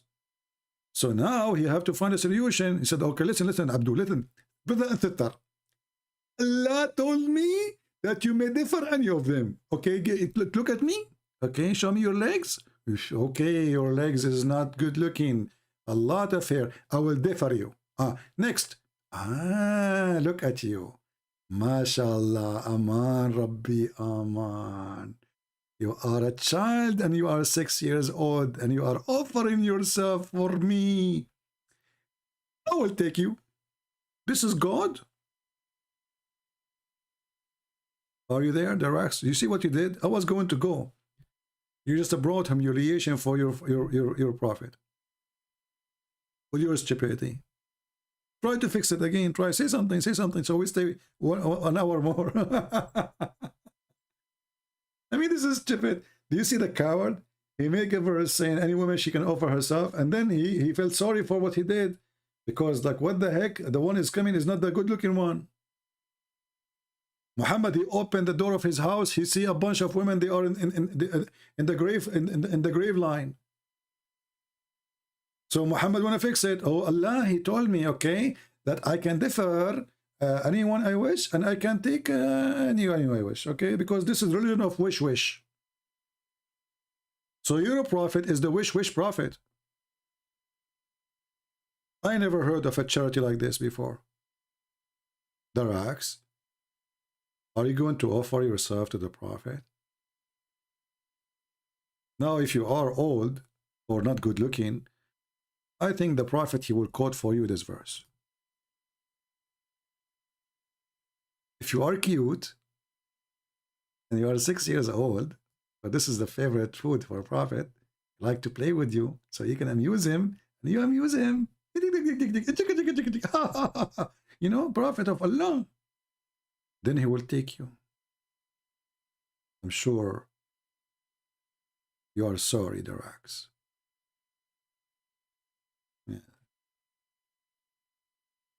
Yeah. She stopped saying anything because she had enough. Guys, imagine in Patreon if they have a special section for Muhammad. Instead of money, women, they drop themselves. In other way, they drop their panties. What a great prophet. I mean, here, and Mimi Hijab, he says, the proof, the evidence that the prophet of Allah is a prophet is the Quran. Who can bring Quran like this? Can you? Can you? Nobody. Nobody. Even Trump cannot make it.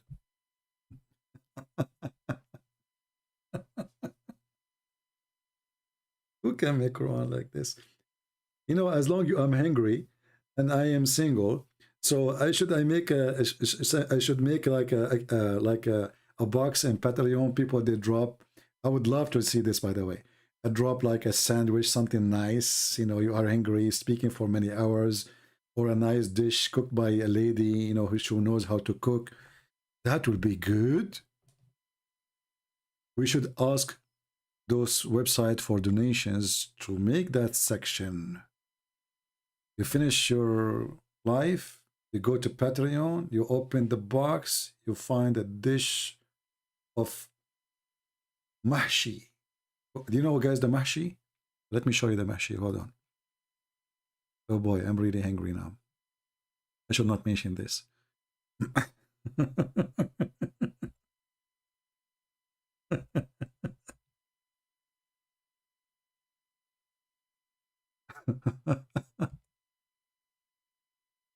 Oh, YouTube, Google saying to me, prove that you are not what the heck?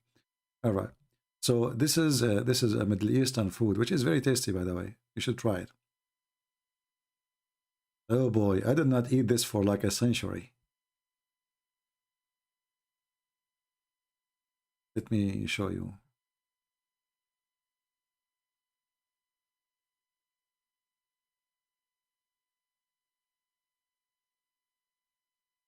So I am going to open a special option, like Muhammad, he want women to give their, you know, drop themselves there.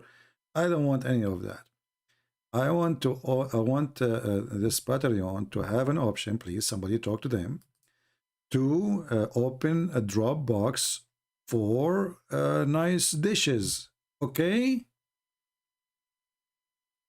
I finish my talk, I go open the box, I find a very nice food. That will be good. That will be the best ever. I'm eating sandwiches for the last week. Yesterday I ate sandwich of cheese, and then I have like this, you know, those things you buy them, the soup thing, you know, they open it, yeah. And the day before it, I ate what? I forgot. You see, and the man and Muhammad, he says women, they have bad memory. I forgot even what I ate the day before. Yeah, anyway, Lord have mercy. I need to do some shopping so I can get some food.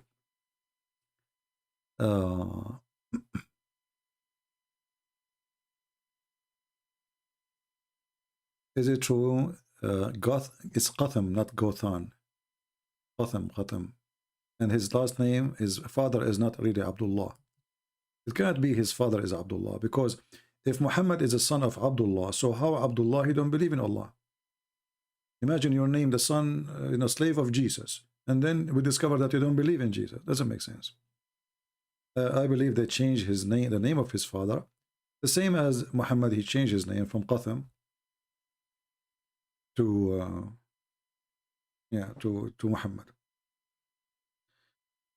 All right, it's time to go. And what I will eat now? Somebody give me an advice. I have eggs. I will slaughter an egg.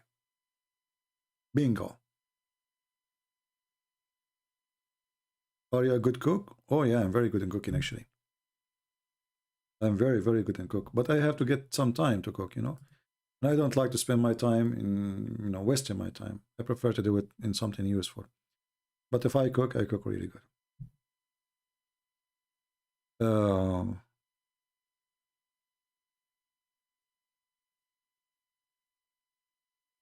Let us see. The Muslims are waiting for Isa and the Mahdi to bring real Quran. Yeah, no, the real Quran, the one who believe in the real Quran to come, is the Shia. The Shia, they believe that the one who have the real Quran is Fatima. And when she come back, she will give it to Al-Mahdi, some they say. And then Al-Mahdi will bring the real Quran with him. But she is hiding it right now. Yeah, I need a wheel sandwich. I don't have pizza. And I don't like to order food. If I want to eat something, I have to cook it. I don't like food cooked in a restaurant. I don't trust them. And I don't really enjoy restaurants. I eat in restaurants only if I'm traveling, if I have to. But if I'm home, I will never eat in a restaurant. I will never order food. I don't. I prefer to make a sandwich. It's okay. Eating in a restaurant is a luxury. For some people, they love it because they want to be spoiled. For me, I believe it's a waste of money. It's not even tasty food mostly, and it doesn't fill your belly. So the same money you will pay for a dish in a restaurant can feed you for a week. You might say he's being cheap or whatever. I believe it's a waste of money. And man or woman should not really eat in a restaurant unless they are so busy, their business, But why you want to eat in a restaurant? Make a dish of salad. I might go to and buy some tomato and make salad. Yeah, I don't trust the restaurant. And even if I eat in a restaurant, it has to be a boiled food, something boiling, not something you never know. And even when you eat shawarma, do you know what the meat they are making from? They maybe have using the donkey's meat. Maybe they are using cat's meat. You don't know what they are using. Maybe damaged meat. So those shawarma, they can be really something horrible to do. I don't eat. Okay, somebody's saying here, you can eat in a restaurant in your birthday or something.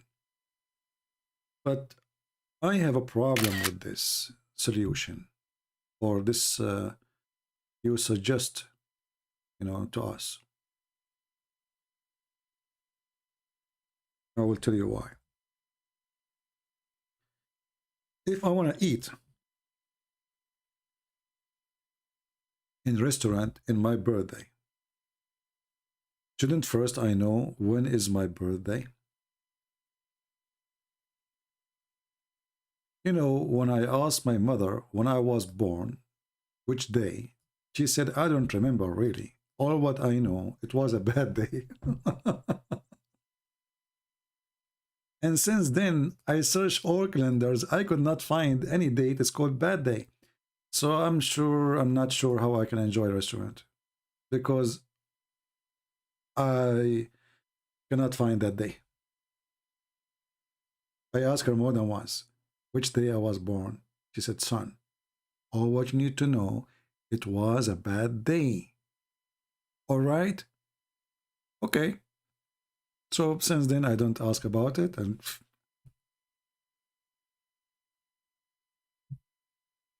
all right.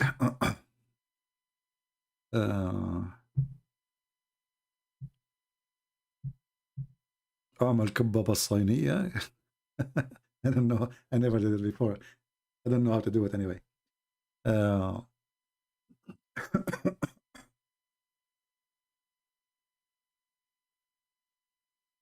People are asking, talking to Durax why she's back. I hope not. Didn't have enough. I think she's gone, but those guys, maybe they have a slow internet, maybe. Yeah, maybe.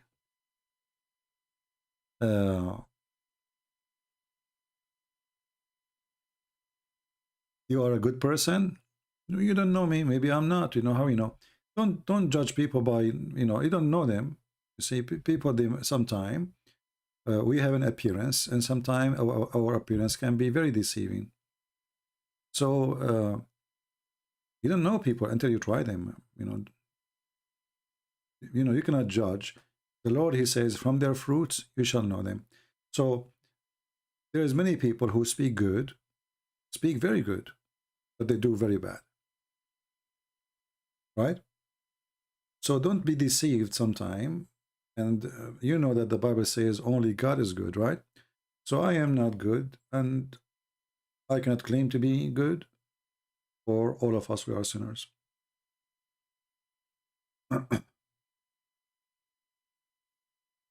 Only God is good, my friend. And this is why people, by the way, they get so disappointed from people around them, because you have expectation, and I better go because I'm freezing. Oh boy. Let me close my jacket all the way. I will put my hat in my head now. It's getting really cold. All right. So always fear those who claim to be good, because simply those who claim to be good are not telling the truth. If we are good, then we will not be committing sin. We will not be fighting with people. We will not be angry and people angry from us. Or, you know, it can be that people are angry from you because you are doing good. Like now, you know, Muslims, they get upset from me, but I'm doing good to them. I don't hate them, and I will never hate them. But doing good in general, it is something. If you are a person doing good, it is people who should notice that, not you who speak of it. Those who speak of their good, obviously they have none. If Muhammad was illiterate, why he did have a paper under his pillow? Well, for me, I said many times, I believe Muhammad was not illiterate. And Muslims are the one who's illiterate, because the Quran makes it clear that the illiteracy of Muhammad, it was about him not knowing the scriptures.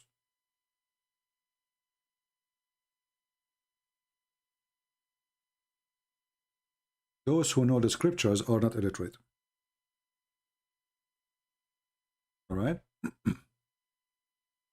And the Quran is making it so clear. But what you can say, Abdul, you know, you talk to Abdul, you are talking to the wall. The Quran says, and among them, illiterate, okay, people who knows not the book. Now here they put the word Jews. It's not there in the Quran. This is false. So among them, there's people who they are illiterate. Why they are illiterate? Because they do not know the book, not because they don't know how to write, how to read. And there's tons of verses like this in the Quran saying that. So obviously Muhammad is trying to copy the Jews when they say Gomai. Gomai is from the nations who they are illiterate. They are ignorant about God. Those are the Gomai. So they say, and some of them, they are Gomai because they do not know the book.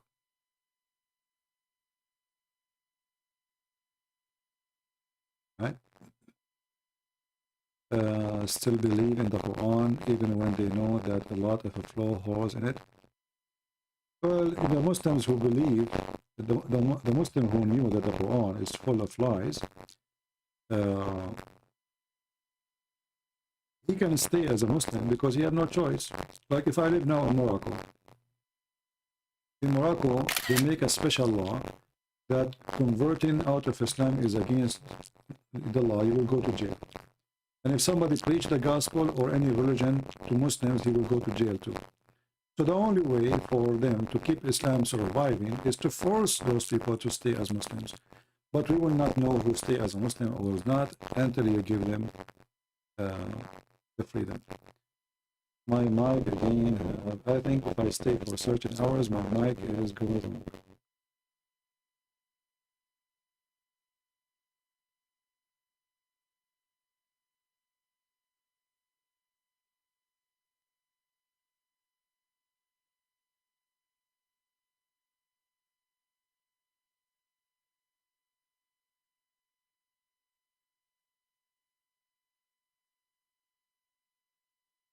Okay, I guess now my microphone is better, right?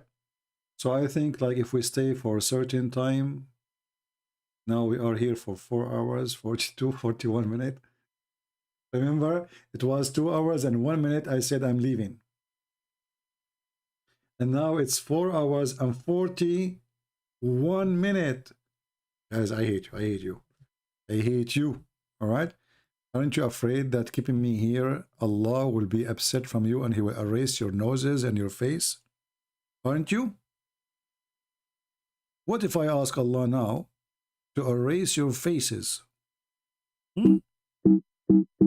Because you are keeping me here hungry.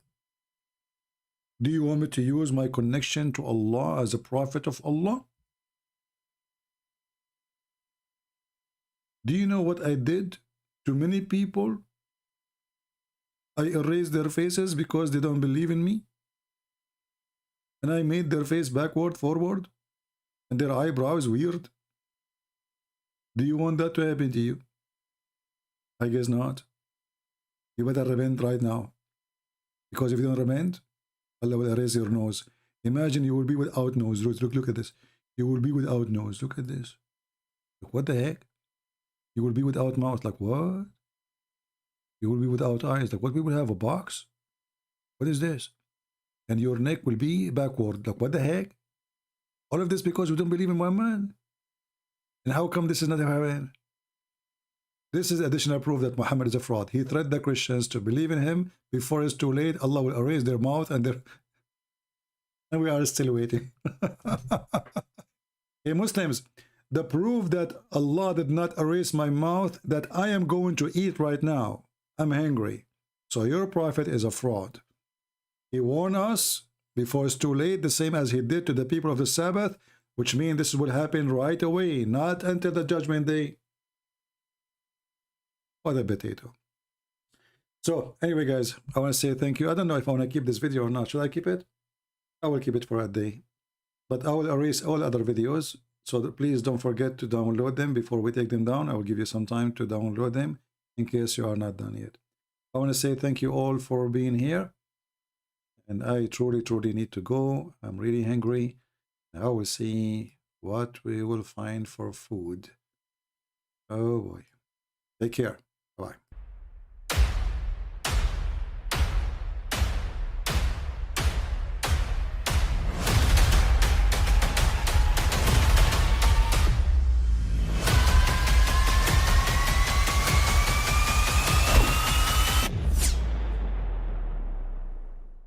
But I mean, again, he doesn't know who Gabriel is, right? Because he didn't come from an Abrahamic faith. The people of Mecca were pagan. Quran is mentioned, if this book was from other than God, they would have found in it many contradictions. If a book is without contradictions, that has no bearing on whether it comes from God or not. I've had phone books that are inerrant, but I certainly don't think God gave them. That we believe without understanding. The brother asked a very important question, that most of the scholars say that listening to music, watching movies, and most of the television programs, they're haram. So how can we have fun?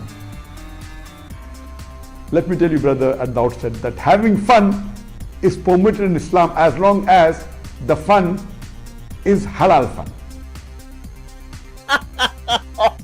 That the standard narrative has holes in it. The Prophet tells us because Satan or the devil sleeps over our nostrils. Those who oversleep and not pray Fajr on time, Satan urinates in their I ears. really do think Jesus was crucified and that he really was dead and buried. He thought that he was a son of God in the sense that he was specially chosen by God. I think Jesus really did think he was going to be the Messiah, the future king of Israel. I mean, that is, after all, why they crucified him.